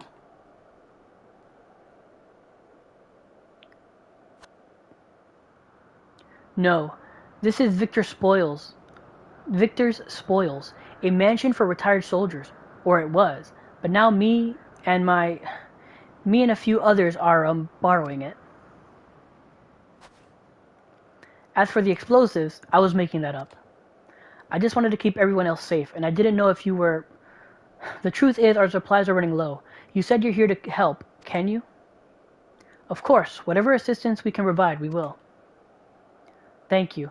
I'd better tell the others first, though. Wait here.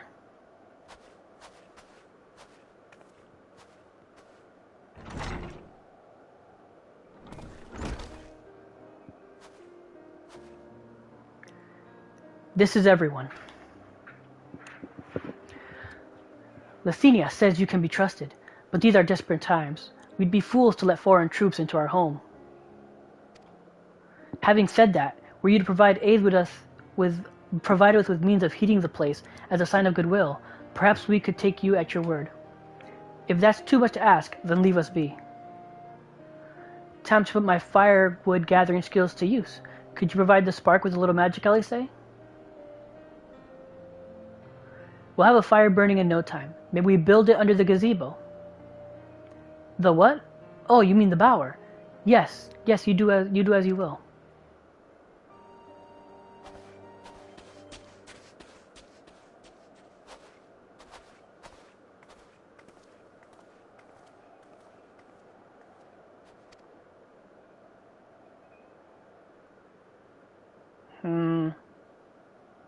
Her face, I don't like it. That look on her face. That look on her face spells trouble.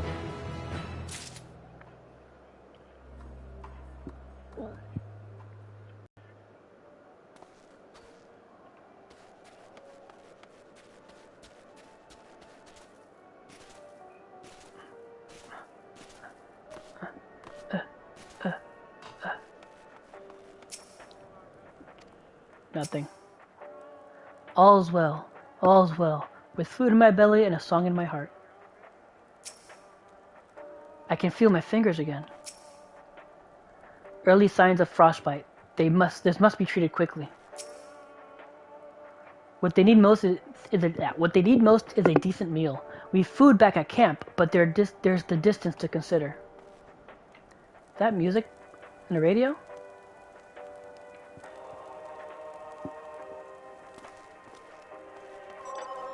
Okay.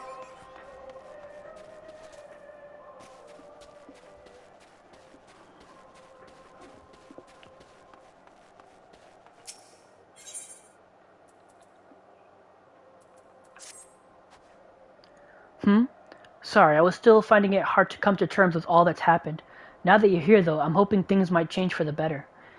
You know, I've worked up quite a sweat from all that running about, so I'll leave space around the fire for the others. As you can tell, they're in far worse state than me. We were planning to look for somewhere warmer or with food, but they're not going anywhere, until we nurse them back to health, which I don't know how to do. Is there anything you can do to help them?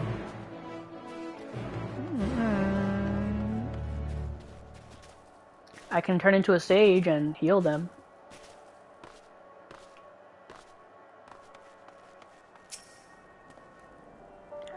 I can treat their frostbite and their wounds, but it will take time for the fire to do its work.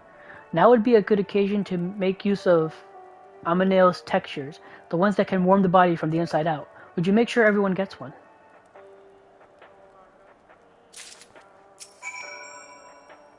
The numbness is beginning to subside, though I suspect once the fire dies, it will return with a vengeance.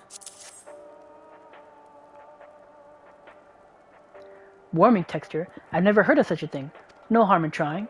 But tell me, have you heard aught of the city? Though calling it seems absurd after what's happened, it's nothing but ruins now. The few buildings still standing offer no more than meager protection from the wind and snow. Food production, water purification, the magic tech that sustained us has come to a grinding halt. What machina that remains operational cannot be run for lack of ceruleum. Of course, Cerulia Engines is full of this stuff, for all the good it does us. No one here knows the first thing about extraction or refinement.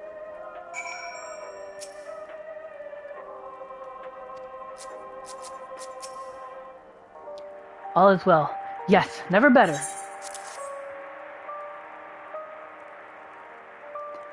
Oh, what sweet libation is this? Is it poison by any chance?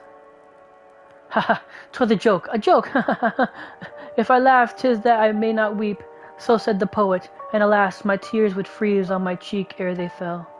We are blessed damned to bear witness to the fall of the great empire, while our brethren lie dead, our lives live on as puppets of flesh. Or wait, while our brethren lie dead or live on as puppets of flesh. First came the war, then came the roar. When morning came, Garlemald was no more. In a cacophony of gunfire, explosions, and screams was our beloved capital razed to the ground. From the rubble rose the disheveled remnants, their lavish finery caked in ash as they shuffled mindlessly toward the palace, each bearing a fragment of stone or metal, an offering perhaps to the architecture of our destruction. I hope few tried to reason with deranged, only to be beaten for their kindness. But I knew better than to plead with the horde. I fled with my health, if not my conscience preserved. Now I wait with my fellow cowards for our final judgment. What do you want? A texture? A tincture? Texture? I don't know how to say it. Tincture? May as well drink it, I suppose.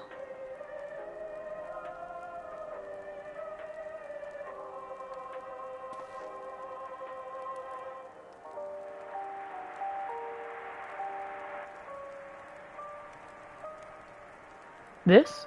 It's a radio. You don't have them where you come from, I take it? We use them to listen to messages sent by others, even over great distances. There are different types, but this model is by far the most popular. Made with quality components, crafted with the finest ore, sourced from Locus Ominous, it is. Not at all that useful since the capital fell into ruin.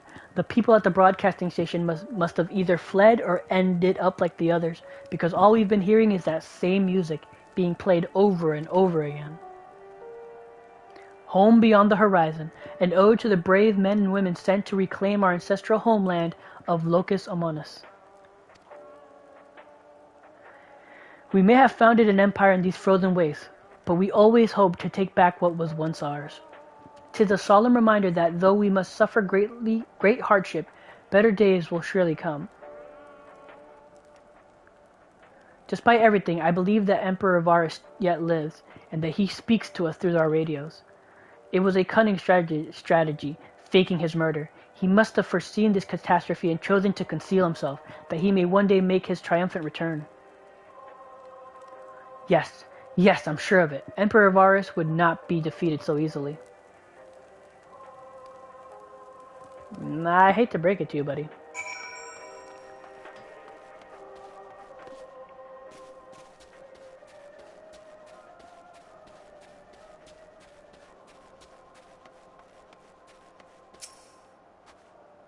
What's that?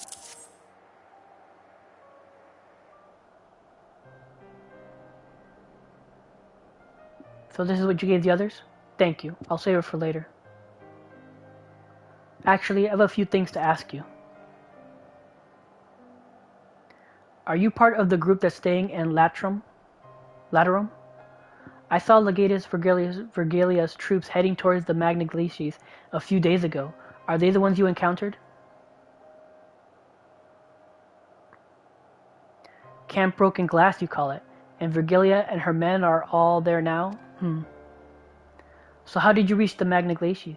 Did you cross the mountains on foot? Airships? Then there might be a way to... Alicia, where is everyone? Is something the matter?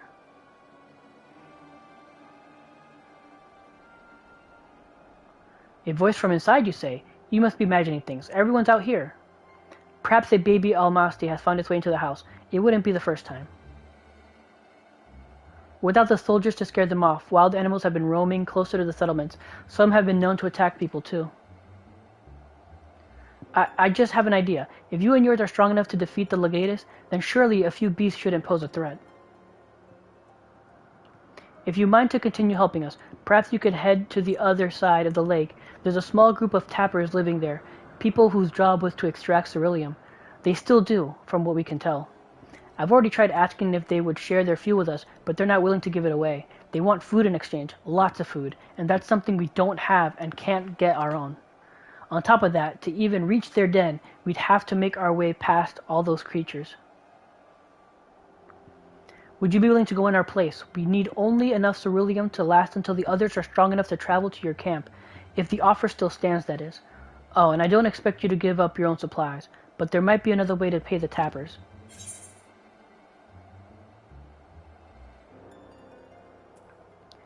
You'd best watch out for baby Almastis while we're away.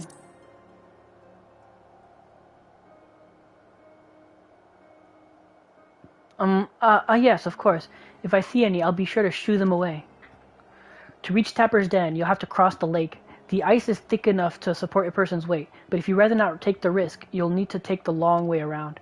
Finding the entrance can be a bit tricky too, so it's easier to look over someone standing guard outside. However, however you decide to head there, please be careful.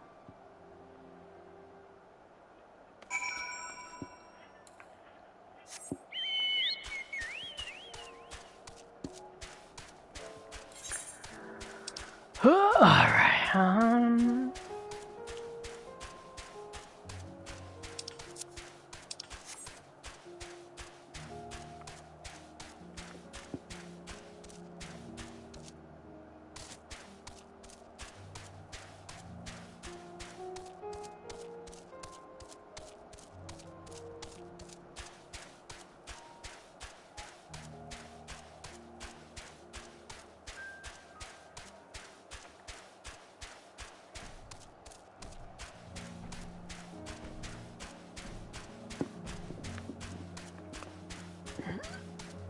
Ooh. Ilsbardian Tursus.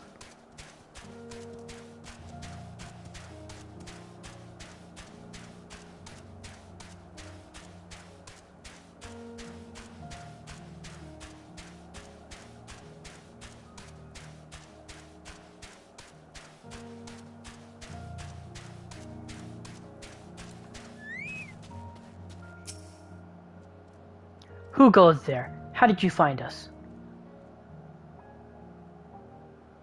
What do you mean I stand out like a sore thumb? If the purebloods over at Victor Spoils hadn't given away our location, you'd never have found us. Those stuck-up arseholes thought they could come waltzing in here demanding ceruleum with nothing to offer in return. Ha! Looks like the boot's on the other foot now that the capital gone to shite.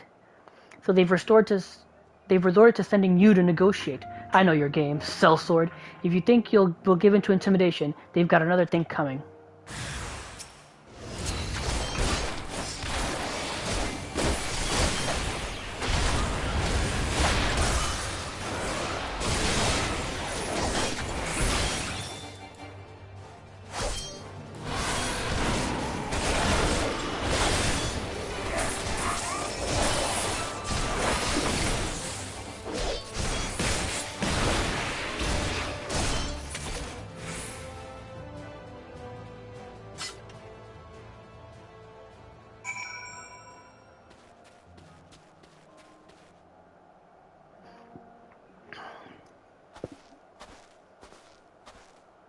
There you are. Just after you left, Licinia asked me to go and catch up with you in case you needed a hand. Someone must have let slip that I have little experience in transporting barrels of ceruleum. No, she wanted to take Alphanod hostage. So this is Tapper's Den. Well then, after you.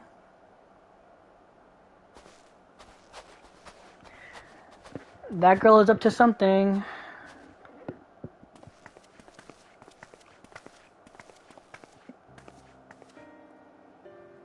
Who are you? What happened to the guards? Eorzean and rebels here to save the people of Garlemald. That doesn't make any goddamn sense. Why in the hells would you pass up this chance to put those imperial bastards to the sword? Let me guess. None of you are Garlean? You were brought here from other lands?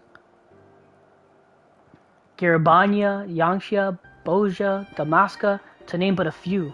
Some dragged here against our wills, others fed bullocks about a better life, all put to work extracting ceruleum. All given the esteemed title of An, placing us firmly on the bottom rung of the ladder. But the old hierarchy means nothing in the new Garlemald, says we. About the only thing that escaped more or less unscathed is cerulean engines, still sustaining us, even with our paymasters out of the picture. We hear you're experts in drawing out ceruleum from the bottom of the lake, but how can you do that if it's frozen over? Ha! Wouldn't you like to know? Trade secrets, I'm afraid. At any rate, it's not as if ceruleum is used for much these days, what with the obsidian ruins. We take enough to power our heaters and save the surplus for later, and though it helps stave off the cold, it does sod all about our hunger unless we can trade it away. Speaking of which, be sure to tell your contingent we've got ceruleum by the barrelful. If they're interested, we'll exchange it for whatever provisions they're willing to spare. We can certainly ask, but if you're all free to go now, why carry on living here? Free to go? Go where? Even if we managed to get back to our homelands, there'd be nothing left for us thanks to the Empire, and the knowledge and skills we acquired working here would be practically useless outside of Garlemald. We're staying for the time being. Long as there needs for ceruleum, we'll find a way to get by, even if Garlemald as we know it is gone for good. Did they not know? Gone for good?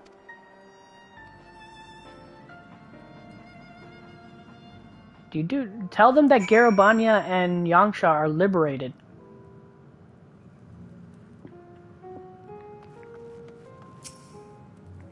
How the bloody hell did you find us here, and who are you?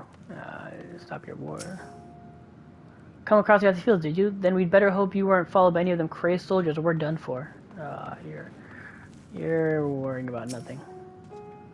I'm wondering why the post outside is because we had this trouble with other refugees, and I don't mean the ones at Victor Spoils. Some of them came bearing weapons, and won't take no for an answer. As for the 2 guards you met on the way, I'll tell them what we've discussed. Once they've just recovered from the beating you gave them, come to think of it, maybe we should ask your contingent to send some bandages and healing balm.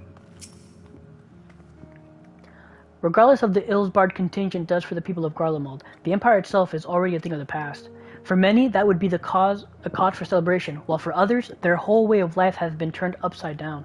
After all the atrocities committed in the Empire's name, perhaps it is for the best that it is consigned to history. But what of the ordinary people? Their lives, their stories, should they be forgotten too? I suppose there's plenty of time to ponder that later. For now, let's set about getting ceruleum. Boom, boom, boom. The fire we built at Victor's Spoils won't last forever, and it's too dangerous for Licinia and the others to search for more kindling. If we can get them some ceruleum, there will be one less thing for them to worry about, for a time at least. The end of the trail. Jarek's amenable to making a deal. Okay, come on. So you've come seeking ceruleum, have you? What? Those purebloods up at Victor's Spoils sent you? To turn to their enemies for help. They must be more desperate than I thought. Then again, Licinia's got her little sister to think about. A sister? But we only saw Licinia and 3 men. It's possible she died from whatever was ailing her. If she needed treatment, I doubt there'd be any way to get it to her around here. I may have refused Licinia at first, thinking she'd come back with something to exchange, but I can spare them a bottle's worth of ceruleum. Consider it a reward for introducing me to the rest of your contingent. Be sure to send them our way, you hear? You bet. I can't for the life of me think why Licinia would keep her sister a secret from us, but we can ask about that after we've delivered this ceruleum. Come on, let's hurry back. Because they took Alphanode hostage, I'm telling you.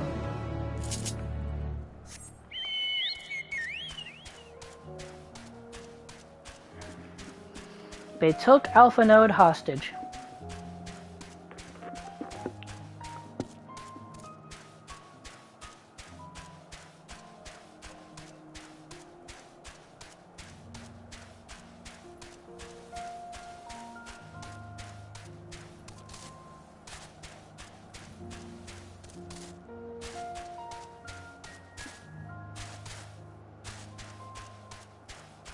And the way she said airships, meaning I think they want to like steal one.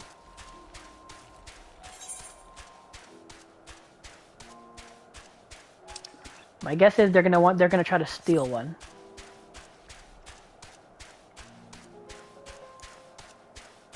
They're gonna try and steal one of ours.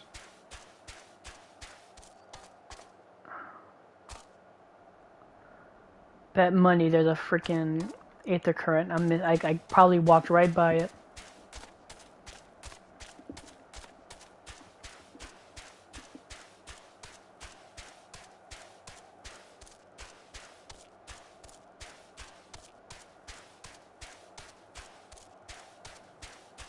Yep, they're gone. They kidnapped Alphanode.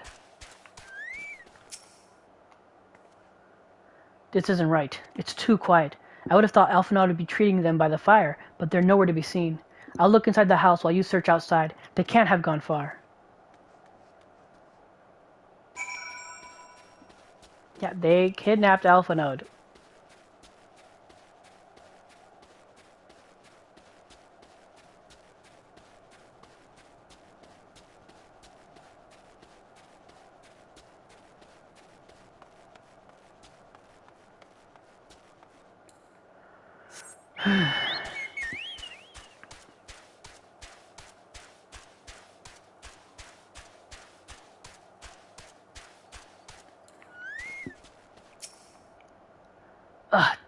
Damn it all. He beat them up, didn't he?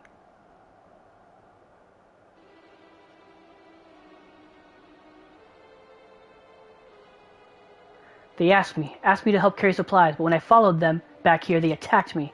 Caught me off guard, forced me to defend myself. I fear they fared rather worse than me. You can't fool us. We know what you're all about. Vultures, that's what you are, waiting in the wings for us to show weakness, then you swoop in. Here to help? What a rot. All a ploy to make us lower our guard. Let you in, put ourselves at your mercy, put us in chains, steal our lands, get your revenge. You're wrong. That's not what any of us want. Save the arguments for later. We've got bigger problems. I found empty medicine bottles, and a bed that was still warm. It's true, Licinia was hiding her sick sister inside the house. But now there's no sign of either of them. Where are they? Where did they go?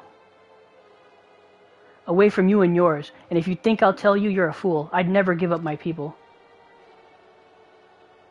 We're trying to help them, you idiot. Her sister's ill. The empty bottles prove it. So the medicine ran out, and she put it in her pockets to make it easier to carry, or to avoid the sound of clinking glass. There are beasts everywhere. How could you let them go alone? To protect them from you.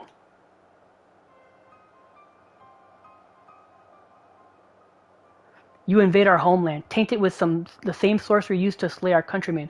A Garlean should sooner die than suffer the insult. Better for them to flee, keep their purity intact, than be corrupted by your vile magics. We were waiting for a chance to free them since the moment you arrived.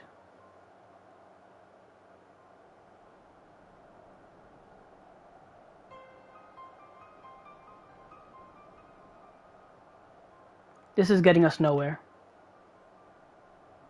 I cannot say how Licinia and her sister will react when we find them, but then we must. Go on without me, both of you. First I need to tend to my injuries and theirs. I will join you in the search after.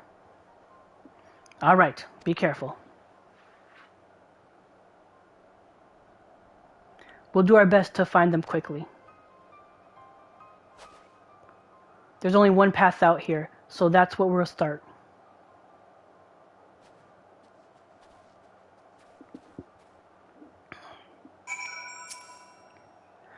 I will follow as soon as I can, after we've given them some basic treatment. I'll take the men inside the house and use a light sleeping enchantment to help them rest, and ensure they don't cause any more trouble.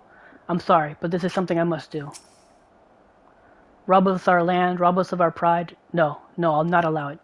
Better to die free than live in servitude and shame. The girls, I'd say the same. Oh, man. Just let them die. They want their pride to kill them. Let their pride kill them.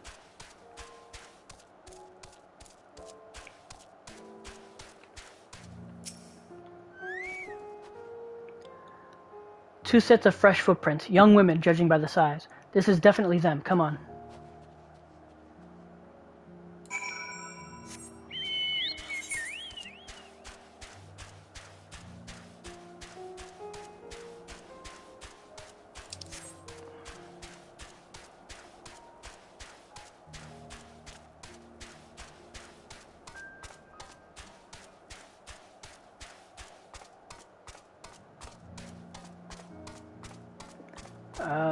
Actually, before that, I'd bet money there's a frickin' Aether Current.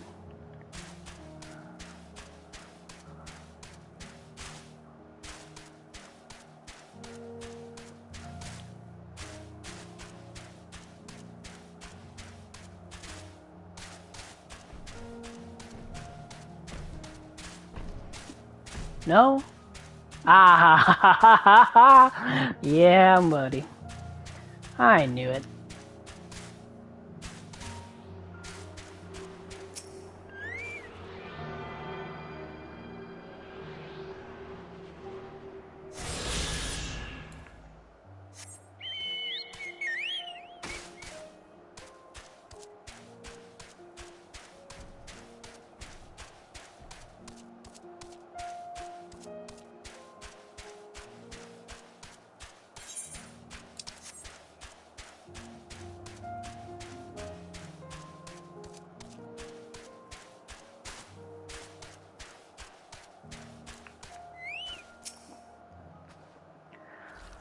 The trail stops at the frozen lake. Perhaps they chose this route so as not to leave footprints. I can't think of any other reason. Look at this place. It's crawling with beasts, and I can only imagine how hard it must be for her ailing sister to cross the ice. We could really do with Elfenau's help, but we can't afford to wait for him. Let's split up and look for clues.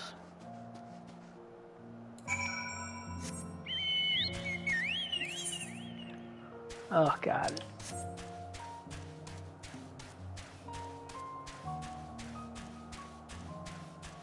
Oh, there we go. Empty bottle. The empty bottle smells faintly of alcohol. The thin coating of dirt indicates it has been here for some time. It is unlikely to have any connection with Licinia or her sister. Oh, god damn it.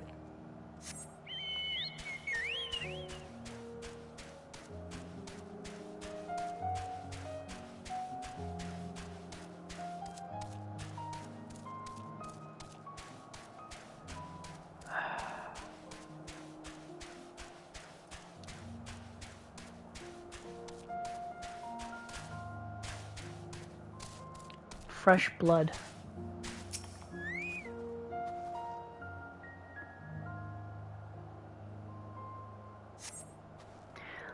The blood staining in the snow appears to be fresh. Judging by the amount, the victim may have been severely wounded. The trail of blood leads southeastward.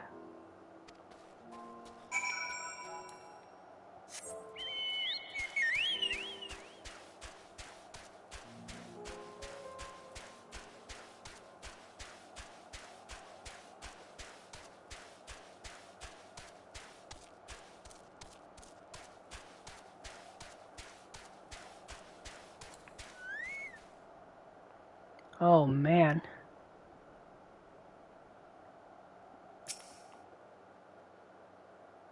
This is dark.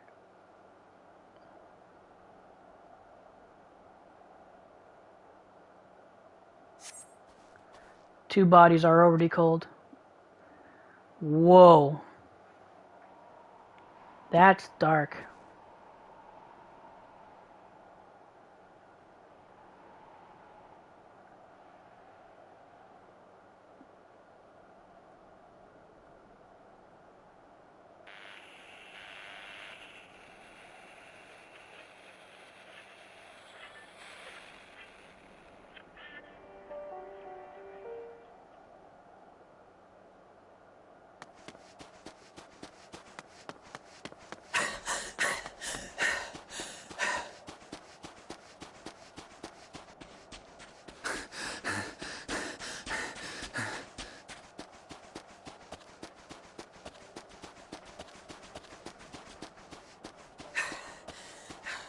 Blood trail.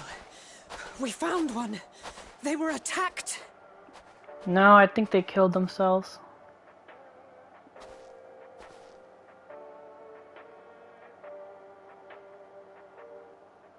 No.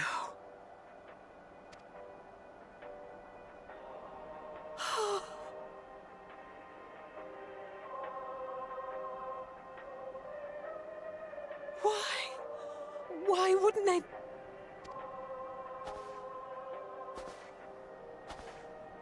Safer to brave the wilds than trust in our magic.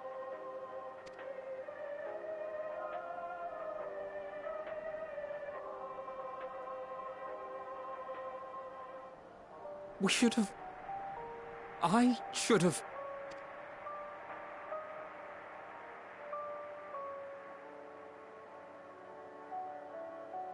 We can't leave them like this. We have to take them home. What if we're only making it worse?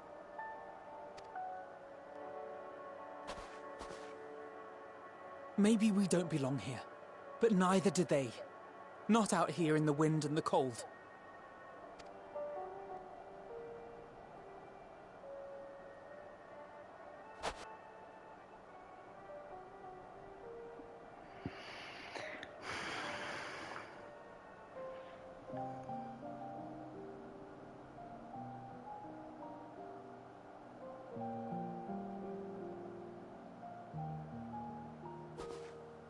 I heard the story about Varus's voice from beyond the grave.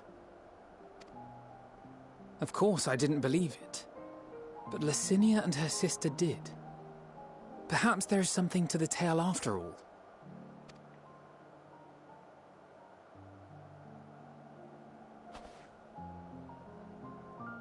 I want to understand, so I'm going to borrow this for a while, if that's all right.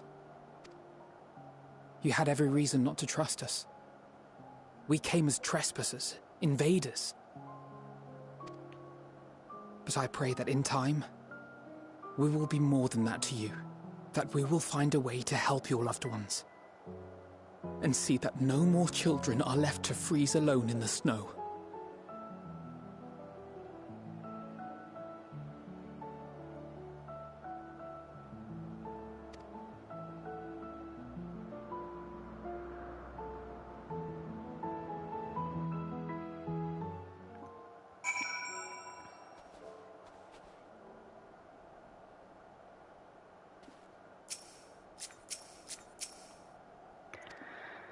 Oh man, that was dark. Real dark. There must have been something we could have done, but what? Should we have never come here?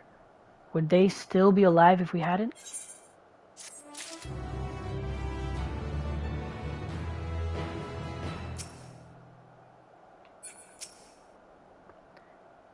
If only we had a chance to talk things over, but now it's too late. Too late by far. A way forward. You've already caused enough harm here. Let us return to camp before we cause any more. As for those inside the house, we should send someone to take care of them. Someone who isn't us. All we can do for now is make our report to Lucia and do everything in our power to prevent further tragedy. Let us linger here no more. Come.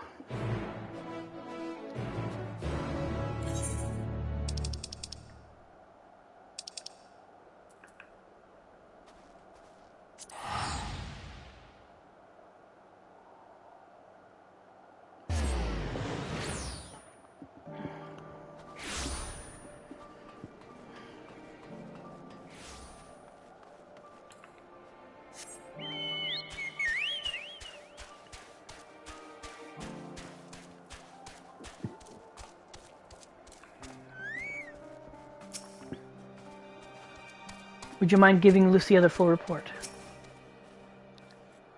We mustn't forget to send some of our allies to Tapper's Den. We still owe them for the bottle of ceruleum. Treatment of the tempered is proceeding as well as can be expected. If there is anything to report, you'll be sure to know. Though I gather you have a report of your own to deliver. Is something the matter? The twins look out of sorts, and you too seem a bit off. Yeah. It's a sadness, buddy. Forgive me for saying, but the three of you appear rather drained since your return. Is there aught I might do to be of assistance? Alice and Alphinaud tell me they finished their preliminary search for survivors, but refrain from saying much more than that. Clearly they are reluctant to provide details. Might ask for your account. Yeah.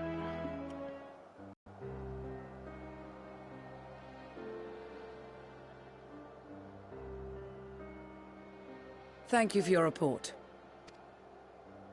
We shall inform the troops of these developments, and instruct them to proceed with the utmost caution should they encounter any survivors. Allow me to go and speak with the ones at the victor's spoils. They may be more willing to listen to a fellow Garlean and accept our offer of assistance. I pray you are right. And though I am loath to burden you any further, should there be an appropriate occasion to speak of Licinia and her sister, please do so.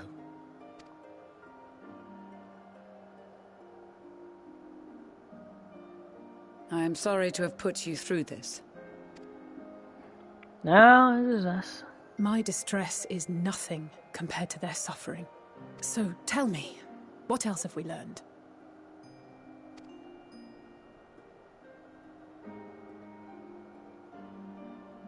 As you may have already heard, we have succeeded in curing the members of the Populares, Maxima identified.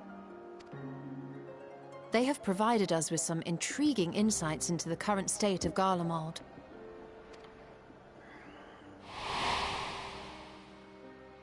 The assassination of Emperor Varus was the catalyst for the civil war. Nerva declared his claim to the throne, and his opponents refused to recognize it. Fighting broke out in the capital, where Nerva's 3rd Legion clashed with the 1st, who remained loyal to Varus even after his death. Of course, even Imperial warmongers would balk at the idea of turning their shining city into a battleground. like burning down the wood to spite the wasps. Neither side would be so mad. Unless something or someone inflamed their animosity to such an extent that they could not help but act against their better judgment.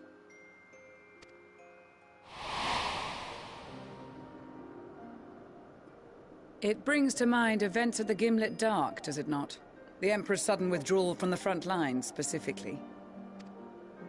Nerva and his father, Titus, Varus's then political rival, took advantage of rumors that Crown Prince Xenos had been possessed by a demon. Elidibus, what better way to disparage your enemies than with the truth, or a close enough approximation? Indeed. But before their accusations could be substantiated, many of Titus's followers were silenced. While some were merely stripped of their status, others died under curious circumstances. One after another, suddenly and suspiciously. Again, Elidibus. Like as not, he had a hand in it. No evidence was found to implicate Varus, certainly. Nevertheless, Titus, Nerva, and the Third Legion would have judged it a brazen attempt by the Emperor to rid himself of his political enemies. And then, in the midst of this growing turmoil, Varus Sosgalvus is murdered. And Garlemald's own prodigal son, Gaius van Belsar, is named the murderer. Shortly thereafter, Nerva claims the right of succession, and in response, the First Legion claims the assassination was part of a coup d'etat orchestrated by Titus and Nerva.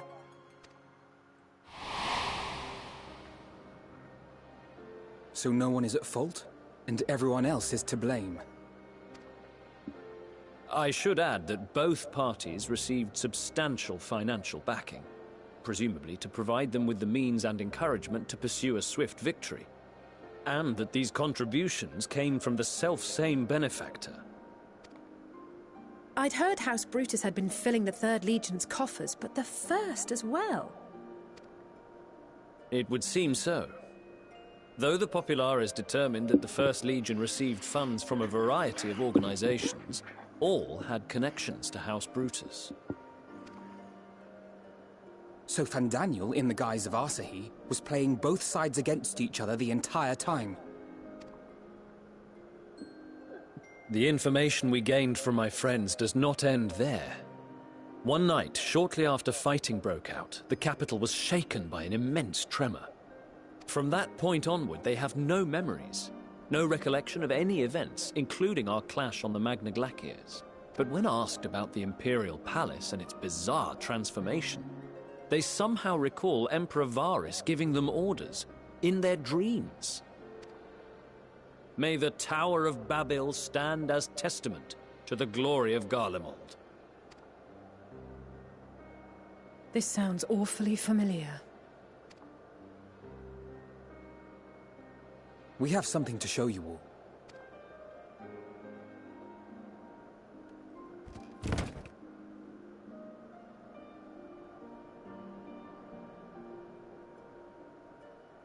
Varus spoke to them through this radio. Perhaps it was a recording, but if not, that would be inexplicable.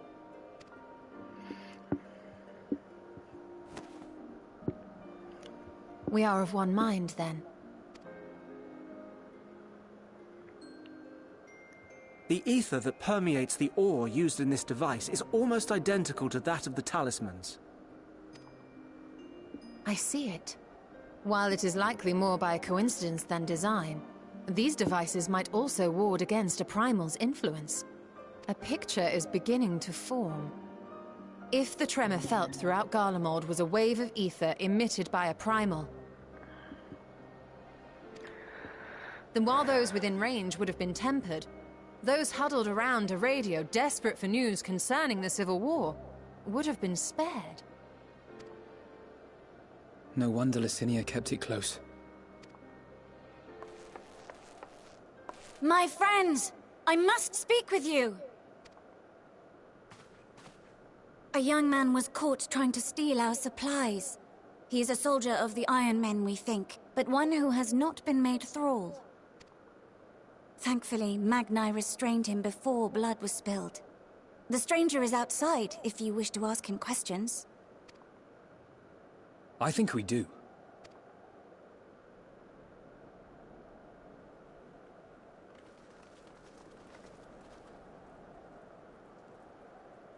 Who do we have here?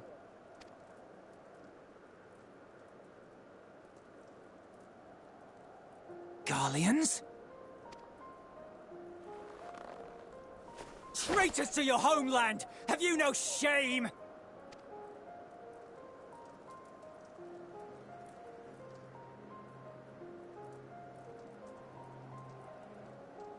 I am Lucia Junius, a Temple Knight of Ishgard.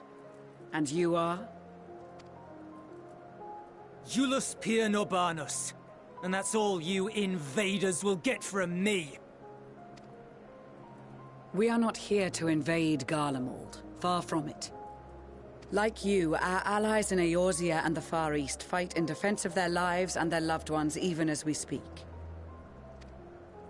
But it is the people of Garlemald who have suffered most. This we know.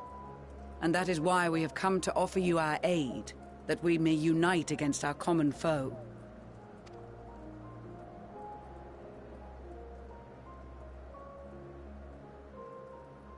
Whether you believe me or not, those are the facts. Now, answer me this. Why would a proud soldier of the Empire be reduced to stealing? The situation must be dire indeed for you to go to such lengths. If it is supplies you seek, we would gladly share ours, or turn a blind eye while you leave with your spoils. I will not negotiate. My commander will determine how to deal with you and yours. If you wish to treat with him, I will take you, but no more than 3. I don't much like the sound of that. But if we do accept his proposal, I suggest the 2 of us and...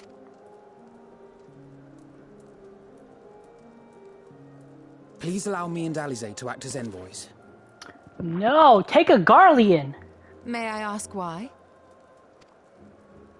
We have seen with our own eyes the hardships the Garleans face. How their futures and lives hang in the balance. It's not the warmest invitation, but it's an opportunity to prove our intentions true.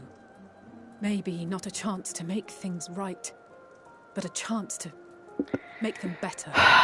That's stupid. We should send Maxima or another Garlean.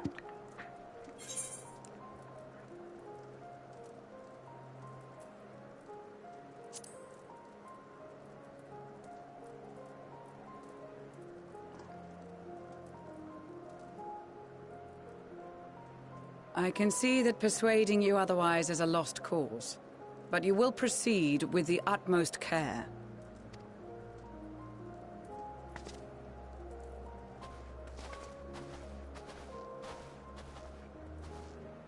A couple of children and what? A sellsword?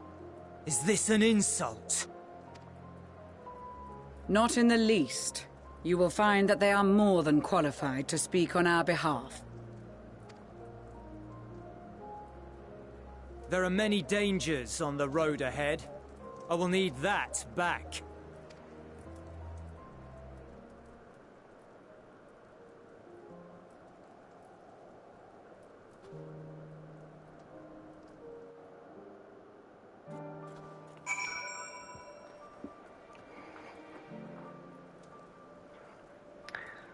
Alright, let's see. I worry they are not in the best state of mind to volunteer for this undertaking, but what's done is done. I know you will take good care of them, and yourself as well, I trust. They are resilient in the face of hardship, you as well, but good intentions and stubborn determination alone will not be enough to bring our mission to a successful conclusion. Be on your guard. Julius Pernorbanus. It is unusual for one so young to achieve such a high rank. Very unusual. His uniform identifies him as a member of the First Legion, which has a particularly fierce reputation. Whoever this superior may be, I advise you to approach them with caution. We captured the boy as he was about to make off with our food. He must be very hungry to take such risks. Maybe we should give him something to eat, reward him for his boldness. Ah, fuck him.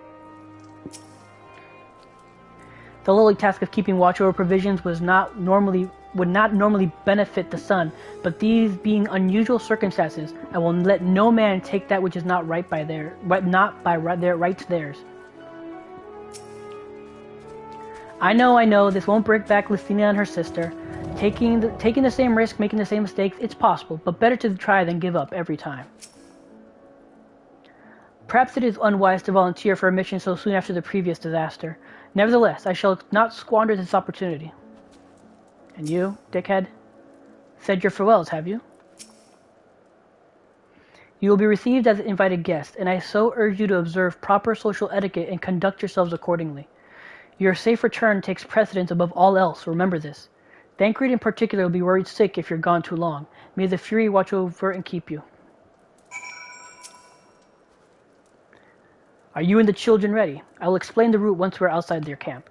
If anyone attempts to follow us, and we will judge it an act of hostility. We will not hesitate to take appropriate measures. I would expect no less. You have our full cooperation.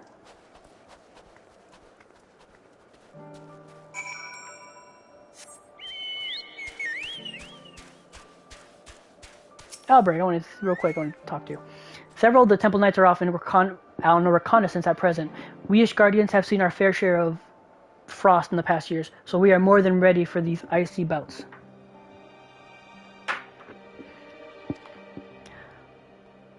The Rothguard and the Boja, on the other hand, are having a devil of a time adjusting to these chilly climes. The warming stones we lent them seem to have helped, though. Okay.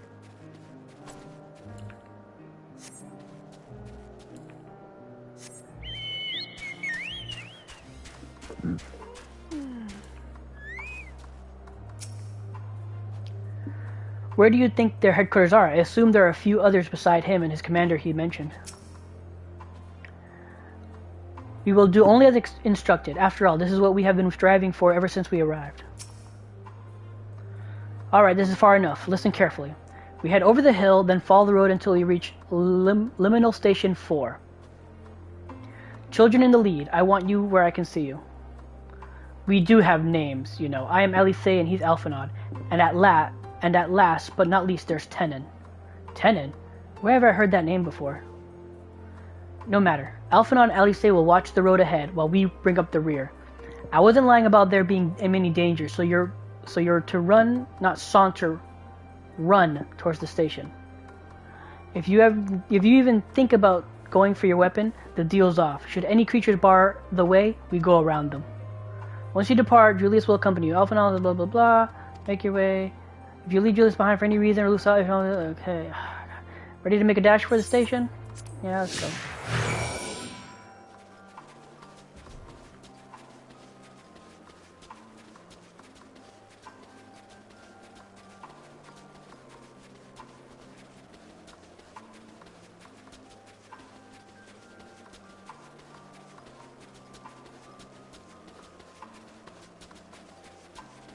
This must be the road he mentioned. If you follow this, it should lead to the station. Now, the easiest surface to run on.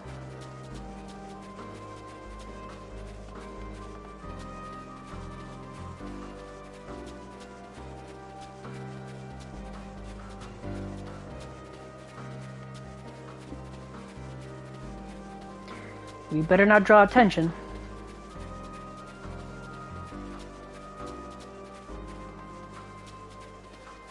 That's the station, I presume.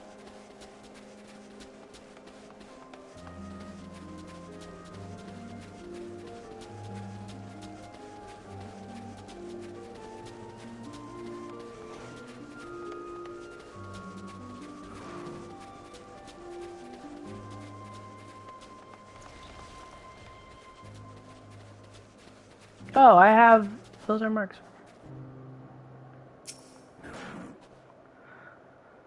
Nothing like the ones in Thanalan. We're here, I think.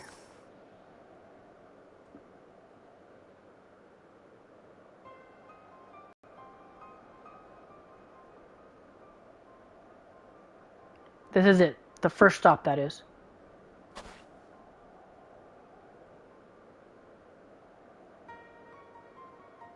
Good. It looks like your friends know better than to follow us. Are these your headquarters?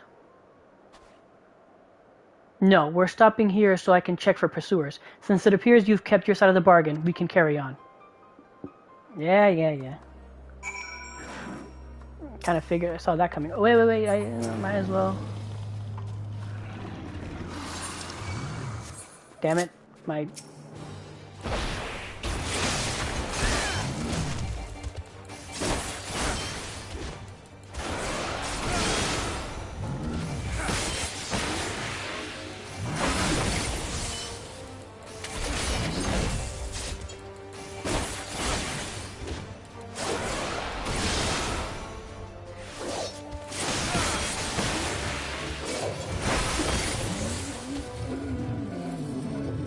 Ah, 1 of 3. Damn it.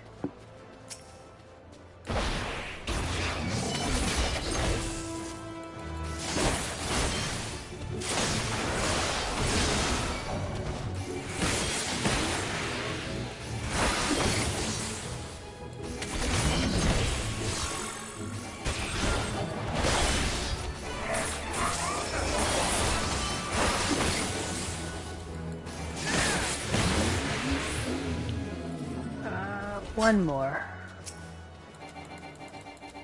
Come on. Oof.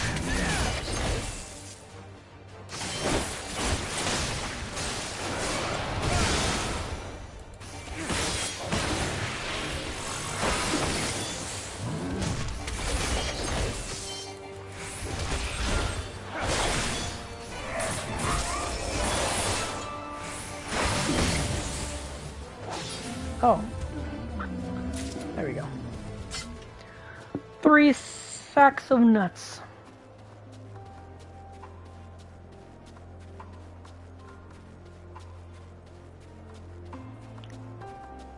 Alright. We can go now.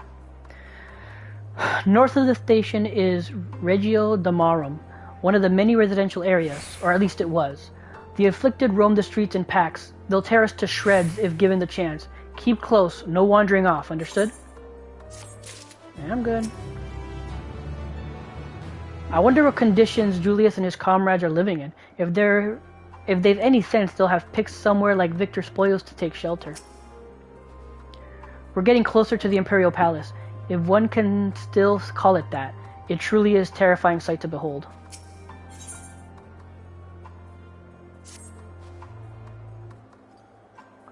From here we'll be heading northeast, keeping to the left of the railway. While the route itself is straightforward, getting past the hordes unseen is anything but. Keep your weapons at the ready. They would attack their own countrymen? Aye, they spare their own but slaughter the rest without hesitation. Though we'll try to avoid detection, the chances of sneaking by completely unnoticed are slim at best. I will lead the way, but in the event we are seen, you're to fight them off. Those two will follow us, providing they can refrain from drawing their weapons. While I doubt they would be foolish enough to stab their guide in the back, I will not take the chance. With that said, let us proceed. Yeah, dude. Yeah, seriously, Ishgardians need, like, just... let their dumbasses kill themselves. Seriously.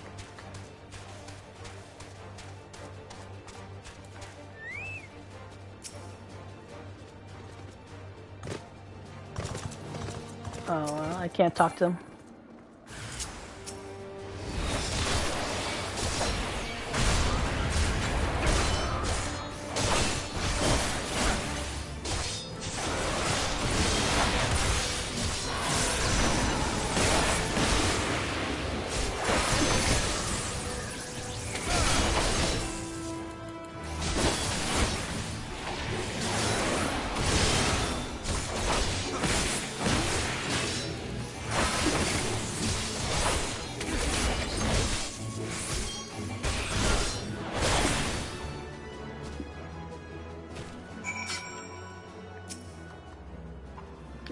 God damn it, we're perfectly capable of holding our own. Hold on.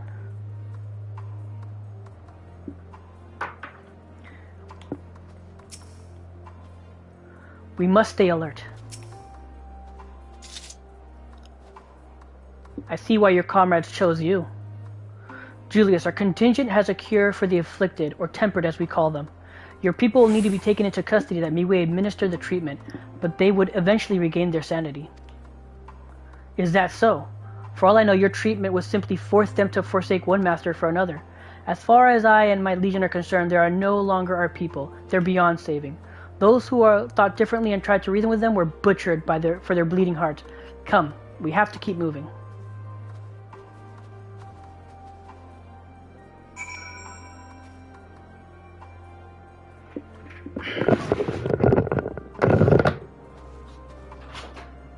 Poppy's here, upstairs, B. Terminal B. Okay, let me... Shit.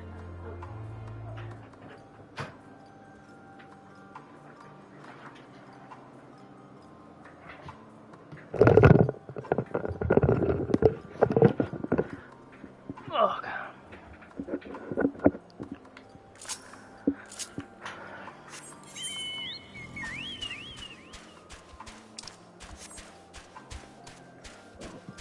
What I should be doing is looking around for Aether currents.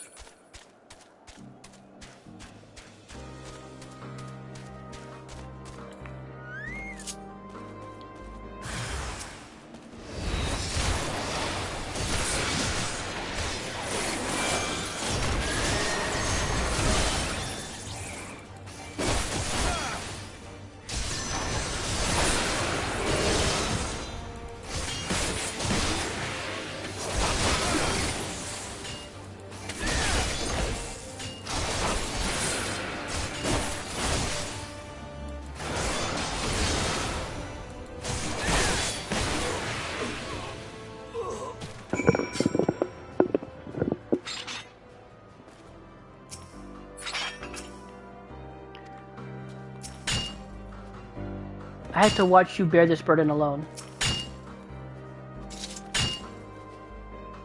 Looks like we're not being followed. We will continue onward.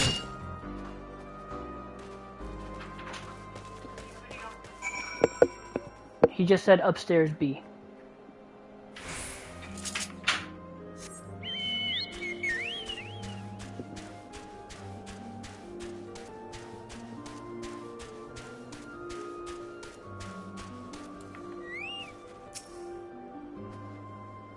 He truly believes there's nothing can be done for them. No wonder he isn't afraid to get his hands dirty.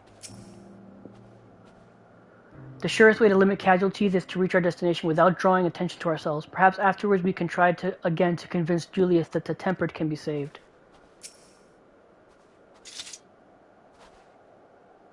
I meant what I said. These people deserve only death. I stayed my hand before only out of desire to remain undiscovered, and that is still the higher priority.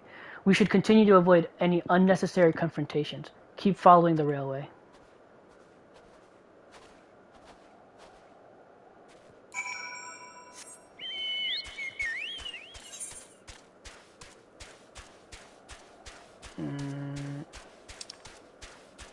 Yep.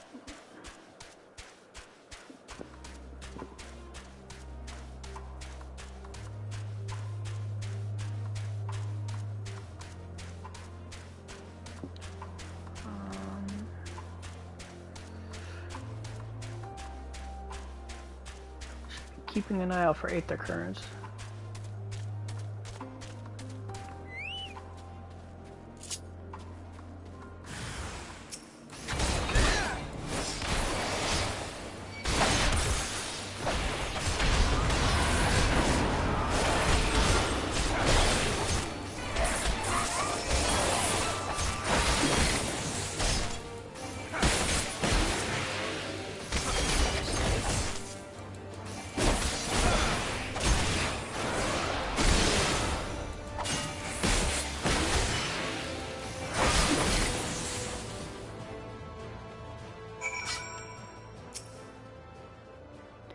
To think they were once ordinary people.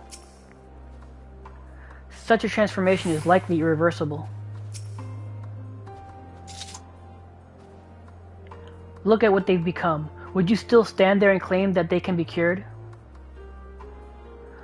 Those exposed to vast quantity of a primal's aether may suffer severe corruption. Even with treatment, such victims are beyond salvation. Then you admit it. Now that you have seen these monstrosities yourself, perhaps you will think twice before speaking of a cure. Well, it's still a cure for those who have... Okay, I'm not even going to touch that. His logic is not sound.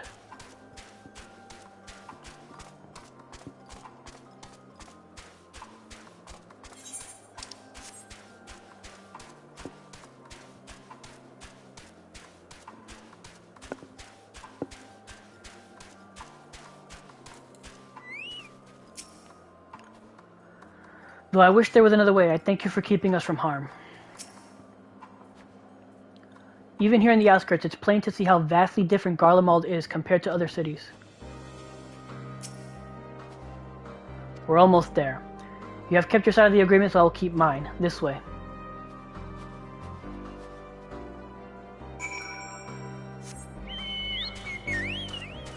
I totally expect this little shit to backstab us. And make some excuse that would I ever trust savages. Yep, because there's Alice and Elfnot are gone. This is Tetram, one of Garlemald's largest stations. It now serves as our headquarters. I've already sent the twins ahead. I'll be with you soon, so wait for me at the bottom of the stairs. Yep, he's gonna stab us in the back.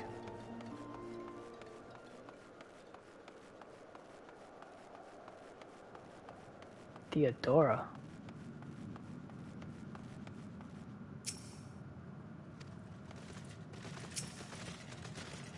He clearly has no intention of speaking with you.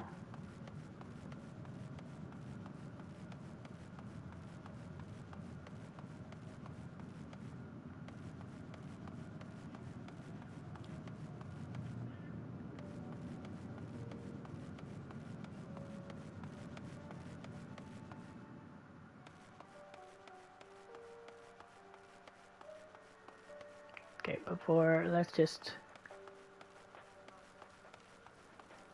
in case the game kicks us out. Oh, it's not responding. What a bunch of bullshit.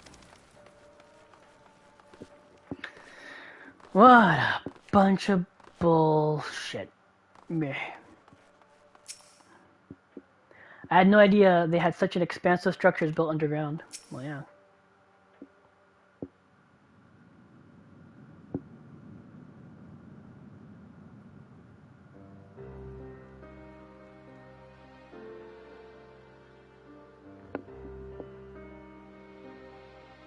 It is plain to see why they chose this as their base of operations. They could have done a lot worse. Even so, I imagine it's not the easiest place to live. Indeed, and if Julius was willing to make the perilous journey to Camp Broken Glass and search for food, their own supplies must be all but exhausted. They may be shielded from the wind and snow, but it's still bitterly cold. Much like Victor's spoils, it must be a constant struggle to keep their people warm. Lower your voices. While you may be here as my guest, the others will not take kindly to your presence. My commander is in the locomotive over there.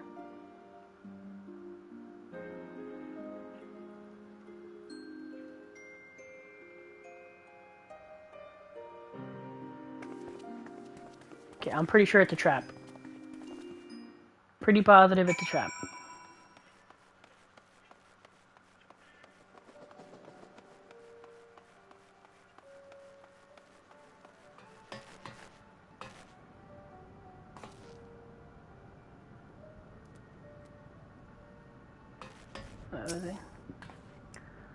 He certainly looks the part. Now comes the true test.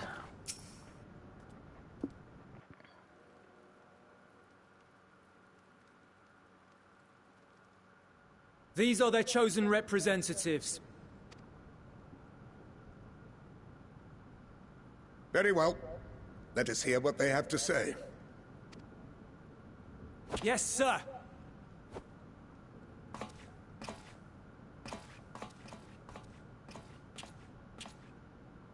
I present to you our commander, Lord Quintus van Kina, Legatus of the First Legion. The First? I had no idea you had survived.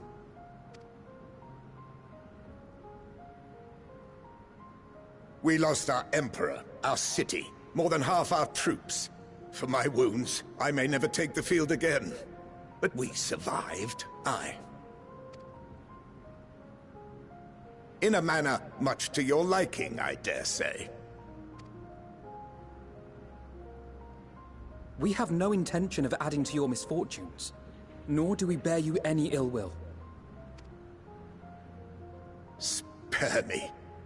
Though you children may speak in earnest, overtures of peace ever ring hollow in my ears.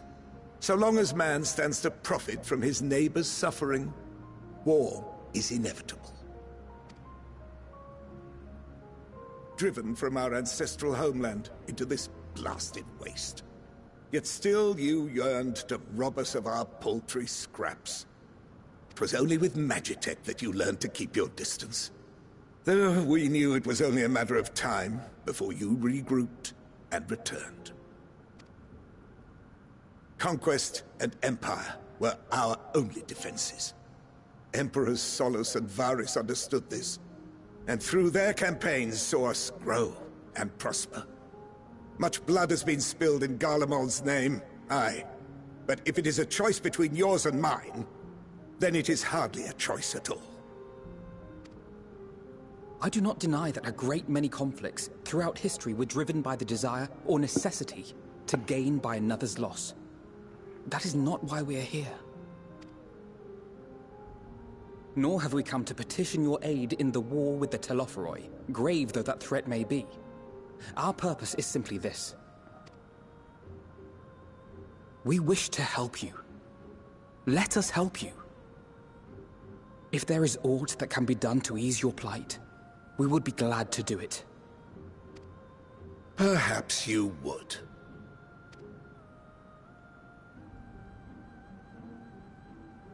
But regardless of the ideals you espouse, your leaders would not send an army into Garlemald if they did not stand to benefit. If we accept their aid, they will expect their efforts to be rewarded once the Telophoroi are no longer a threat. And after compensation and concessions, the great empire would be brought to heel. Her enemies rejoice at her downfall. Our third eye, a mark of shame.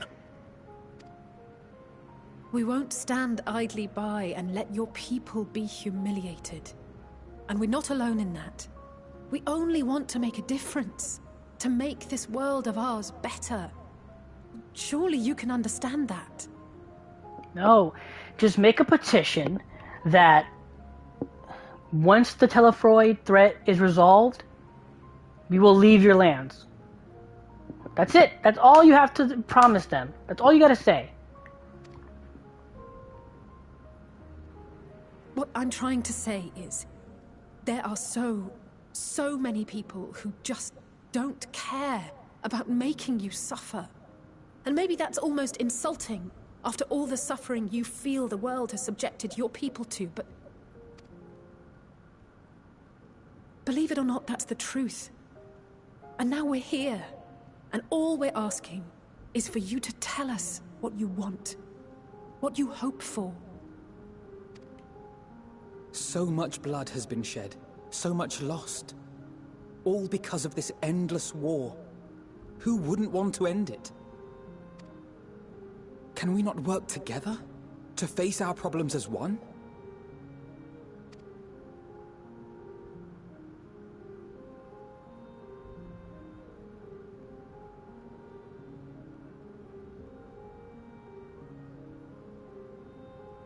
Answer me this, young peacemakers.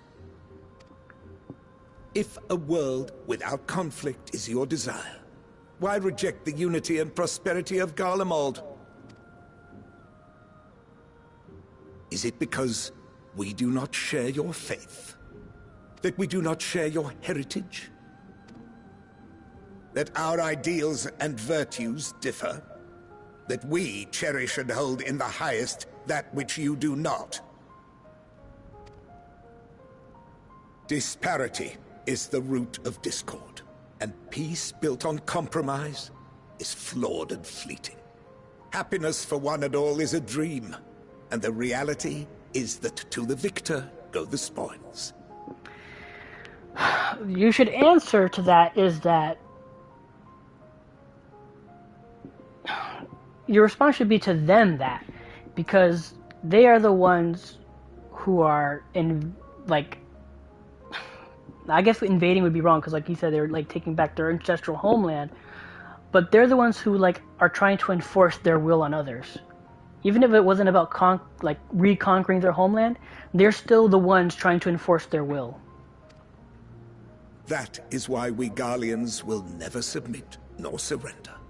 For freedom and for pride, we will remain true to ourselves until the bitter end. That is my hope.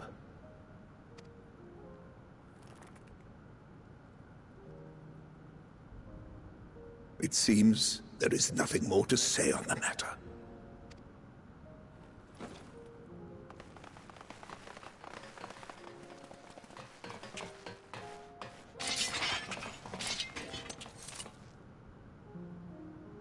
You will remain here while I decide what is to be done with you. Do not be alarmed. No harm will come to you, if you cooperate.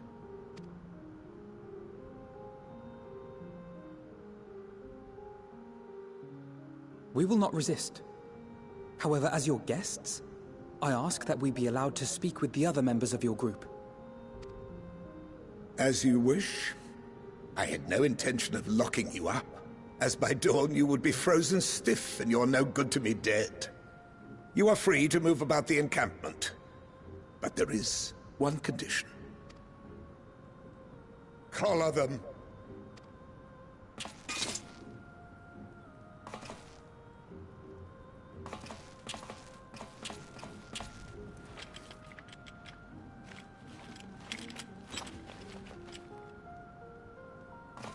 What are these?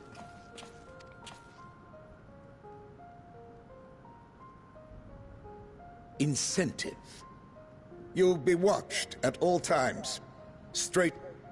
Oh, God, figured that much out. Stop. Keep away from that one.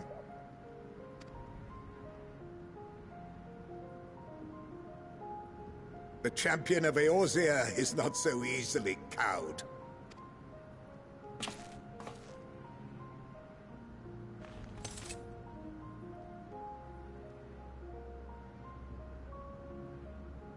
Even if he allowed himself to be collared, the shock would be no more than an itch. No. If he refuses to obey, we will activate the twins' restraints instead.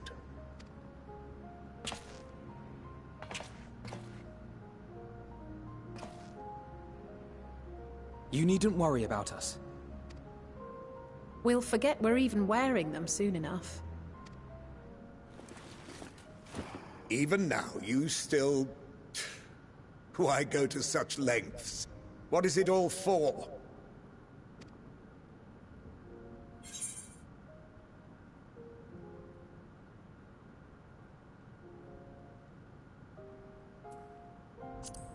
On the coldest, blackest of nights, we must still share the fire.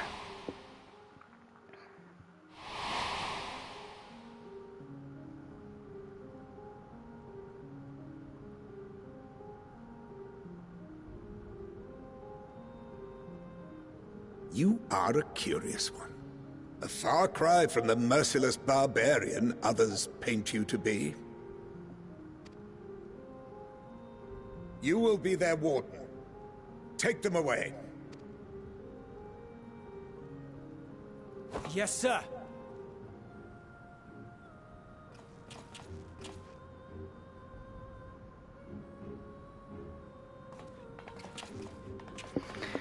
Oh my God, the stupidity of it.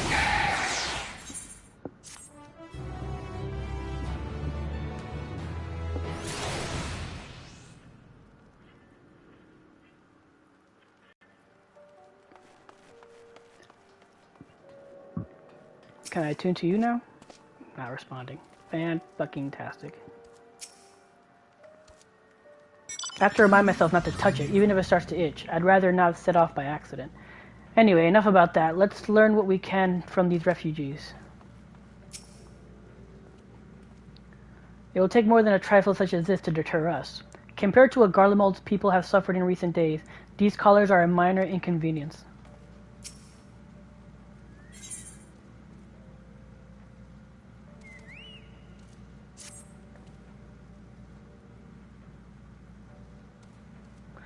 As per Lord Quintus' instructions, I am to supervise you during your time here in the Terrarium.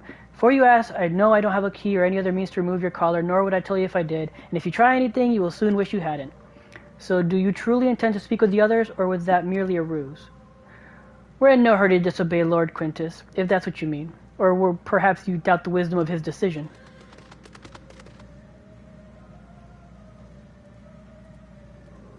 Do as you will, but remember, I'll be watching. If I catch wind of you doing anything untoward, trying to trick our people into turning their coats and the like, those shock collars will be the least of your worries, understood? Though we're somewhat compromised, to put it lightly, let's not waste this opportunity. I suggest splitting up and learning what we can of their situation, and above all else, don't use magics of any sort. You, on the other hand, may go wherever you wish, even outside the camp. I know full well that I couldn't stop you if I tried, but do not forget, if you do anything to endanger us or our interest, Alphanod and Alice will pay the price. Nah, whatever. That's stupid. I should just be able to, like, grab the thing and go crush them in my hand.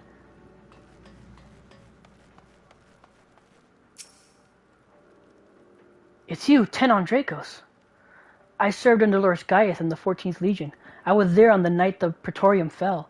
You and your adventurers, you killed them. My comrades, my friends, swept them aside in their dozens, as though they were nothing to you. And maybe I am too, just another faceless enemy to be cut down. But it won't be long until our countrymen return, until you get what you deserve. Mark my words. Oh, please. Get off your little high horse. So cold. On the verge of losing consciousness.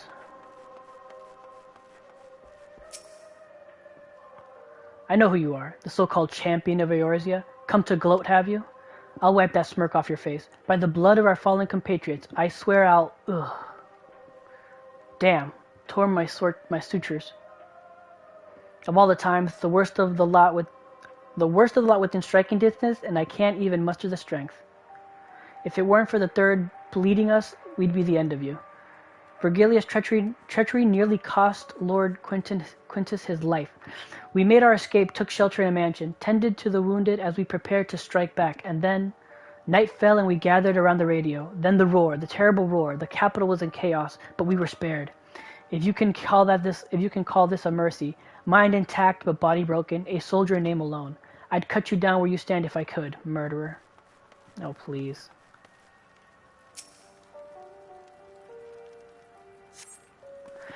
This radio is the same model as the one at Victor Spoils. Perhaps it is what saved the soldiers here from being tempered.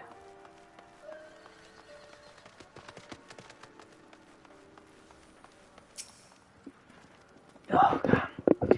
You came with Julius, didn't you? Well, whatever your business brought you here, you'd best keep your hands off that aetherite. It's deactivated, but I'd rather you didn't mess about with it. There are others throughout the city, but built by Garleans for Garleans, could teleport all over in the blink of an eye, provided there was a terminal up nearby.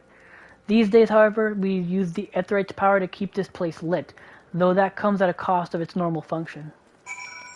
Okay, so that's why.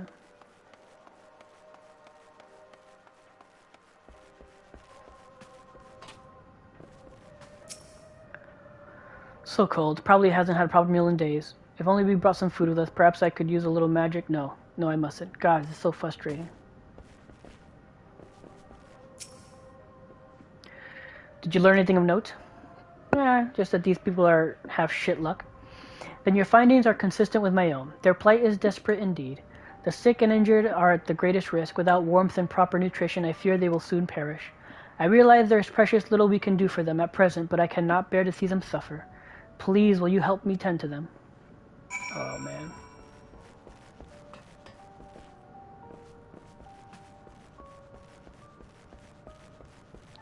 Flavius. Why did that name sound familiar?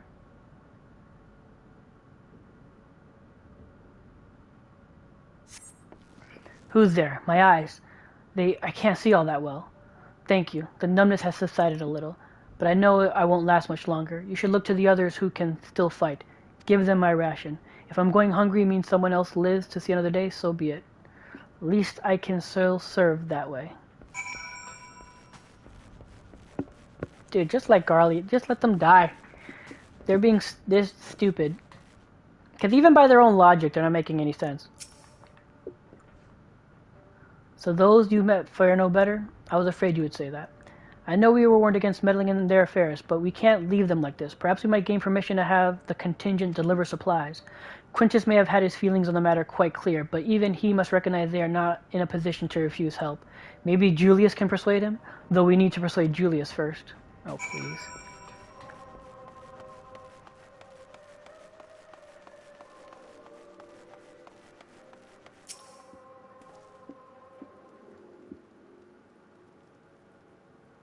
Well, seen enough?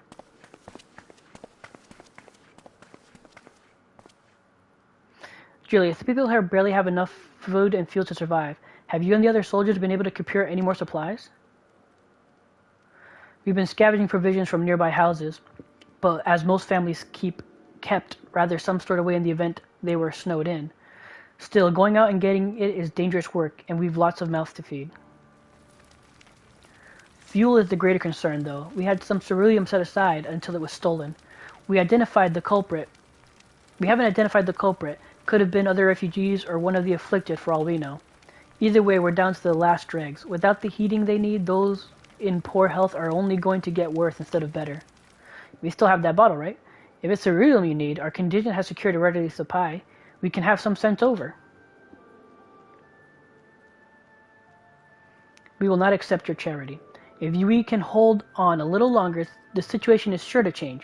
Aye, everything will change.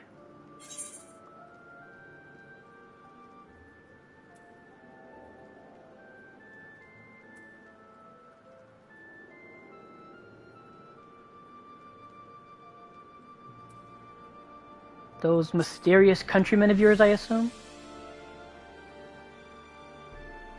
Heard something of it, have you? Well, from what I've seen, there's little you could do to interfere, so there's no harm in telling you. One of our scouts spotted a hooded man issuing instructions to the afflicted, or in the bastard's words, loyal servants of the Telephoroi. Then he made his way inside the Imperial Palace, or what stands in its place. We identified the seat of the enemy's power. We realized Lord Quintus dispatched a messenger to the 10th Legion saying as much, instructing them to join forces with provincial legions to prepare a combined assault on the Telephoroi. Once our allies arrive, your contingent will be sent running for the hills. Then we shall reclaim the capital by our own hand. And how do you intend to survive in the meantime? At this rate, many of your countrymen will perish long before the reinforcements reach Garlemald. They need help now. Say the word and we will bring you ceruleum.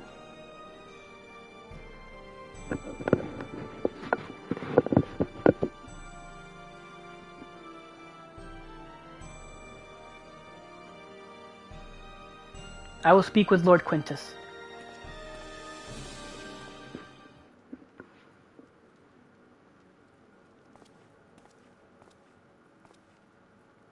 So, did he agree to it? No, he will not place Garlemald in the debt of her enemies. I have, however, been ordered to search for ceruleum outside. As you are under my watch, you will come with me.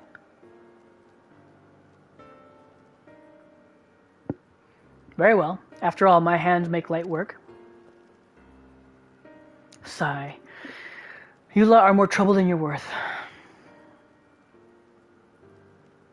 Once we're outside, we follow my instructions to the letter. We depart shortly. Ugh, God, this is stupid.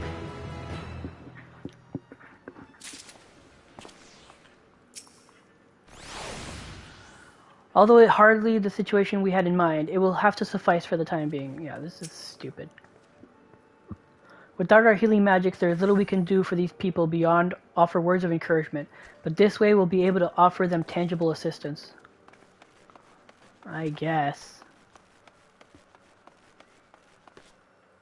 Hold on.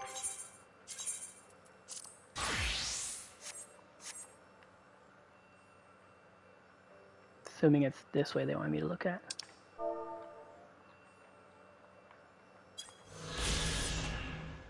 Cool.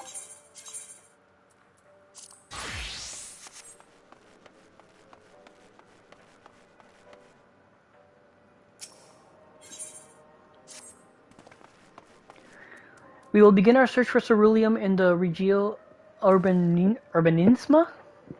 The first location is Forum Solius, a park to the northwest of this station. You are meant to remain close at all times. Act only as ordered. Follow me.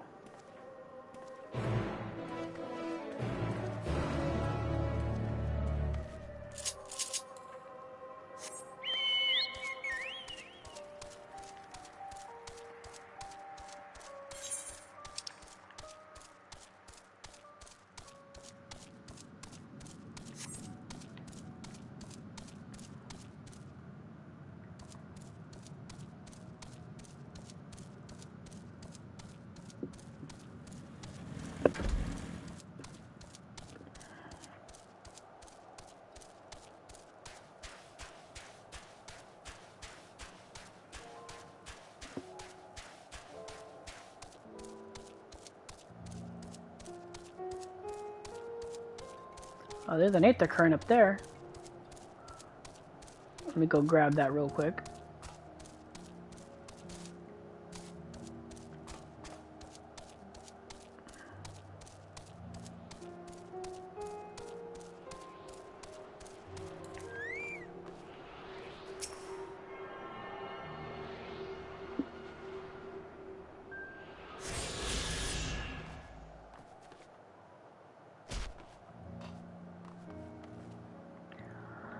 Alright.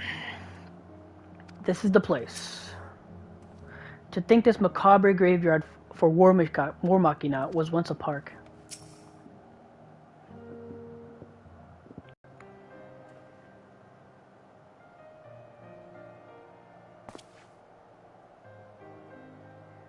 So this is the park. I'm surprised they found space for one amongst all these buildings. Actually, the recreational areas came first. The houses were later built around them. A healthy society requires communal spaces for children to play and adults to socialize. This park was named after the founding father of the empire, the great Solus Galvus. You should say we met him. Did we come to extract ceruleum from the wrecked Magitech armor? No, we've already drained it dry. Same goes for the rest of the Machina in the vicinity. But as our ceruleum has been stolen, we must scour the city for every last drop. And while I don't expect to find any here, I've decided to try one more time in case something has been overlooked. I see. Then with your permission, we will commence the search.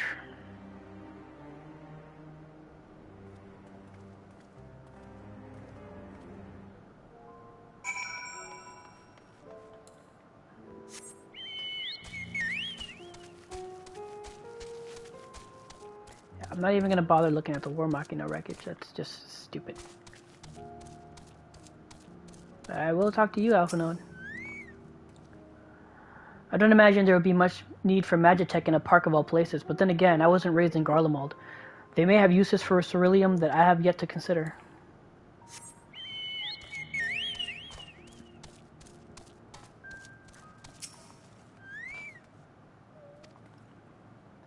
Early states the warrior science as is searching for something he knows has gone and will never return.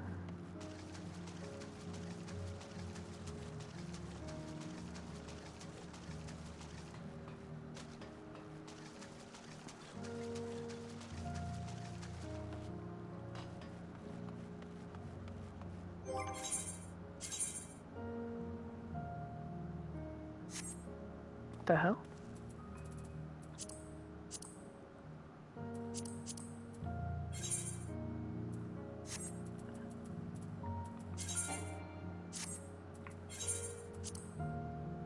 I'm not sure what that...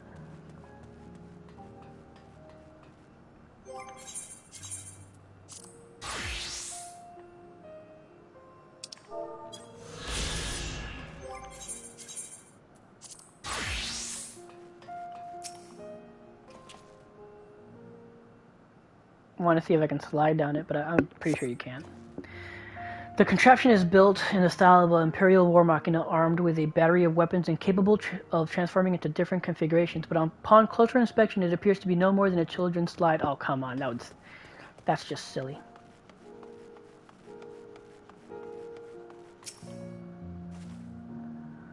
This, whatever it appears to have some sort of symbolic meaning relating to this park. Even though the place is named after Solus, it doesn't seem to be a statue of him. Well, at least not anymore. Maybe it was once a fountain, or somewhere the man himself used to sit? Not that it would matter, even if we knew, but I can't help but wondering.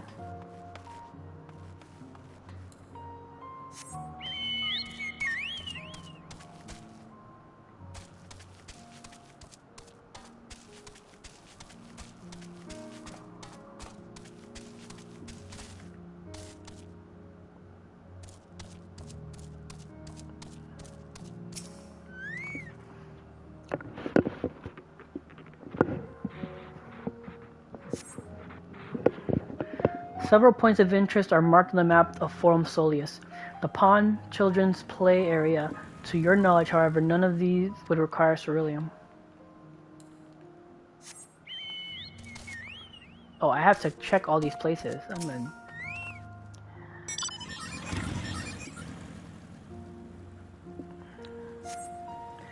Though rather small by Garlean standards, the structure is reminiscent of a merchant stall. Perhaps it was built for children to play shopkeeper.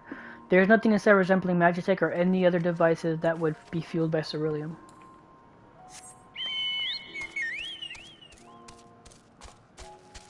Obviously, he already said the war machina wreckage. We already checked that.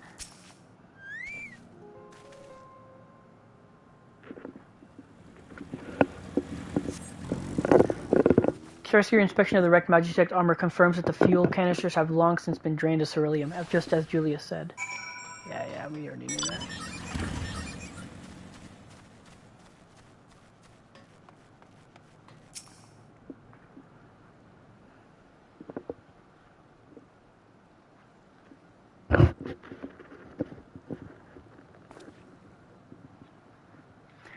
Oh, it's you. Any luck?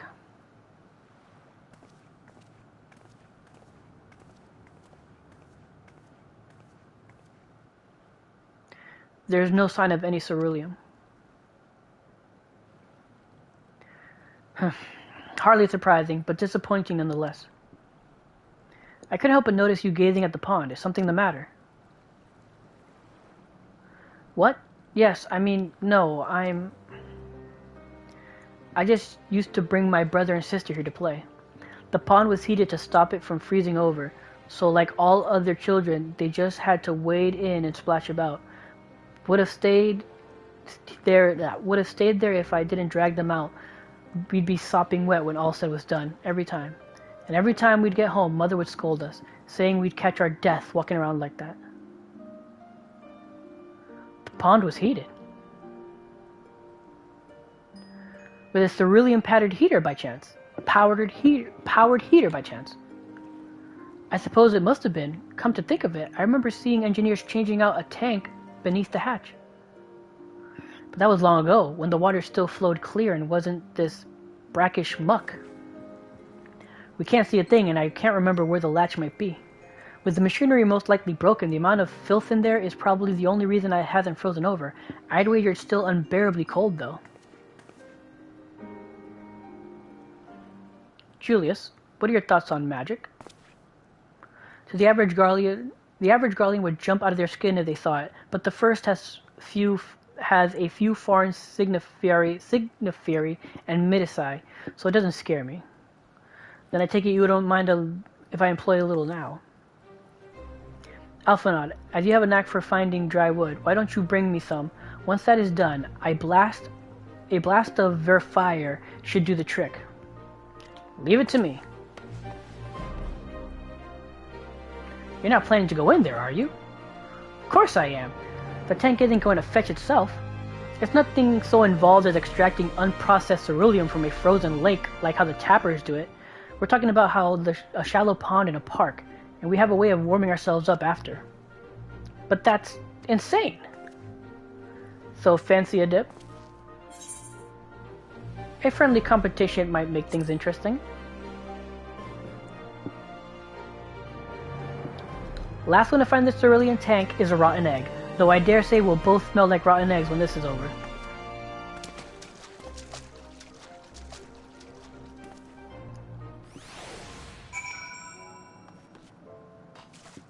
What are you gonna say?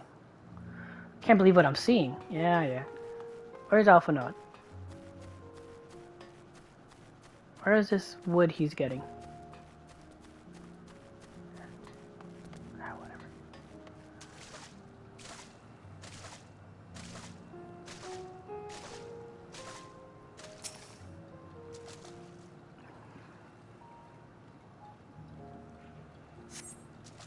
Beneath the water, your fingers catch on what you think might be a handle.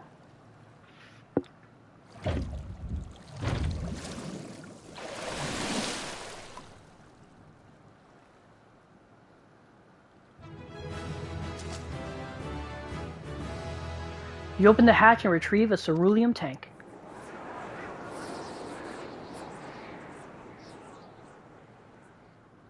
However, your grand discovery comes at a personal cost, as you become acutely aware of the freezing cold and rancid odor emanating from every ilm of your body. Julius will doubtless feel compelled to pinch his nose shut when you deliver to him your prize.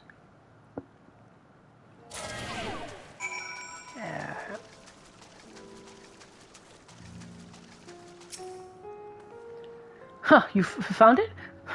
There was another one around here, somewhere. Did you find anything? Sniff. Oh, I hope you did.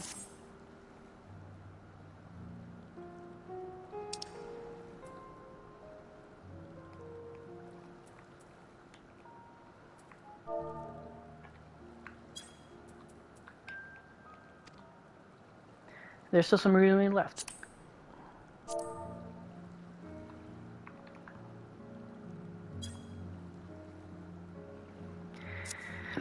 Ah, they're still not ready. Hold on, I'll give Alphanaud a hand.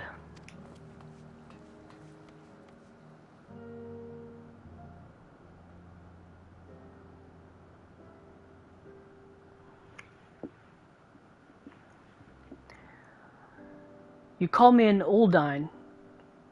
You call me an Uldon because by fire I am reborn and my clothes are mostly dry now too. I appreciate you recovering the ceruleum, but I wish you'd taken the time to discuss the plan with me beforehand. Despite the way you've been treated, in Lord Quintus' eyes, you're still envoys deserving of protection. If you were to die on my watch, he would be most displeased. Your concern is duly noted, but all's well that ends well. Julius, you mentioned coming here with your younger siblings. Did you grow up in Garlemald? I did, not far from here. My father was an accomplished researcher in his youth, and for his contributions to the Empire awarded an estate. We lived, well, better than many.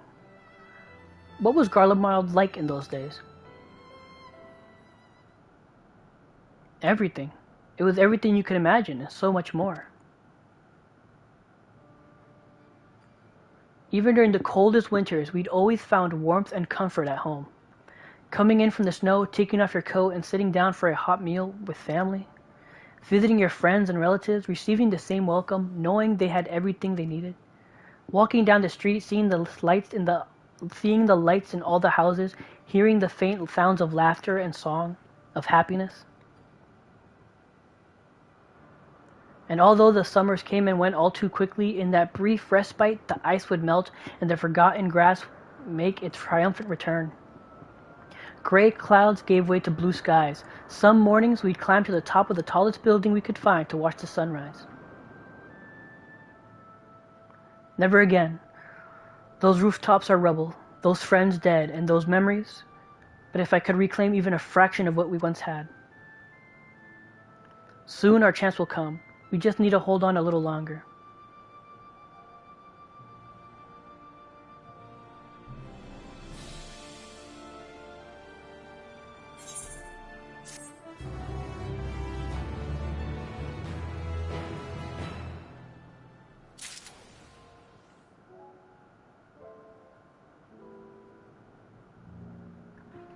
Okay. Well, at least my clothes are finally dry, though I could still do with a proper wash. No, God darn it. Owing to the wealth of experiences I've accrued in the gathering firewood, I was even able to provide Julius with some basic pointers on the subject. I thought it might help to further build rapport and to distract him from his other concerns. Alright, now that you've recovered from your escapades in the pond, there's another location I'd like to search, just outside the park.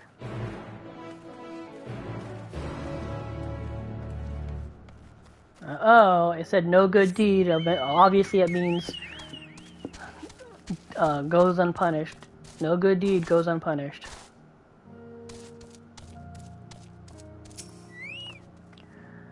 Everything was built on an enormous scale, with thick, clean-cut stone, much like Amarat. Given what we know, such similarities are no coincidence. The War Machina appears to be patrolling the area of its own volition. I wonder whether it's simply following its original orders, or if it now serves the Telephoroi. As you can see, this place is littered with remnants of various types of War Machina. While my comrades and I have already recovered the tanks from the less damaged units, those that took a more severe beating are harder to scavenge. We decided to save those for another time, that being now. Rather than pry them apart piece by piece, it would go quicker to remove the outer casing using compact explosives. With luck, we'll gain access to the tanks without rupturing them. Though the force generated by these devices is relatively weak, I would advise you to stand clear to avoid being hit by any shrapnel. Before even bothering, though, you should check the Machina Ceruleum gauge to see if there's even any left. It should still provide an accurate reading even when the unit itself is inactive. If the gauge is broken, I'll let you decide whether to use an explosive or not. Should you need more, come to me. Understood. Let's get to work. Let's get to work. Whew. Alright.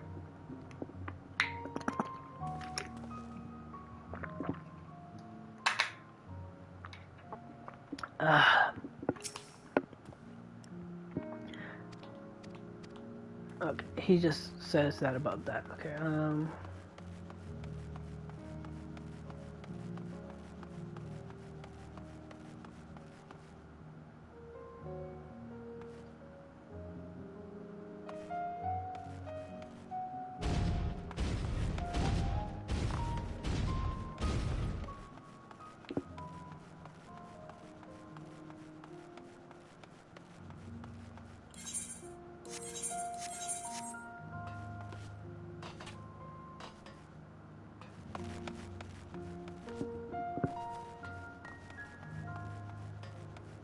Okay. Wait, what? According to Ceruleum gauge, this unit's fuel tank is empty. No, it's empty. Why would I bother? The Ceruleum gauge on this unit appears to have been broken, giving you no way to determine how much fuel its tank may hold. No. I'm gonna avoid that one.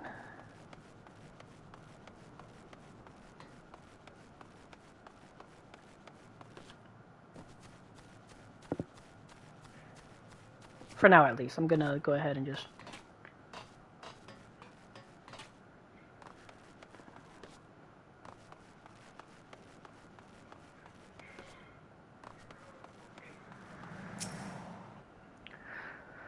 I'm gonna give you no indication. No. Let's... Okay, let's go to the one I first skipped first.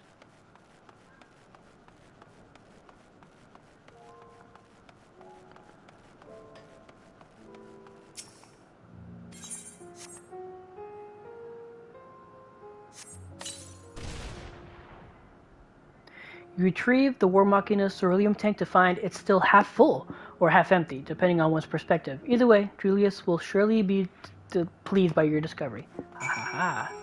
I guessed right.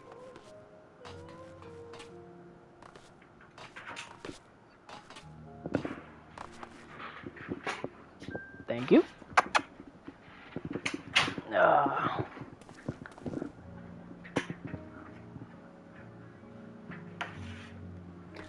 Alright.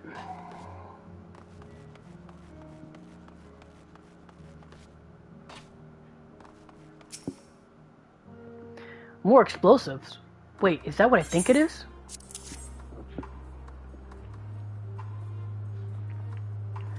You've done it again. Truly luck is on your side. With this, we should be able to refuel quite a few of our heaters. It's time we headed back. Wait here while I go and see how Alice and Elfinaud are faring.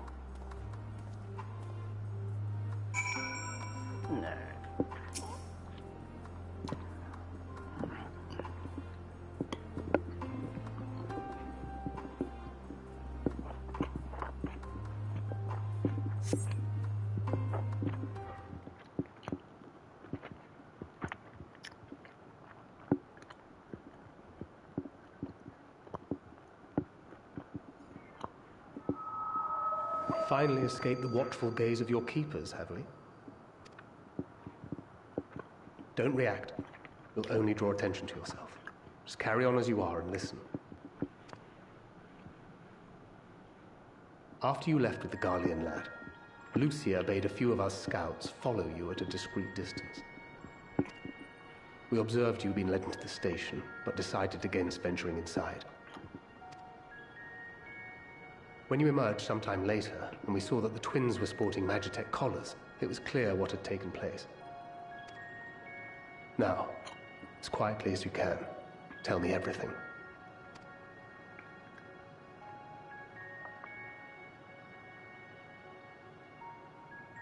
The Legatus himself, eh? Now there's a surprise. This is also the first I've heard of a plan to join forces with the 10th and storm the Tower of Babel. An interesting development, and perhaps the opportunity we've been waiting for. Our comrades back at the camp also received some rather promising news, but it's still too early to get our hopes up. For now, keeping yourselves out of harm's way comes before all else. Whatever demands the Garleans make, indulge them. With luck, this will all be over soon. Until then. Oh, Thancred, you're such a boss. They had not gone far. Oh, Thancred. You slick son of a bitch. I love you.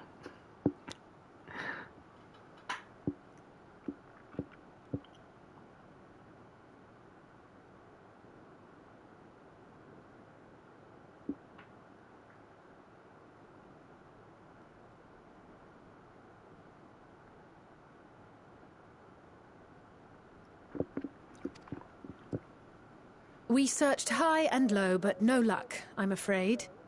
I might have guessed you'd be the only one to find anything. I wasn't expecting much to begin with. Eventually, there will be nothing left out here for us to safely salvage. For now, this will have to suffice. We should return to the station.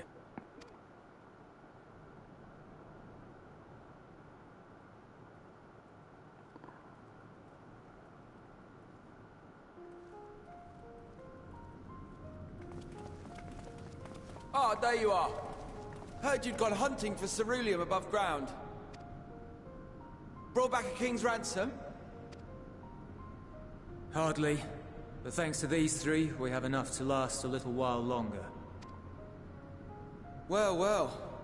It's not at all as I was expecting, these ones. For savages, they seem positively docile.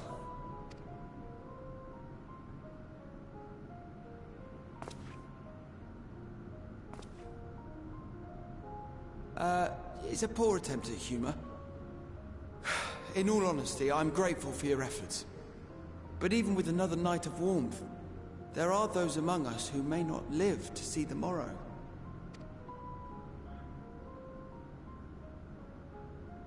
I trust your expedition was fruitful. Lord Quintus!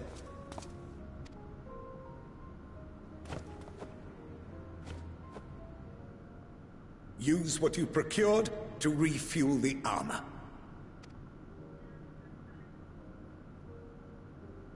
But, sir, what about the heaters for the camp?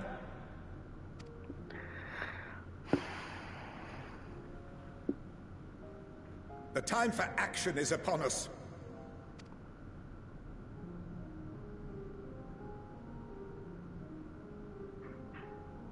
My men and I have matters to discuss. In the meantime, you are to wait here. Do not forget, you are being watched.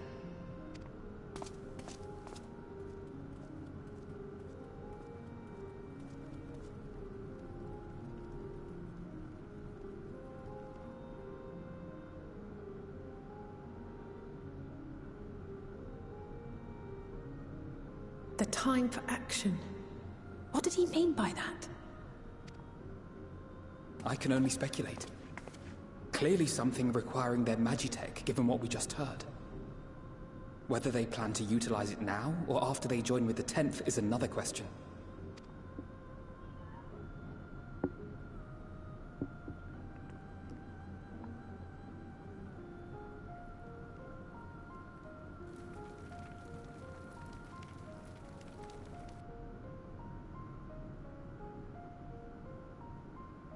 Will they ever escape this cult?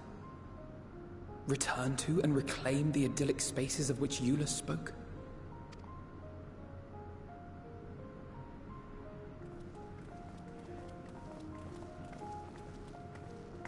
Finished your war, Council?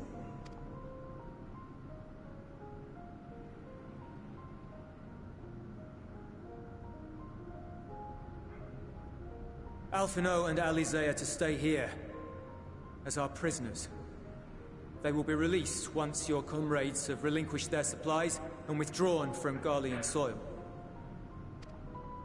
Until our terms are met, they will be detained at a separate location.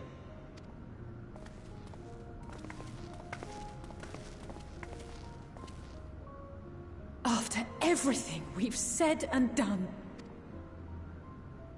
Our allies have but limited supplies. They may stave off cold and starvation for a short while, but what then?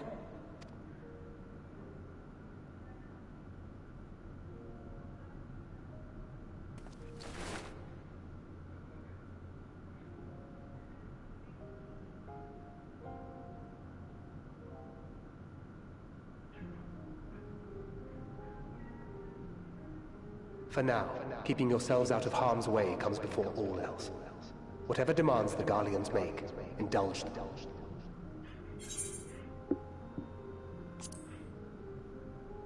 Do as he says.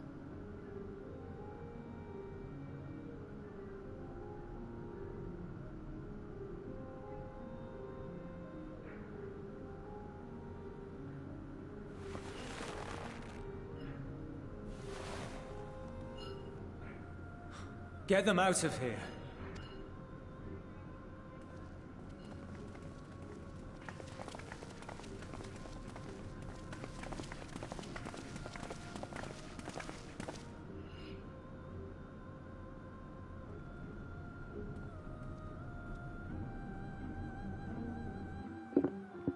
What a bunch of bullshit.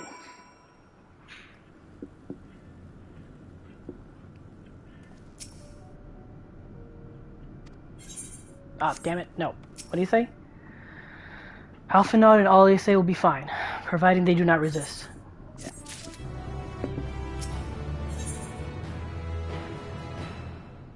Alea lacta est. Once again, Julius has been entrusted with an unenviable task.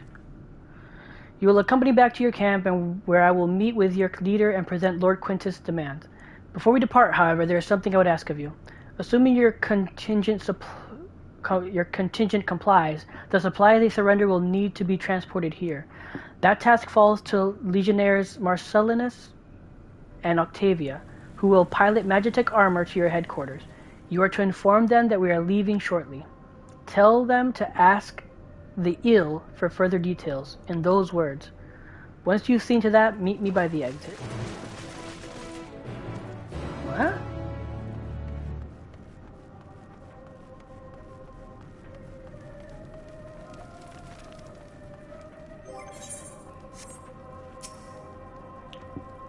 You again. Ask the ill, he said. So that be the way of it. After all this.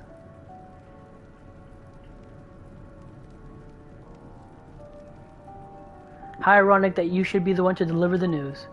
If those are my orders, then so be it. For the glory of Garlemald. Really? They're gonna suicide bomb? Jesus.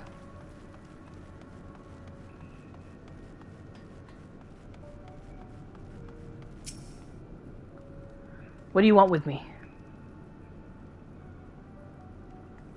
Ask the ill. So Lord Quintus has reached a decision. I knew he would understand, that he would recognize a savage as ruthless, merciless creature, and to defeat him, we too must be uncompromising. I am ready.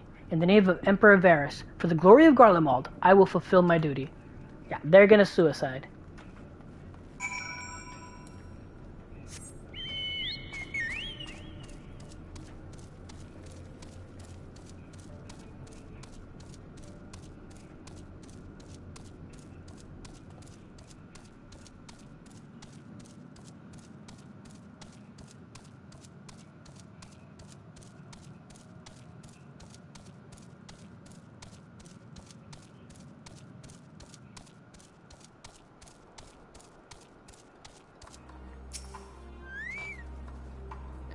Have you done as instructed?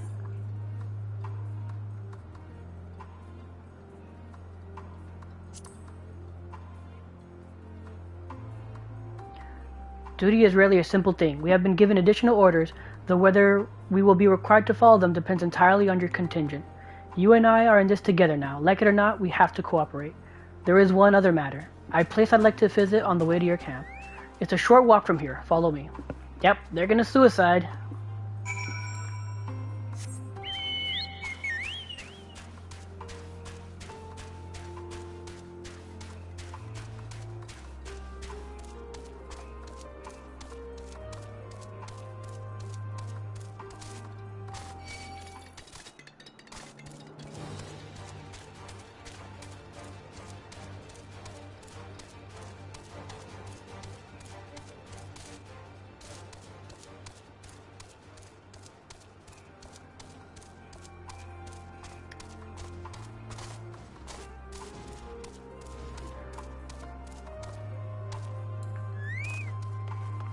Ain't there current here somewhere? Give me a moment, please. His old home. Julius lingers by the ruins, reluctant to leave and reluctant to stay, unable to move on.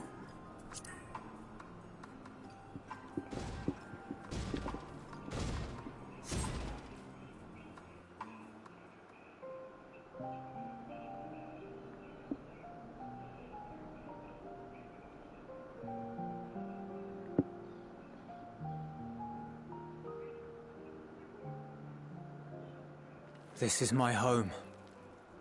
Our home. At least it was, until that night. I was with Lord Quintus when the capital fell, and thus spared. My family, who did not own a radio, were less fortunate. When dawn came, I made my way here. My parents, my little brother and sister, they were still inside. But they weren't themselves, and they tried to. And I had to.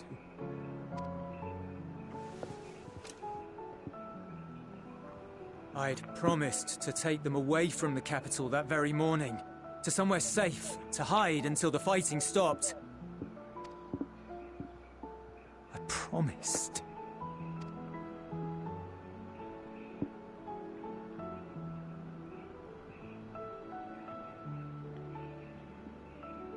The Garlean flag bears a chain, the bonds between our countrymen. A red link at its center, the blood of the fallen. Our loved ones who lived and died for Garlemald.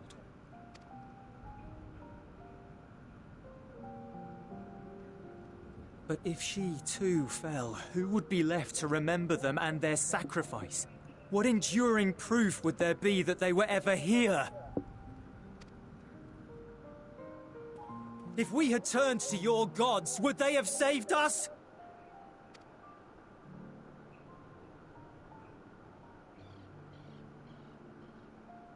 Sorry, forget I spoke.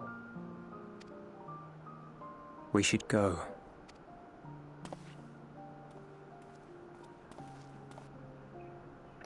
What you should have replied is, I've felled my share of gods, and I can tell you, it wouldn't have mattered.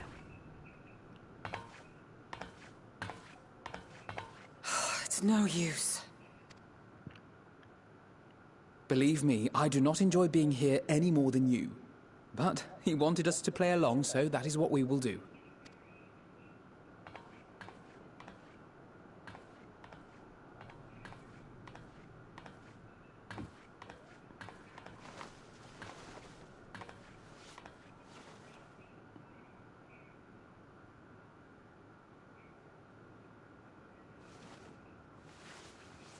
Aww. Just tell him, get close for body warmth.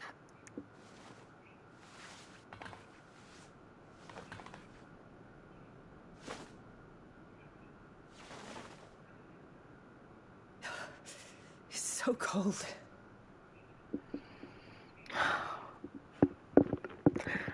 My children, I love you. Hallie say maybe a little too much. Whoa. Okay, wait. Let's stop right there. No. I didn't mean that. I didn't say that. Nope. I'm just gonna eat this piece of chicken and just sit here and ruminate.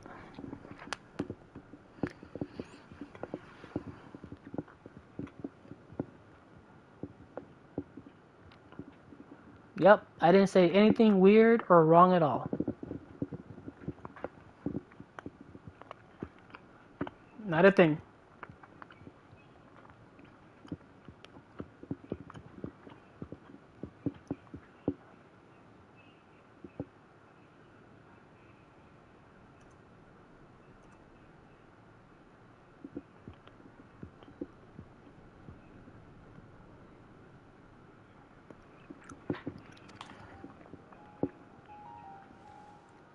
Painfully so.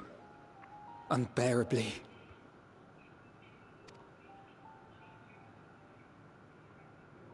I've been thinking about what Quintus said.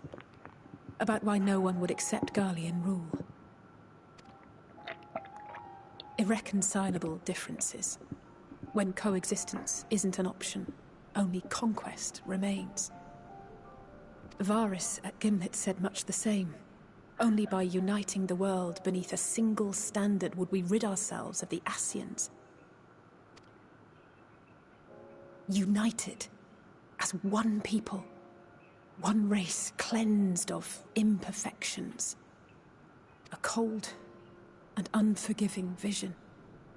And when we fail to live up to their standards, what place is there for us in their world?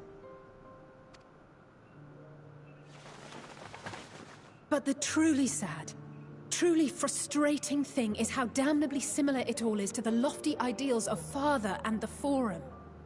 Yep. Non-intervention. Always non-intervention. Protect our knowledge and our people, and to hells with the rest of you. And yet, I can see how it happened. Varys and Father looked to their elders for guidance and took their virtues as their own. But for this world was of their making. In who else could they place their trust? All of us lost in a sea of chaos. Searching desperately for purpose and meaning.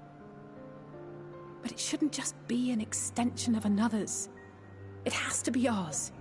It has to be. We all have a stake in this world.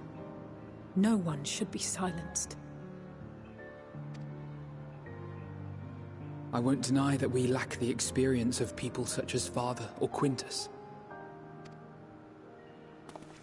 Perhaps they've come to see the world as a series of problems, and the most efficient way of solving them, to reduce everything to fundamental forms.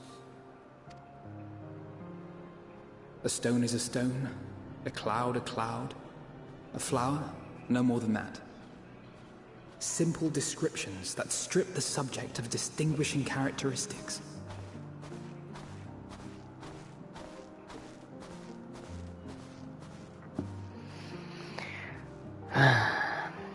A man is a man, divided according to race, creed, or allegiance, and to some, defined by such associations. Is that what you think? In my misbegotten youth. But what I believed wisdom was no more than aggressive ignorance.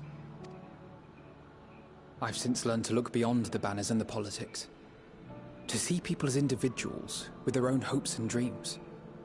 As for my dream of building a better world, well, every day I'm reminded that it is far more complex than I had ever imagined. But it only spurs me onward, to find the wisdom and the strength to see it through to the very end.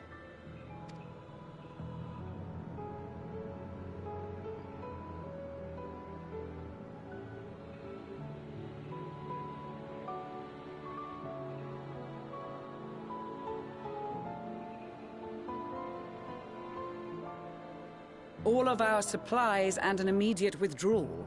These are your conditions? Demands. And you forgot about the airship. Once again, you will leave one behind. It will be used to return the prisoners. Their collars will be removed prior to the exchange.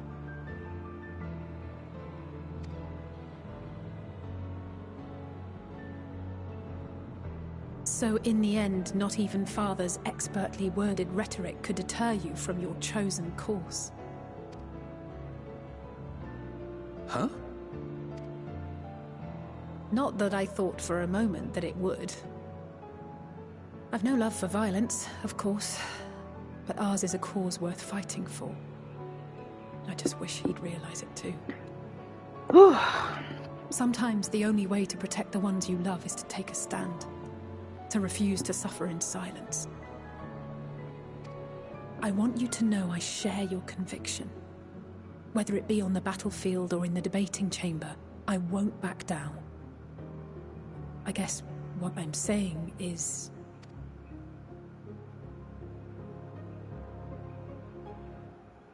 You've found your own reason to fight.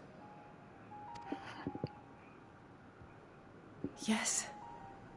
Yes, I have. God's willing, there will come a day when we can finally lay down our arms, and there will be peace. Oh, man. But not until the Telophoroi have been defeated once and for all. And you, brother, will have a vital part to play. By your words and deeds, you'll lead the way. Oh my god. Oh my god, is that a death flag as big a death flag as I've ever seen? Oh no. Oh my god. Oh please, Alice, why'd you have to say it like that? Oh no. Oh my god, my heart breaks right now. Oh, my heart breaks. I pray I am up to the task.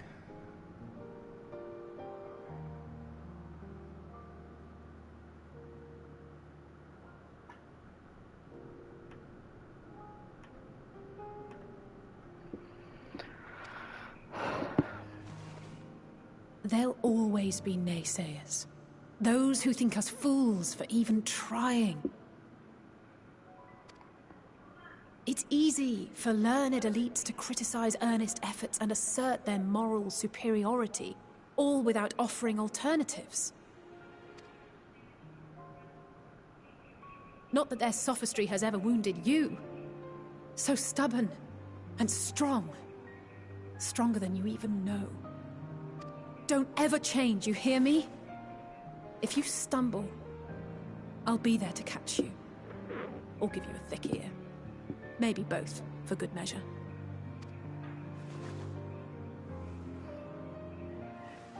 Thank you, Alice.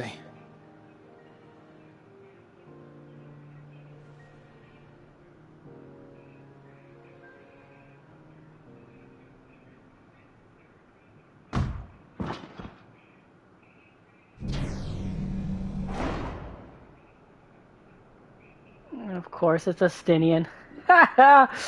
Oh, Astinian, you're awesome.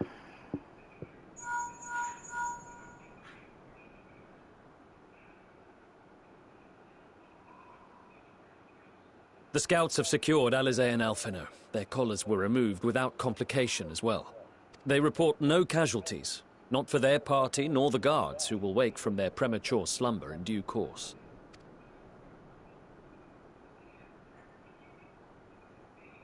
It would appear the situation has changed. I propose new terms. We have information that will be of great interest to Lord Quintus, and I wish to speak with him in person.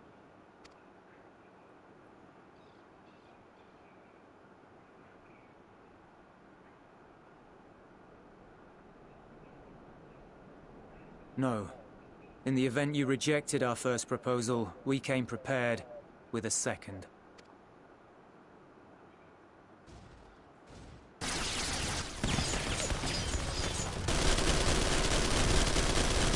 Ambush!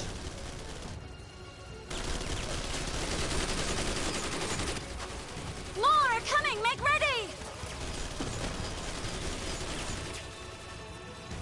We, the loyal soldiers of the First Legion, proud servants of Garlemald, of the fallen Emperor Varys, shall safeguard these lands from the barbarian hordes until our countrymen return!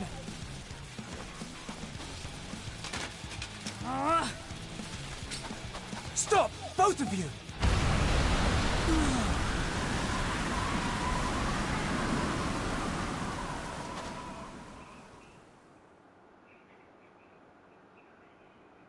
This child may be the worst emissary I have ever seen.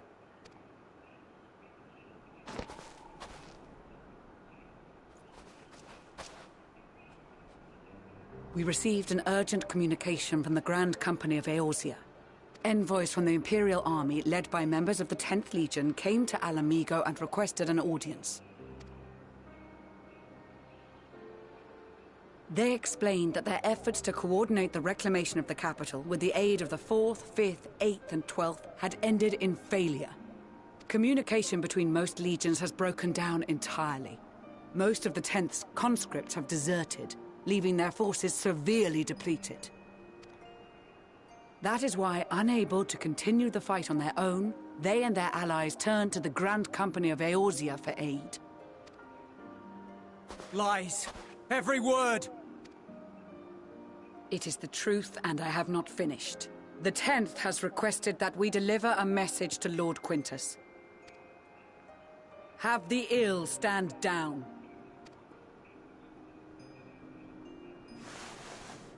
You have been listening, my lord?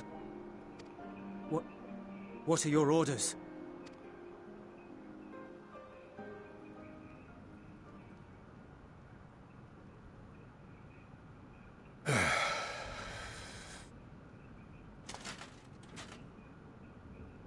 Inform her that we will honor the 10th's decision.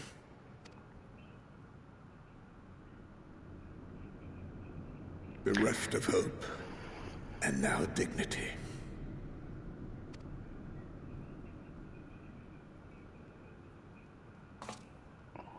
I release you from your duty. All of you.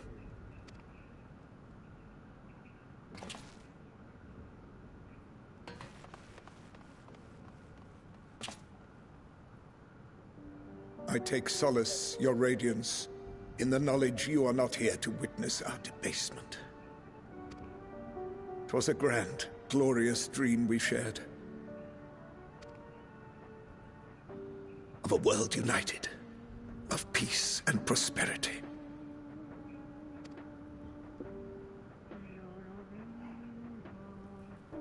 We are ghosts, you and I, memories of days gone by.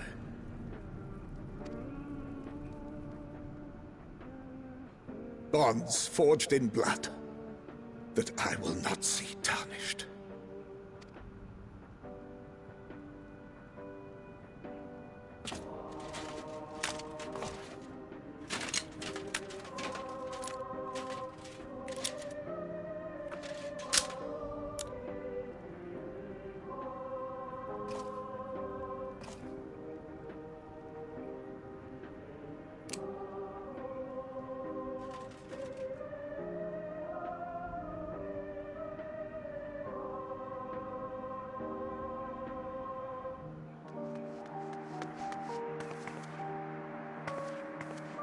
Quickly!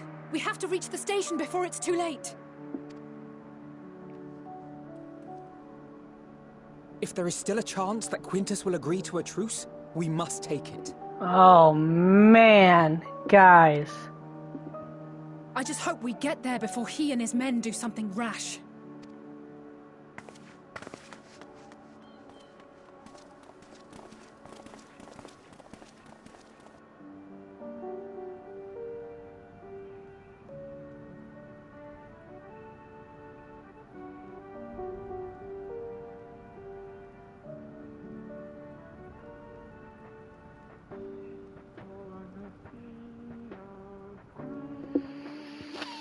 Oh my god.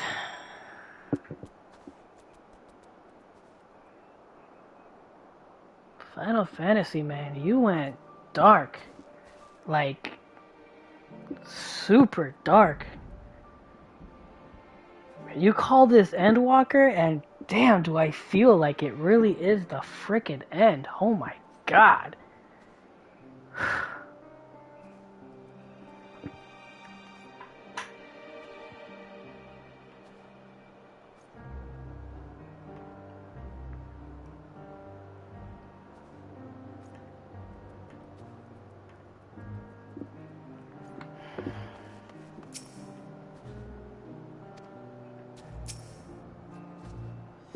Much and more has occurred since last we met.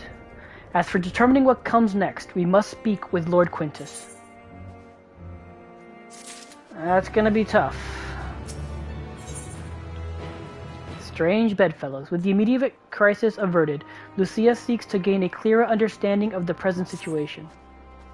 Before we proceed, tell me what you know of the First Legion and the disposition of their forces.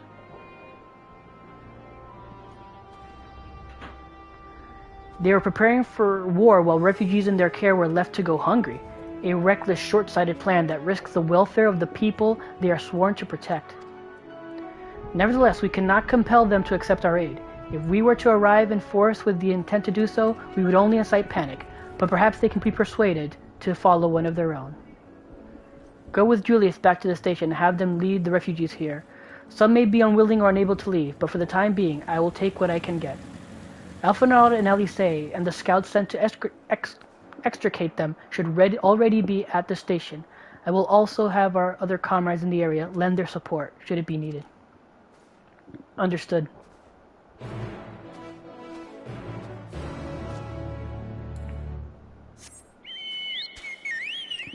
Wait, hold on. I see a blue. Take care of that. No. Let's take care of the story first. I can do all of those afterwards, off stream.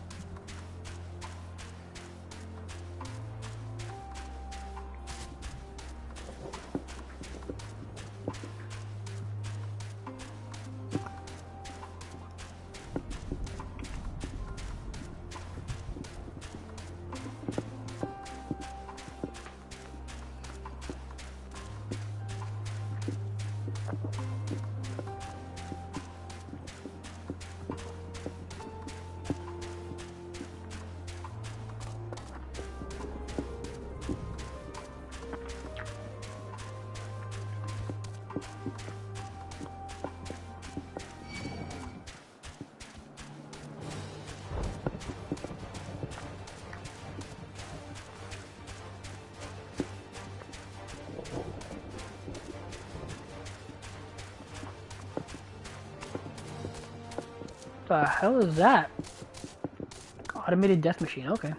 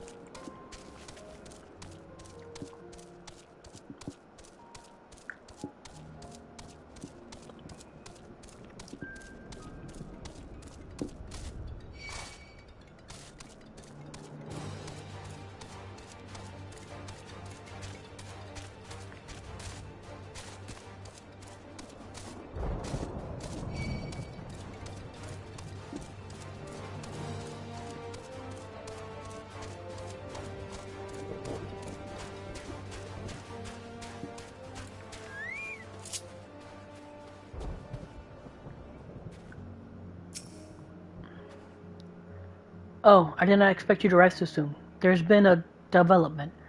Perhaps you had best see for yourself. 'Tis a comfort to see thee none the worse for thy recent ordeals.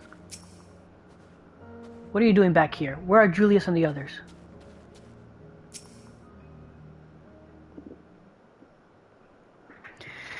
Punked out like a bitch. Tenon, Julius.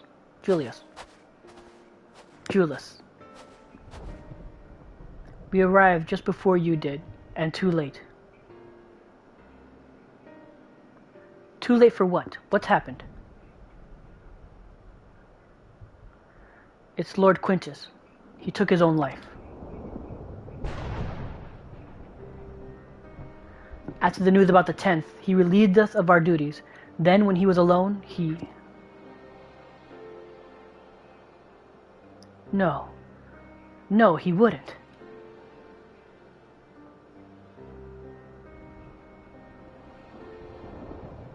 Dankard and the others, assisted by soldiers, have seen to the remains. In due course shall the legatus be afforded a proper burial. He released us from our duty. He wanted us to be free to choose our own fate. Without him to guide us, I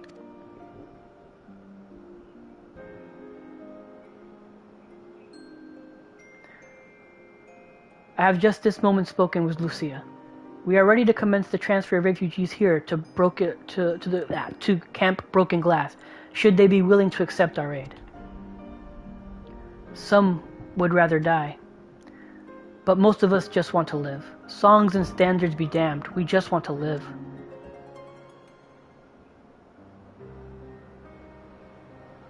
We'll need to speak with the refugees. They'll have to decide for themselves if they wish to come with us. If any would prefer to stay, we can have supplies brought over for them. It'll be a hard journey for the others, but we'll see that they reach our camp safely.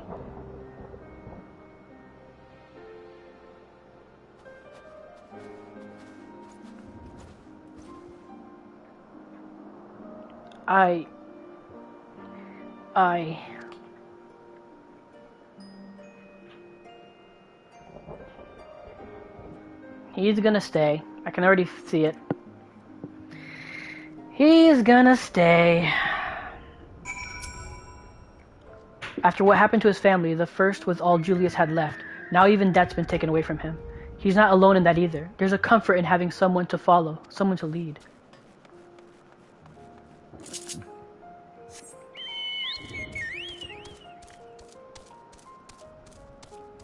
What about you? You still have nothing to say, I wonder? I do hope that Ilsabard contingent actually makes some kind of difference around here. Oh, she does say something.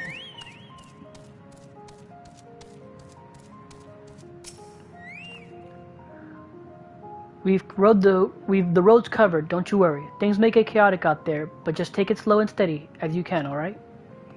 Okay, so, oh, that guy's alive. Okay.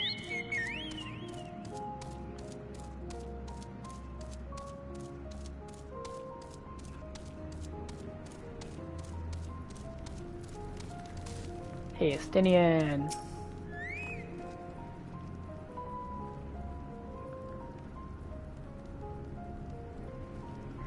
I know not how to offer encouragement or solace to these poor souls, but if it's safe passage to our camp they need, I'd gladly oblige.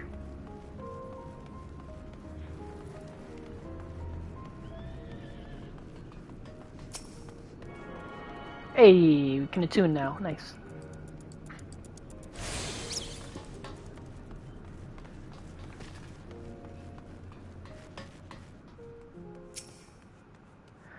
Best not to dwell on it. Not when there's work to be done. This is where it happened. Why? Because he was a fool. He gave up. Try as we might, any words of comfort we may offer are like to fall on deaf ears. We are but strangers from foreign lands, perhaps in their eyes the very cause of their suffering to begin with. Nevertheless, we mustn't give up. Where is Alice?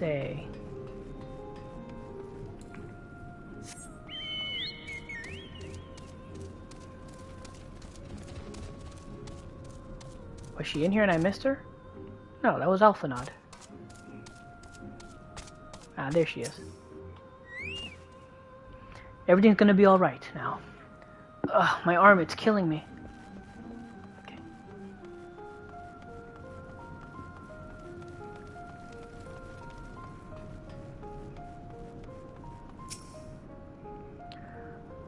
It was only ever a dream, wasn't it? To think we could reclaim it, rebuild it all for ourselves. Before this all began, I sent my wife and daughter away to the provinces. If there's a chance I may see them again, I'll take it. So take me. Take me with you, please.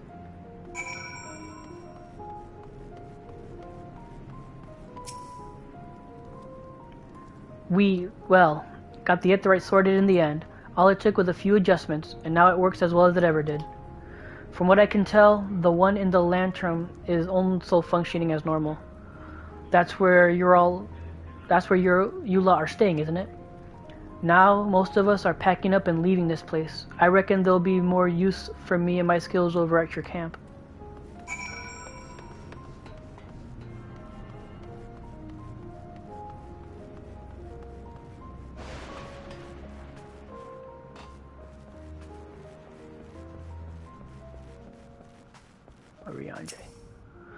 To employ healing magic now would likely invite catastrophe, as thou can attest from thy experience at Victor's Spoil. Indeed, the Guardians view our abilities to manipulate Aether with the same suspicion that many Eorzeans do magic tech. Ah, it's you, the one who treated me with such kindness. I heard from the others that you're not from around here. I thought you were one of us. Not that it makes much difference now. Purebloods, migrant savages, after a while the words start to lose meaning, until all you're left with is anger and fear and hate, and I'm too tired. If you and yours have come to offer aid, I'd be glad to accept.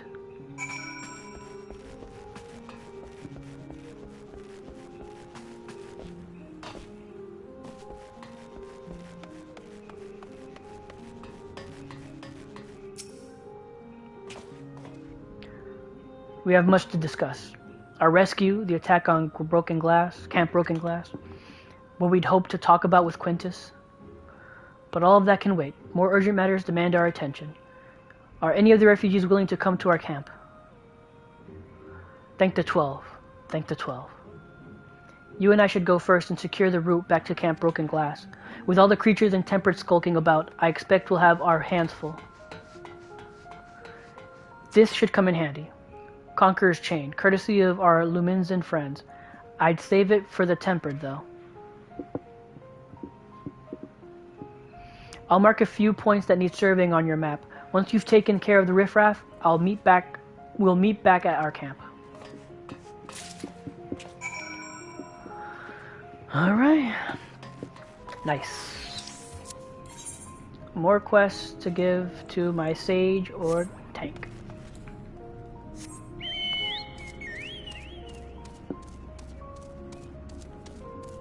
What I might do is I might just the duty roulettes and leveling roulettes. I can do that with the tank, get a big chunk of XP, and do these quests to sub it.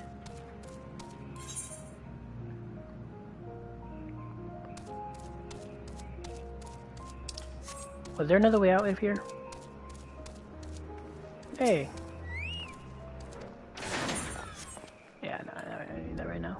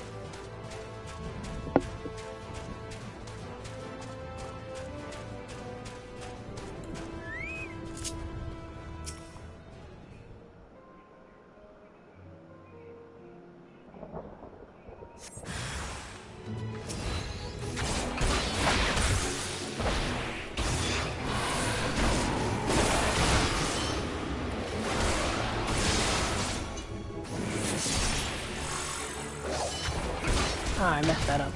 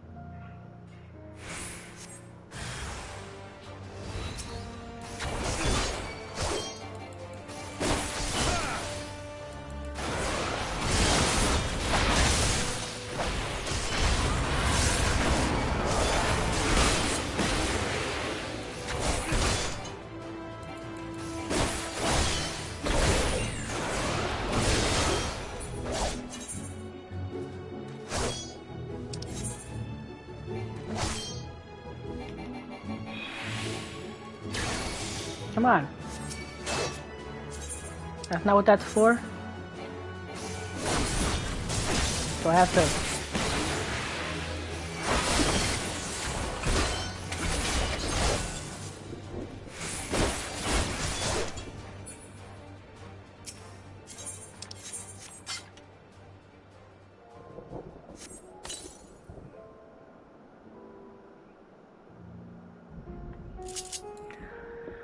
Okay, that's dealt with.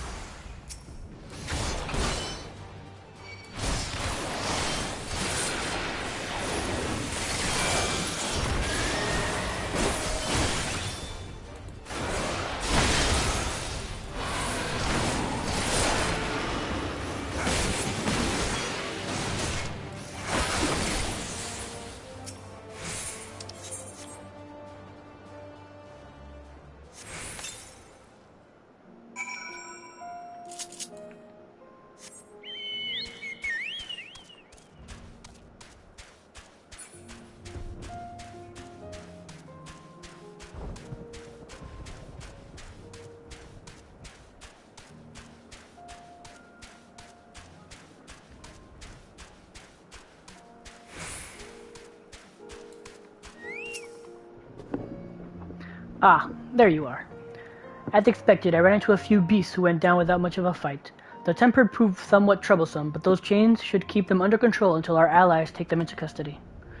With that taken care of, I'm to gather a few supplies and then return to the station.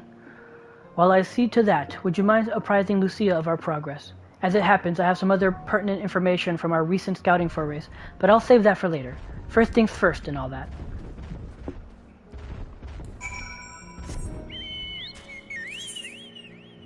Oh, yeah, okay, yeah. They're right here.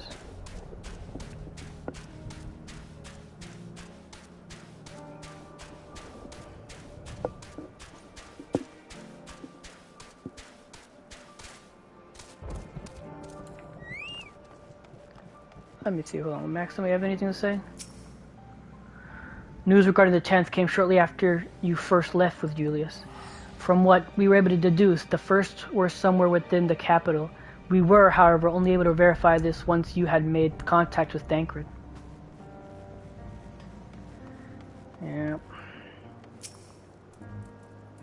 Ah, Tenon, I was informed of Quintus's suicide. It must have come as a great shock to his men. What of their refugees? I've told some were receptive to our proposal, but I would hear your account firsthand, or your first-hand account. That so many did not hesitate to accept proves how desperate their situation has become. We'll do our best to make them feel welcome.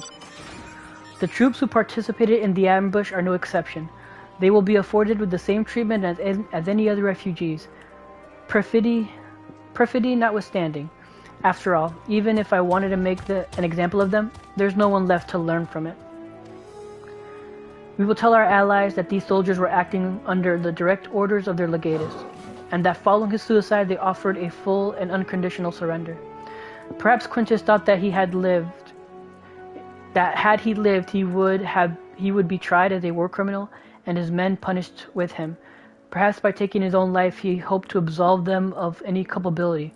Or perhaps, like too many others, he was a true believer to the end. It's the last one. Who can say? I didn't know the man or his heart.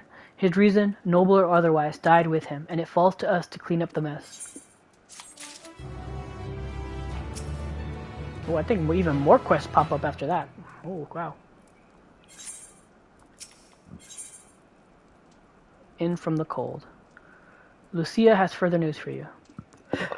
Let's do it! I assume you're curious about how matters have progressed here in your absence.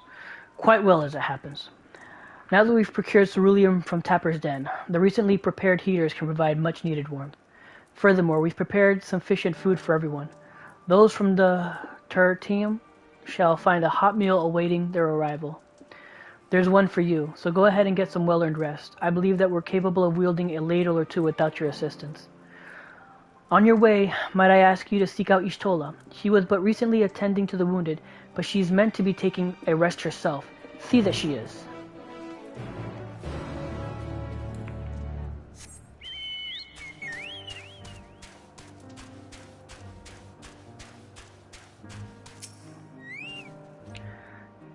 It's no use taking in all these Garleans if we're going to let them freeze to death. We need heat, for goodness sake. I knew I should have brought more warming textures. More people at the camp means more bodies to keep warm. The smiths have been scrambling to keep enough heating for everyone. We've got people searching for firewood in case it comes to that. Yes, I've been taking proper breaks and imbibing sufficient water. But what of the Warrior of Light? You and the twins have an established history of reckless disregard for your own well-being. We're all fortunate that none of you landed yourselves in my care. I have already quite enough to deal with, between the tempered and the first wounded. Alas, though I can mend their bodies, the toll their experience have taken on their hearts and minds is another matter altogether. For their sakes we mustn't waver, but nor must we rush ahead in eagerness to see the day won. In so doing invites disaster. Upon settling down for supper, several cutscenes will play out. It's recommended you set aside sufficient time. Yep, no problem. Yep, let's go.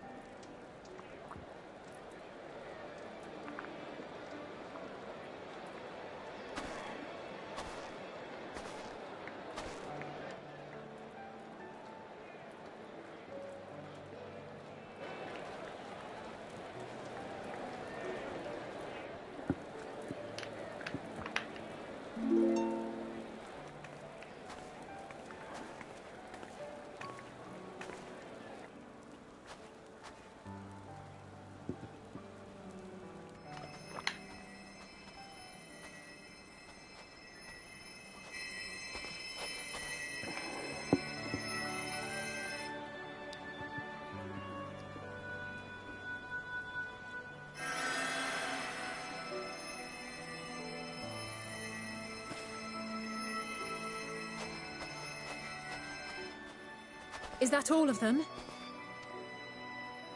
The last of those who agreed to join us, yes. We left heaters and provisions for those who wish to stay behind. They won't last forever, but hopefully they'll last long enough. For now, I think everyone's earned a rest. We'll see to those in need of medical attention, so take the others with you and get yourselves some hot soup.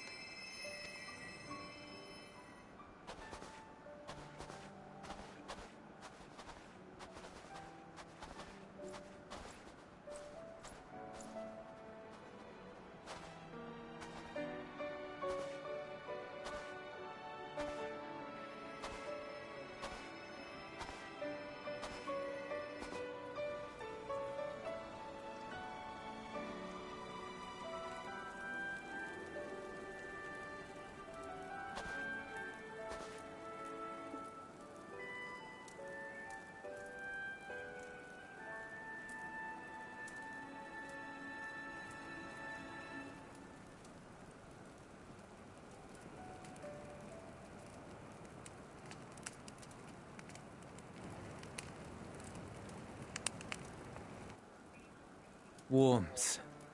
At last. Marvelous, isn't it? All thanks to the resourceful machinists of Ishgard, I might add. On their behalf, I bid you warm yourself to your heart's content. Hold on. Your people might have scribbled a few things on a piece of parchment, but it was our Leminson Smiths that put the bloody things together. Well, be that as it may, we single-handedly got the interior heating up and running again, didn't we? The hells you did! We were there every step of the way! We? You barely raised a finger to help, you ale-sodden reprobate. I need a comedy with these two.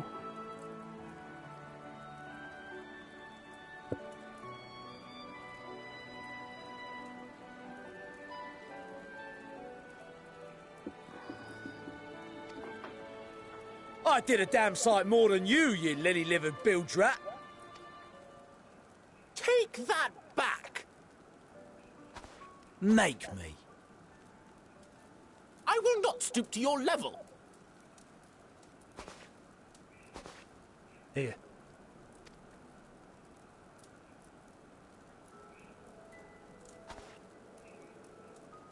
At ease, man. There's nothing funny in it.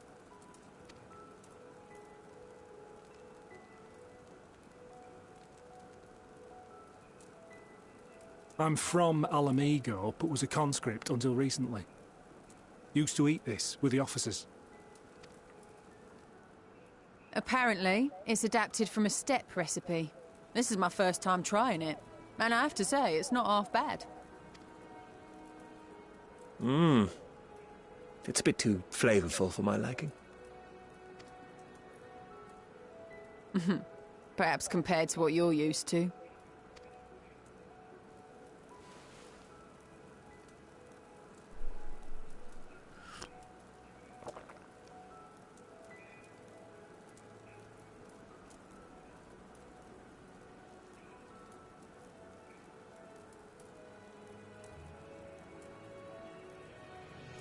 It's the little things that make life worth living, don't you think?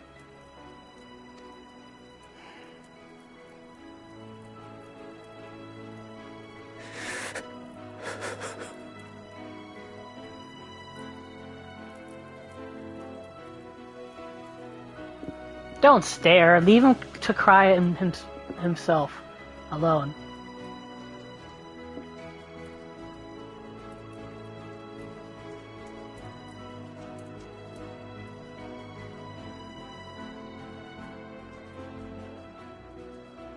I know this is not a dream, and yet...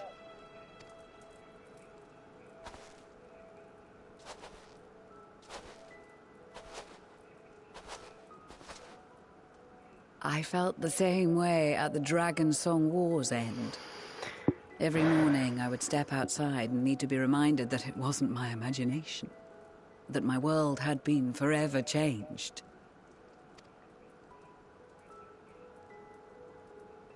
And just as I had grown accustomed to the idea, again you change my world in ways I never thought possible.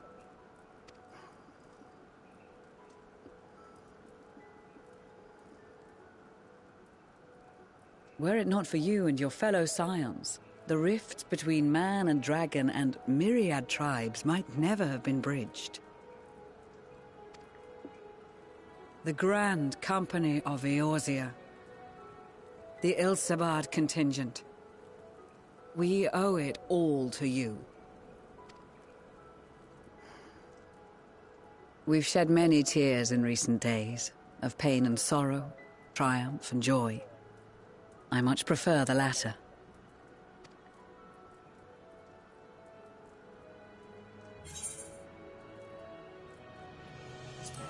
As do I. I don't want to say negatively that last part. I'm honored to fight by your side. As an Eorzean and Garlean both, I shall do all in my power to bring my peoples together.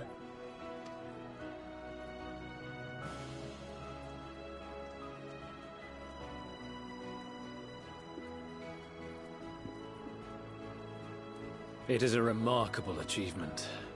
Everything that I and the Populares had hoped for, and more. Would that it had come sooner.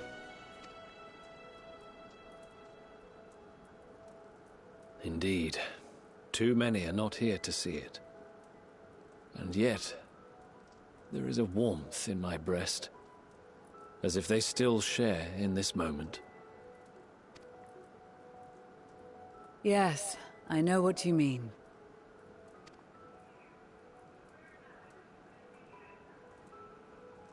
On a night like tonight, the wind and cold seem to pass me by.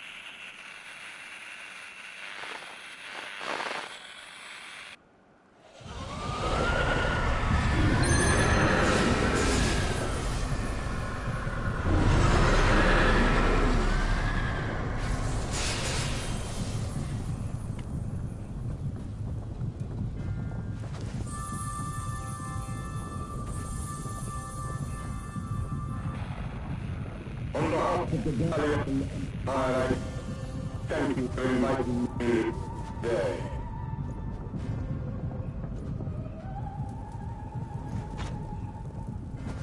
What? Emperor Varys?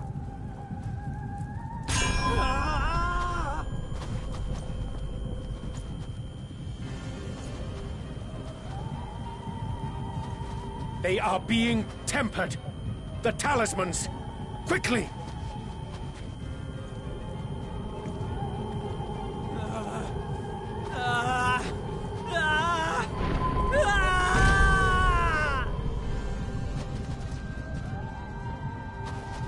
Save me, brave hero!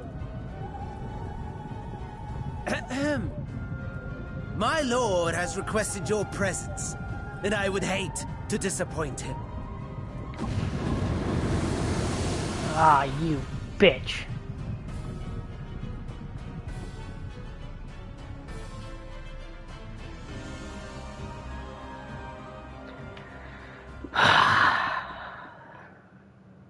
The experiment was a success, but I fear our time is short.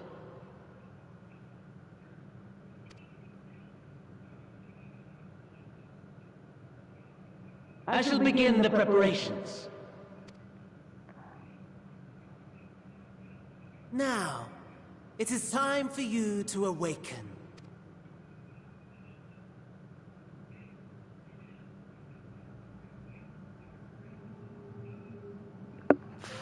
Oh my god. How did I know? Good morrow to you.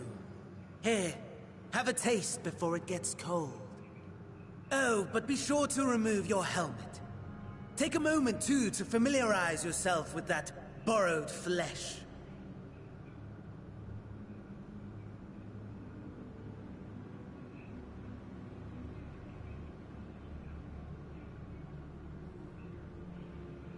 So, how does it feel?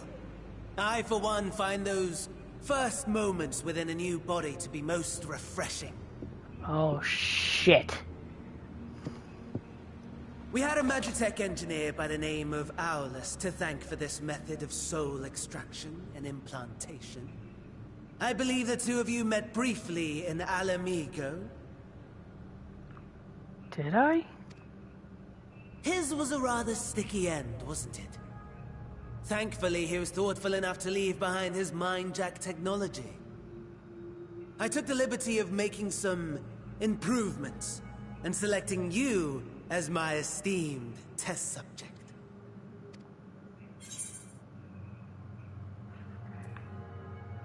This is such a pain in the arse. Come now. To us Asians, it is no different from trying on new clothes.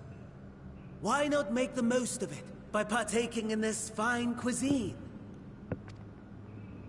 I must say, I have gone to great lengths to reunite you with my lord. When I discovered that his friend was in this neck of the woods, I suggested inviting you over for dinner. Oh, shit. He never deigned to respond, but I took his silence as a resounding yes.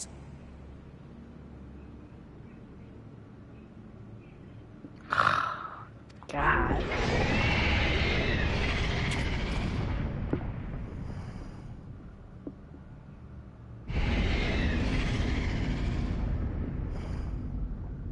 Oh my!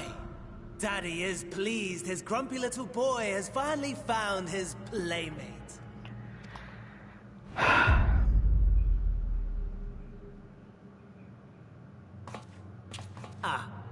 Exposition is in order.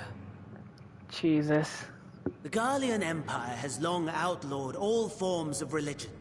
No gods to worship, no risk of summoning. Brilliantly simple. Yeah, but they worshipped their emperor like a god.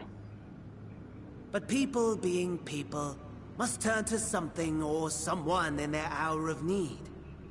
Who then? The emperor. Why, His Radiance the Emperor, of course.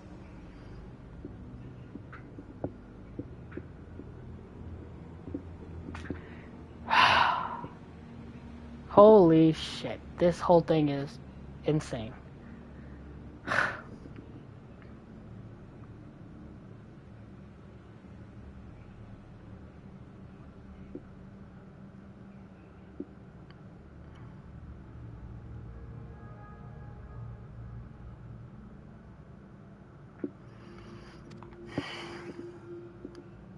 I'm assuming they turned the Emperor into Anima. As you have observed firsthand, Garlemald has seen better days.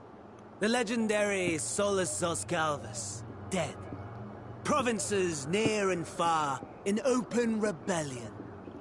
Our bold new Emperor assassinated. And that last one even sparked a civil war. What rotten... The people cried out for salvation. Their earnest pleas, one might even call them prayers, a supplication united for the Empire to reclaim her former glory. And so their will did manifest, channeled through the corpse of none other than Emperor Varus himself. They made Varus Anima? Oh my god. He doesn't deserve that privilege. The Savior was born, the embodiment of the Garlean spirit, their anima.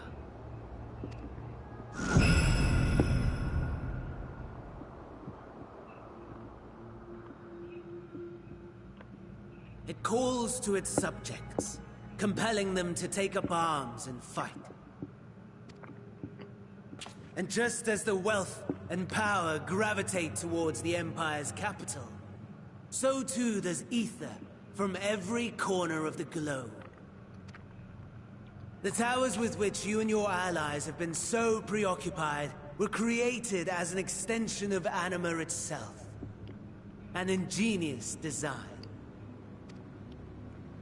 Would you not agree, my lord?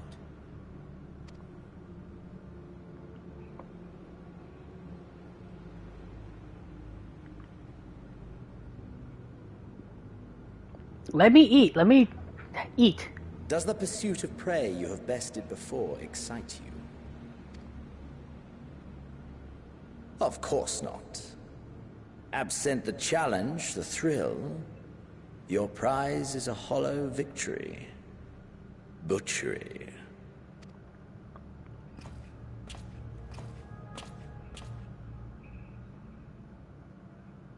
Perhaps you think that to be the extent of my promise. I have no doubt fallen in your estimation since Alamigo. Fair enough. But do not let your disdain deprive us, of an opportunity to craft an even more majestic moment of euphoria. I have been honing my craft as I set the stage for our reunion.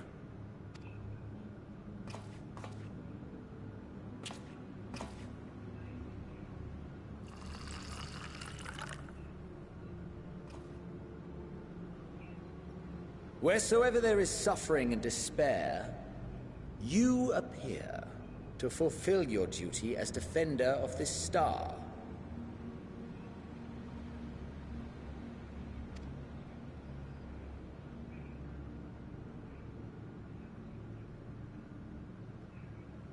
The chaos and destruction that my hordes have wrought are my gifts to you alone.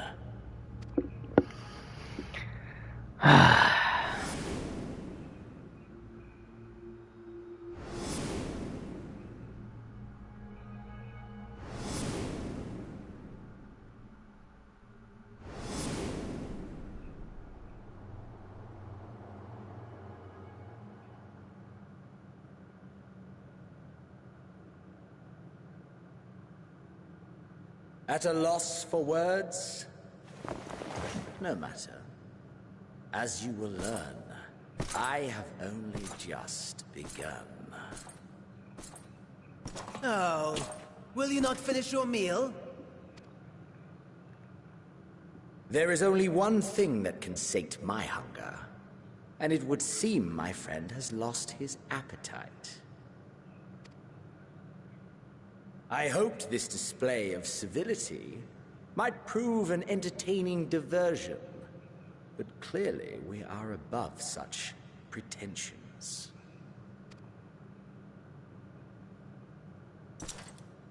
While my lifeless body was in the possession of the Ascian, I too claimed another's as my own. It was an enlightening experience to fight in an unfamiliar form. Flaws and failings in my technique were plain to see. Whence rises one's true strength? The flesh? The soul? Perhaps you should like to discover the answer for yourself.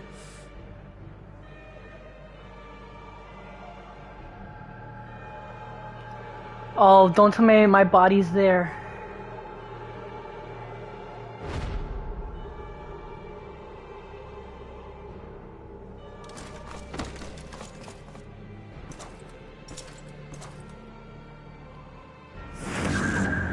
Or together.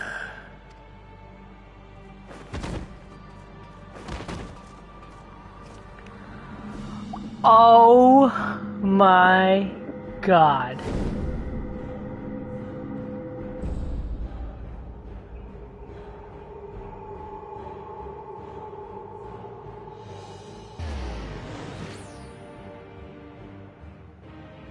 Oh dear. no. Whatever would happen if my lord were to greet your friends as you? I shudder to imagine what carnage he would wreak. Oh my God, I am shook. Oh my god. This game is insane. This game is utterly freaking insane. Oh my god. Oh my god.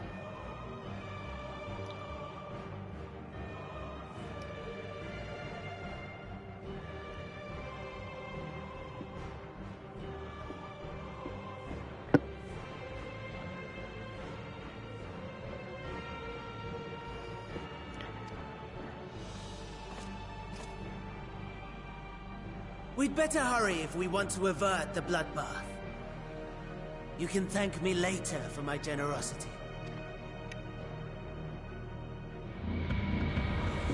Oh my god. Ishtola should know right away that it's not me.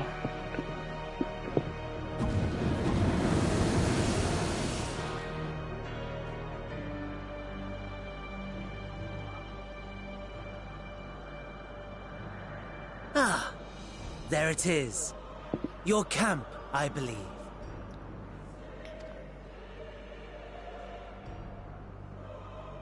If I were to hazard a guess, I would say that you, the other you, is making his way there as we speak. Oh my god. This is so crazy. Alas, this you will have to walk from here. Or run, if you can manage it. My lord would be cross if I made it too easy. Oh no. Such ingratitude. I'd not squander this fighting chance. After Like all, you've obstacles enough to overcome. Like my hands are literally sweating right now.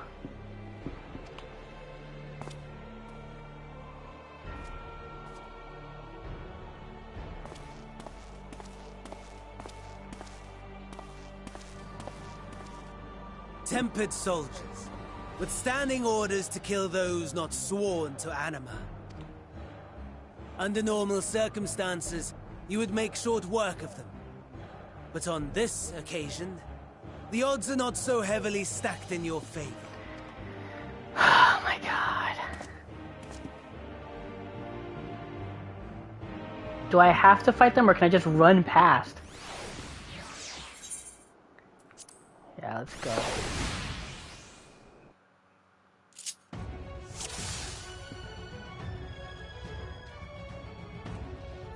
Go, go, go, go.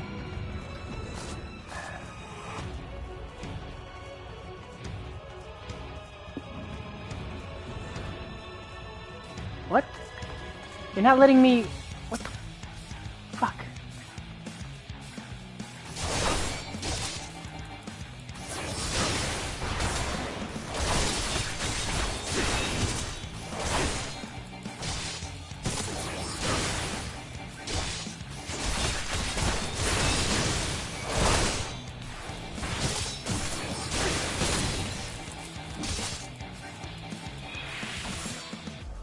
Oh my god. Not bad at all, given your diminished capacity. Nevertheless, 'twould perhaps be prudent to keep to the shadows. Scurrying about like a rodent.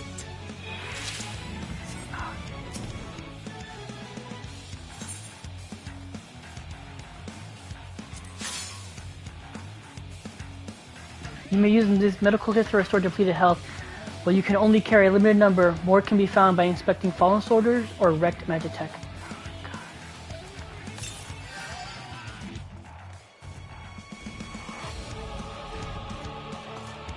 What am I supposed to do? Or go? Oh, do I still have to frickin'...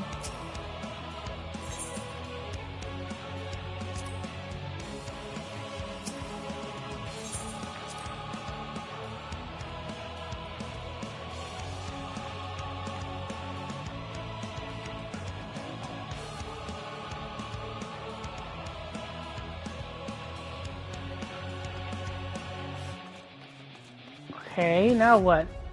Oh, okay, it's this way.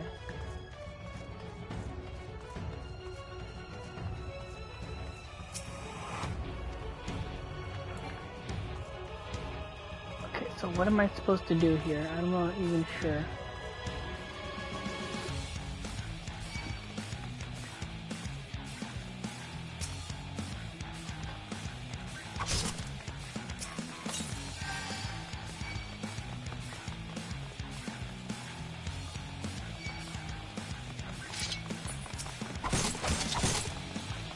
Damn it.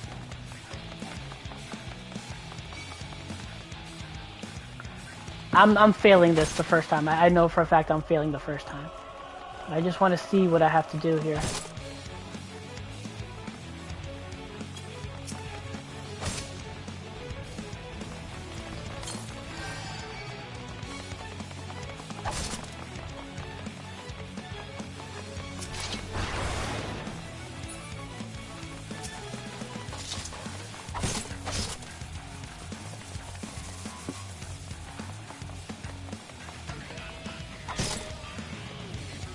What?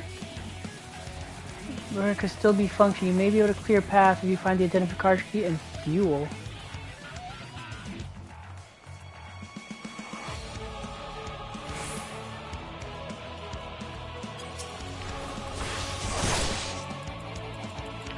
Come on.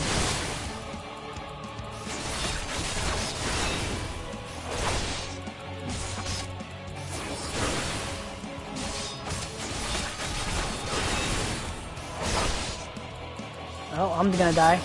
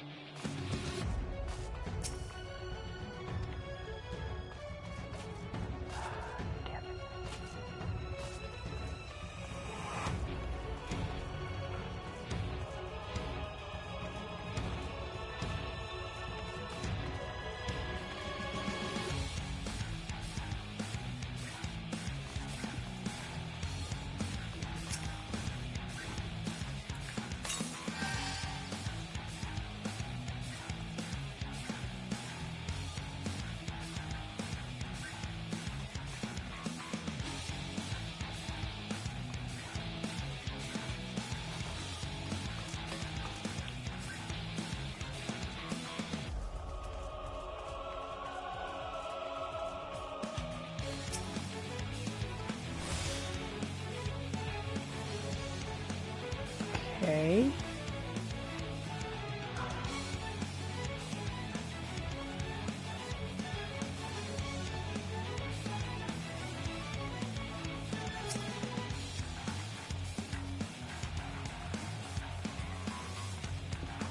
Oh my god, this is time is going badly here.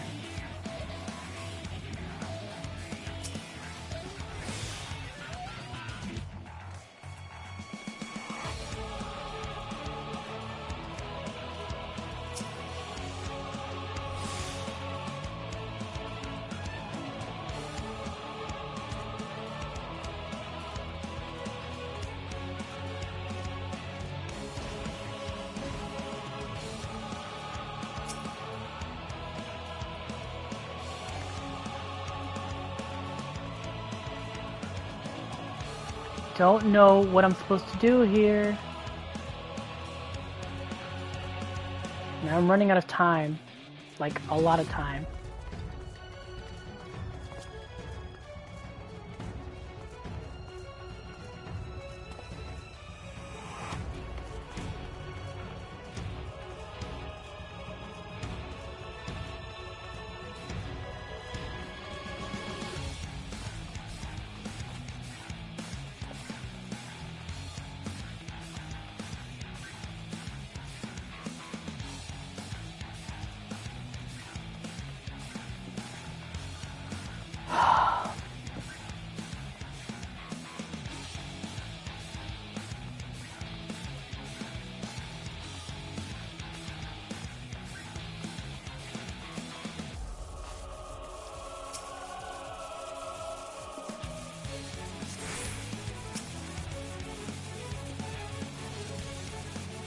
Oh my god, are you serious?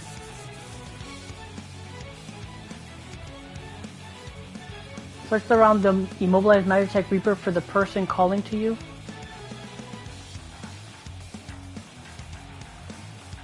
What?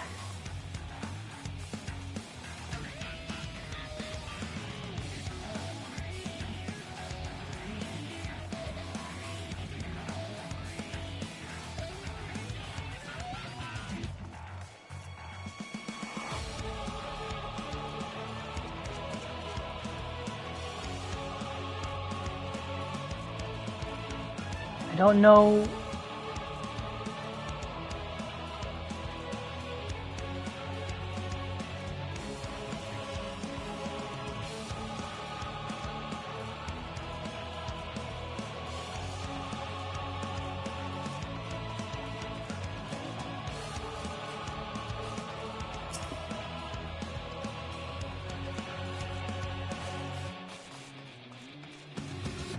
Search around the immobilized Magitech Reaper for the person calling to you.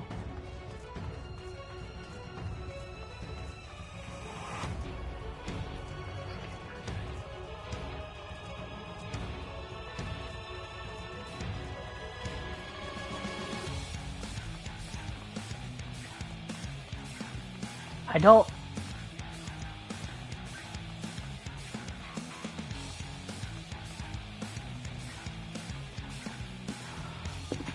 Who is... I don't...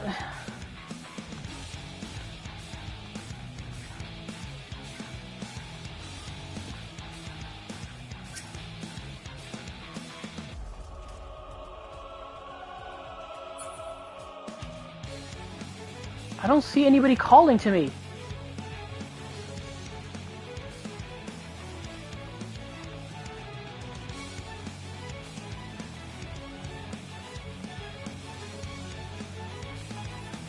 Find and kill.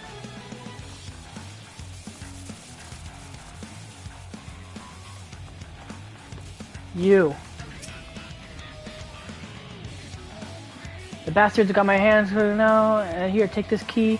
If I had to use my hand right now, please help me if you can. Okay.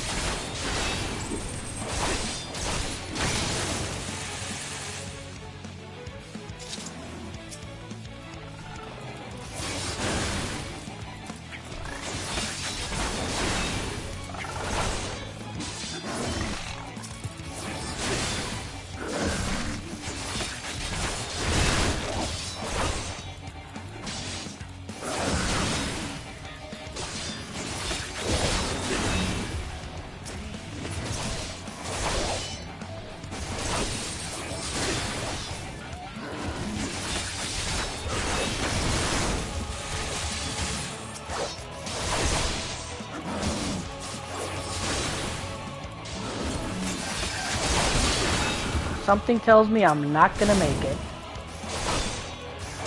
That took too long.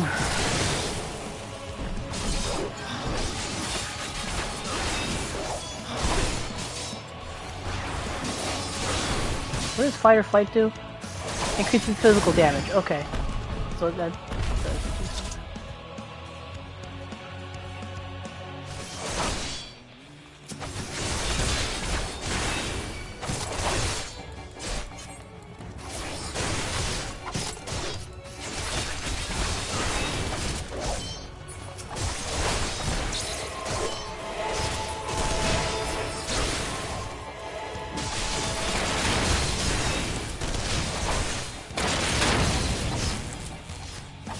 Come on.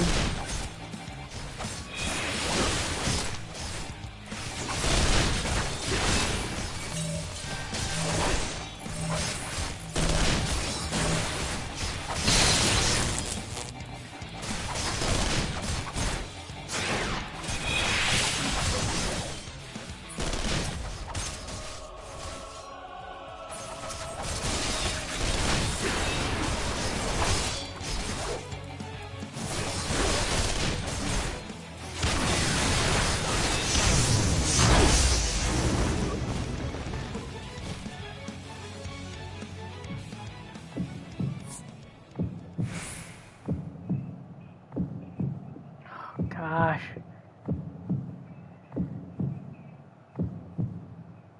Was that way? Did I fail that? Unable to escape the blast, you begin to lose consciousness. No. No.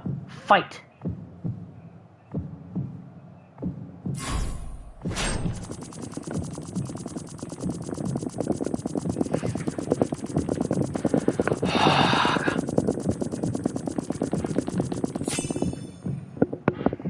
No.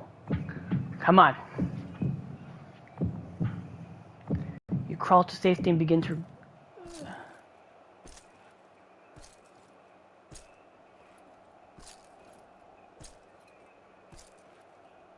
Oh my god.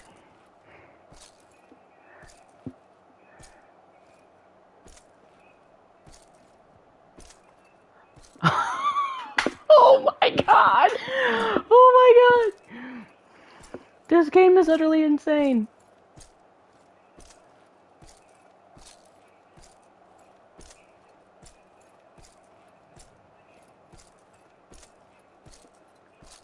I don't even know if I'm going the right way because I can't look at the map.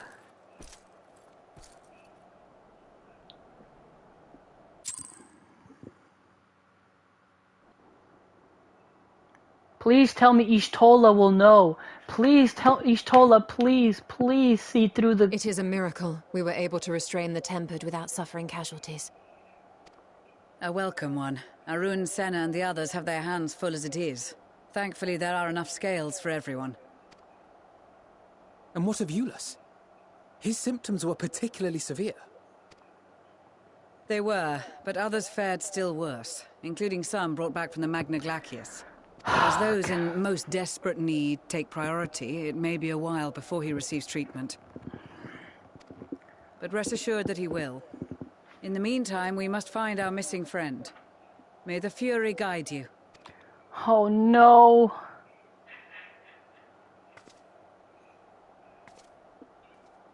Oh no. Oh my god, this is killing me. Of all the bloody times for a disappearing act. Right when the first wave struck, we'd be fools to think it a coincidence. But where even to begin the search? No one saw him leave in the chaos, and we've no trail to follow. While I know full well he can handle himself, I worry all the same. Please. Ah. Oh no. Ishtola, please, please, Ishtola. Please. Well, time to call off the search. No, Ishtola. Come on, Ishtola.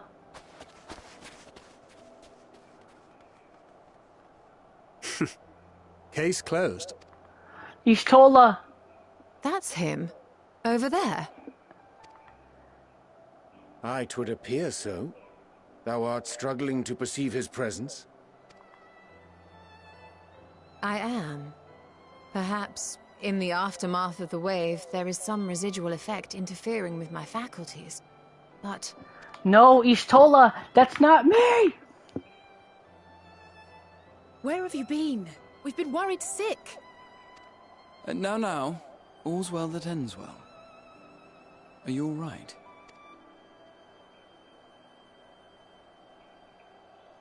Are you all right?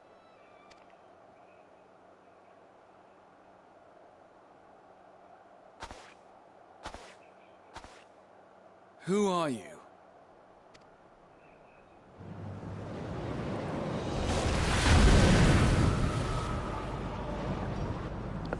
What the?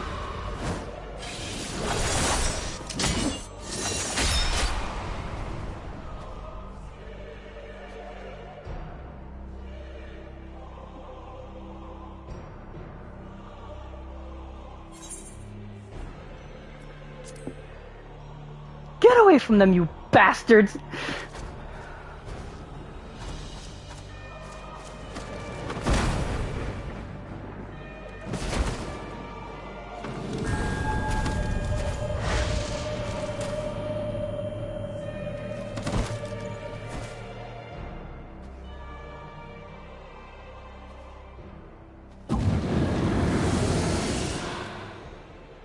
Sadly, that is all we have time for today.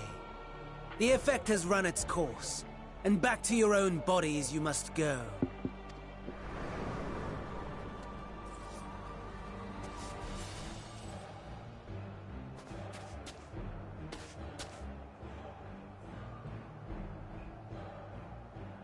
But where are my manners? Why would you stop from him just raising his finger? Why would you stop from that? Why? Why would... Why'd you stop? Though in my defense, I was ill-prepared to receive so many uninvited guests. As such, preliminary entertainments were in order. A handful of tempered soldiers to hamper your progress. Refugees to command your attention while I siphon the ceruleum from the shadows. Particularly effective, that. Charitable souls that you are, you bent over backwards to aid them. Heedless of the delay. Predictable to a fault. And so my plan approaches completion unhindered. Anima will soon have absorbed the requisite amount of ether. And then shall come the spectacle to end all spectacles. The eldest and most powerful of primals will awaken, and all shall bear witness to the final days! Zodiac.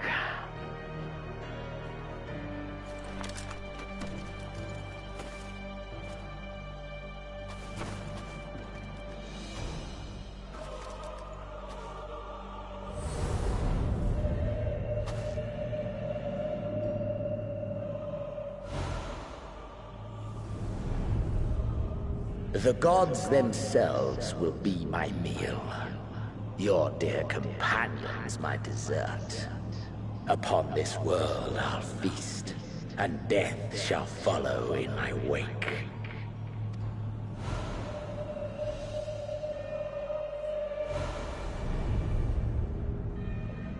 All your hate, all your rage, you will render unto me.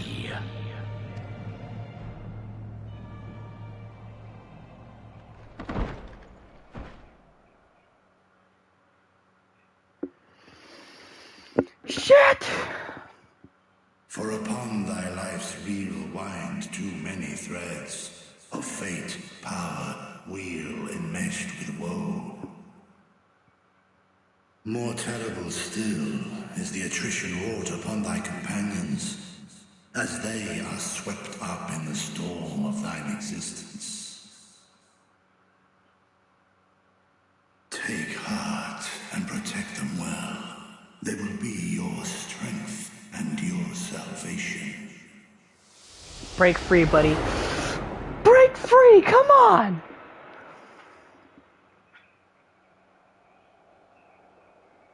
Thank goodness. He's awake.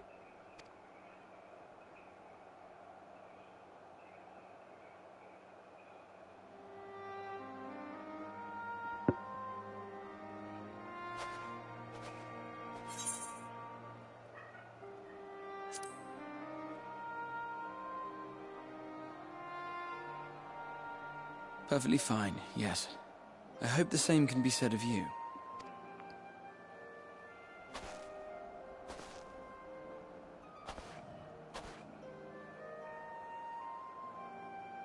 Everything in working order?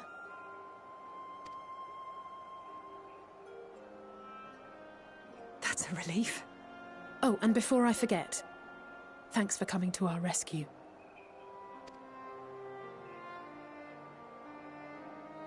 Given recent events, I would be surprised if you weren't feeling a bit poorly. A hearty meal and a long rest would be my recommendation under normal circumstances, but these are anything but.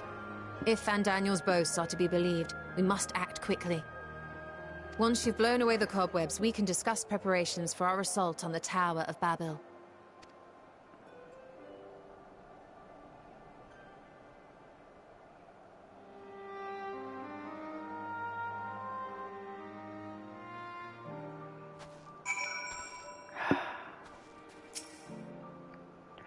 I will require a detailed report on what occurred while you were not yourself, for the contingent, of course. It can wait until later, however. For now, it is enough that you've returned. The body that you were forced to inhabit turned cold and stiff the moment you returned to your own. Perhaps the soul it belonged to is long gone. Let us pray for it so, for I doubt it would be better off in the care of Xenos or Van Daniel. Thank heavens you're you again. Gave me quite a fright. Are you certain that you've recovered? You mustn't push yourself, especially after an experience like that. What that was, let's not do it again, eh? Yeah, definitely. I was hoping it would be like me, like Vitra's words hitting me and me just busting out and like forcing Xenos out of the body. Ugh, that would have been so much better and much cooler, but of course you can't do that. Full glad am I to see thee awake and restored to thine own flesh once more. Yes, still you. My apologies. I realized too late that the aether emanating from the tower was distorting my perception. 'Twas likely a temporary effect, but I remain wary. No apologies necessary. Least of all me. If anything, there's a strange comfort in knowing that I'm no longer the only one to have been used as a villain's puppet, though I pray you'll be the last. Yeah, seriously. You're certain you're well. Nothing out of place. No missing bits. Good. Though I won't promise the same for Van Daniel and Xenos after I'm through with them. How much must these people suffer before they're satisfied? How many cruel, pointless tricks must they play?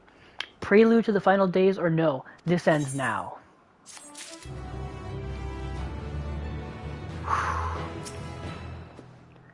So how shall we strike them down? Anything new from you? I realize my sister is eager to proceed, but please be sure that you've fully recovered before you're thrown caution to the wind. I suppose your experience was a bit different, though. Unlike you, I had the pleasure of being stuck with La Habrea while he went gallivanting about doing a poor impression of me. It adds another layer of insult to believe you me. Yeah, still you. I apologize. Okay, so then it's the same. Okay, he's the same. He's the same. He's the same. Okay, so it was just them that was different. Alright, and with that, we've come to the end of this stream. I hope you enjoyed watching. If you're watching this as a past stream, please leave a like or comment down below. I would love to hear your thoughts, and I would appreciate the support. Yeah, but I will be back soon. I'm probably gonna do all these quests and stuff off stream, so don't be shocked if you come back and you see they're all done with. But yeah, thanks for watching. I really appreciate it, and you guys have a good night and a good game. Peace.